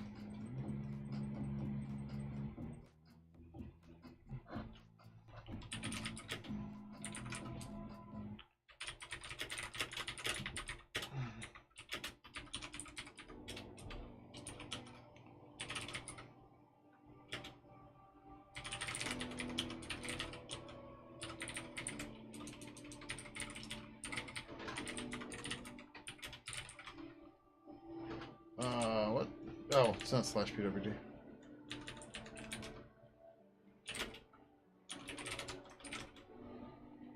I meant to make it read only, whatever, it's fine.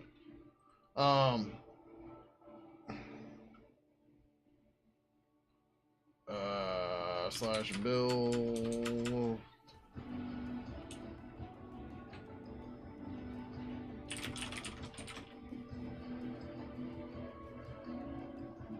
I totally forgot where we copied the build file to.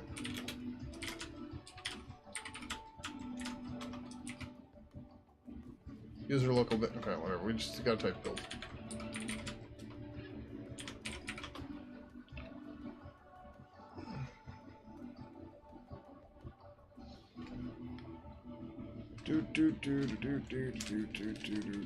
Do.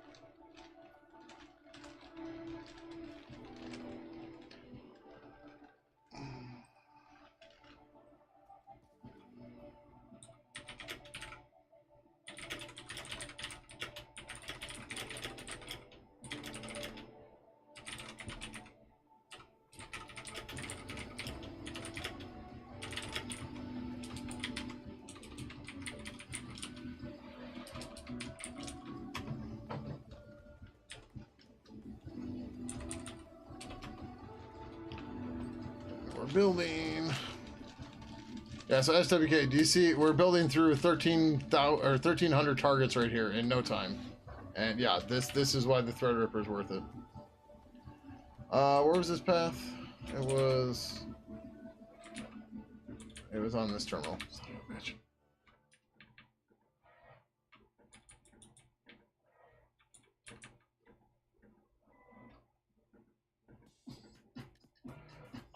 Unlink at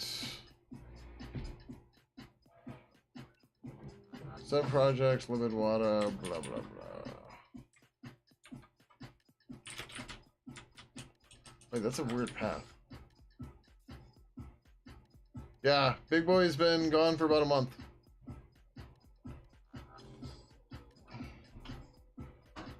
I'm surprised people have taken this long to see it. It's okay. But yeah, he if anybody that was around recently, you'll know he was having he was losing weight fast, and he wasn't eating. And turns out he had pancreatitis, a growth on his spleen. Wasn't sure if it was cancerous or not yet. He had an infarction in one of his kidneys, and he had gallstones. That was the third one. So, or the fourth one, the one I couldn't think of, the gallstones. So, yeah, the outlook was not good. This VPN sleepy time. Yep. Catch you later, GTK. Have a good time. Thanks for coming by, hanging out. I'm trying to do that. That's not a directory. That should be a thing, though.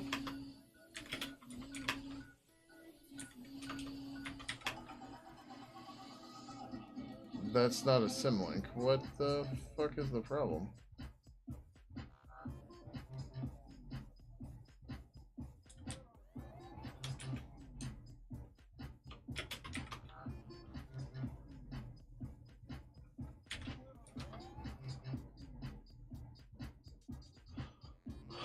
I don't understand why I can't delete that. Everything else has the same user ID. Yeah, check your stuff. The prognosis was not good.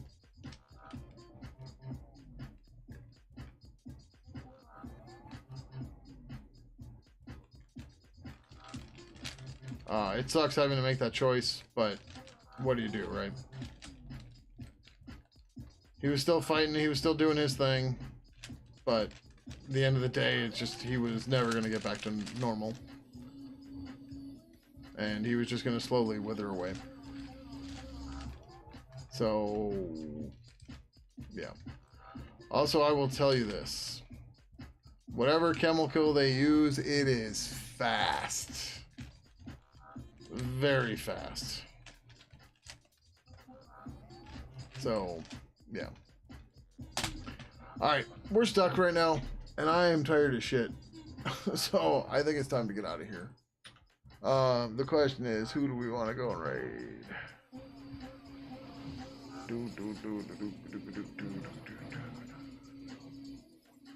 Dennis is on, but it looks like he's just watching movies.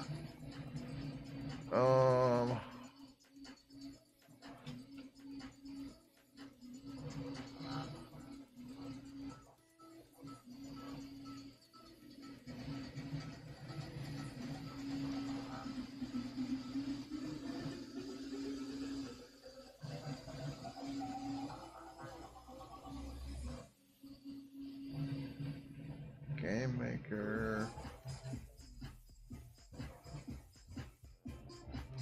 Oh, I was about to raid them and then I saw Rust. Like, never mind.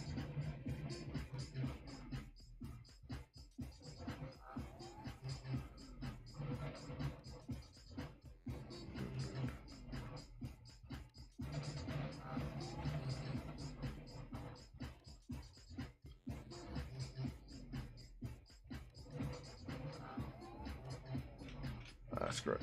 We're gonna go raid ASMR programming or Programmer Live.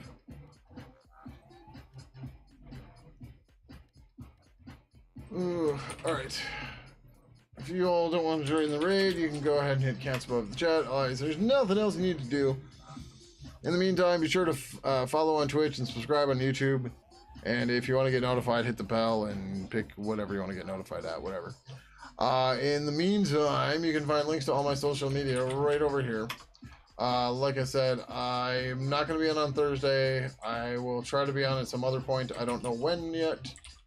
So, you know, follow, get notifications, something somewhere, or join us on the official and unofficial Pidgin Discord, where there's automatic stream announcements there as well. So, thank you everybody for coming by tonight, and until next time, adios.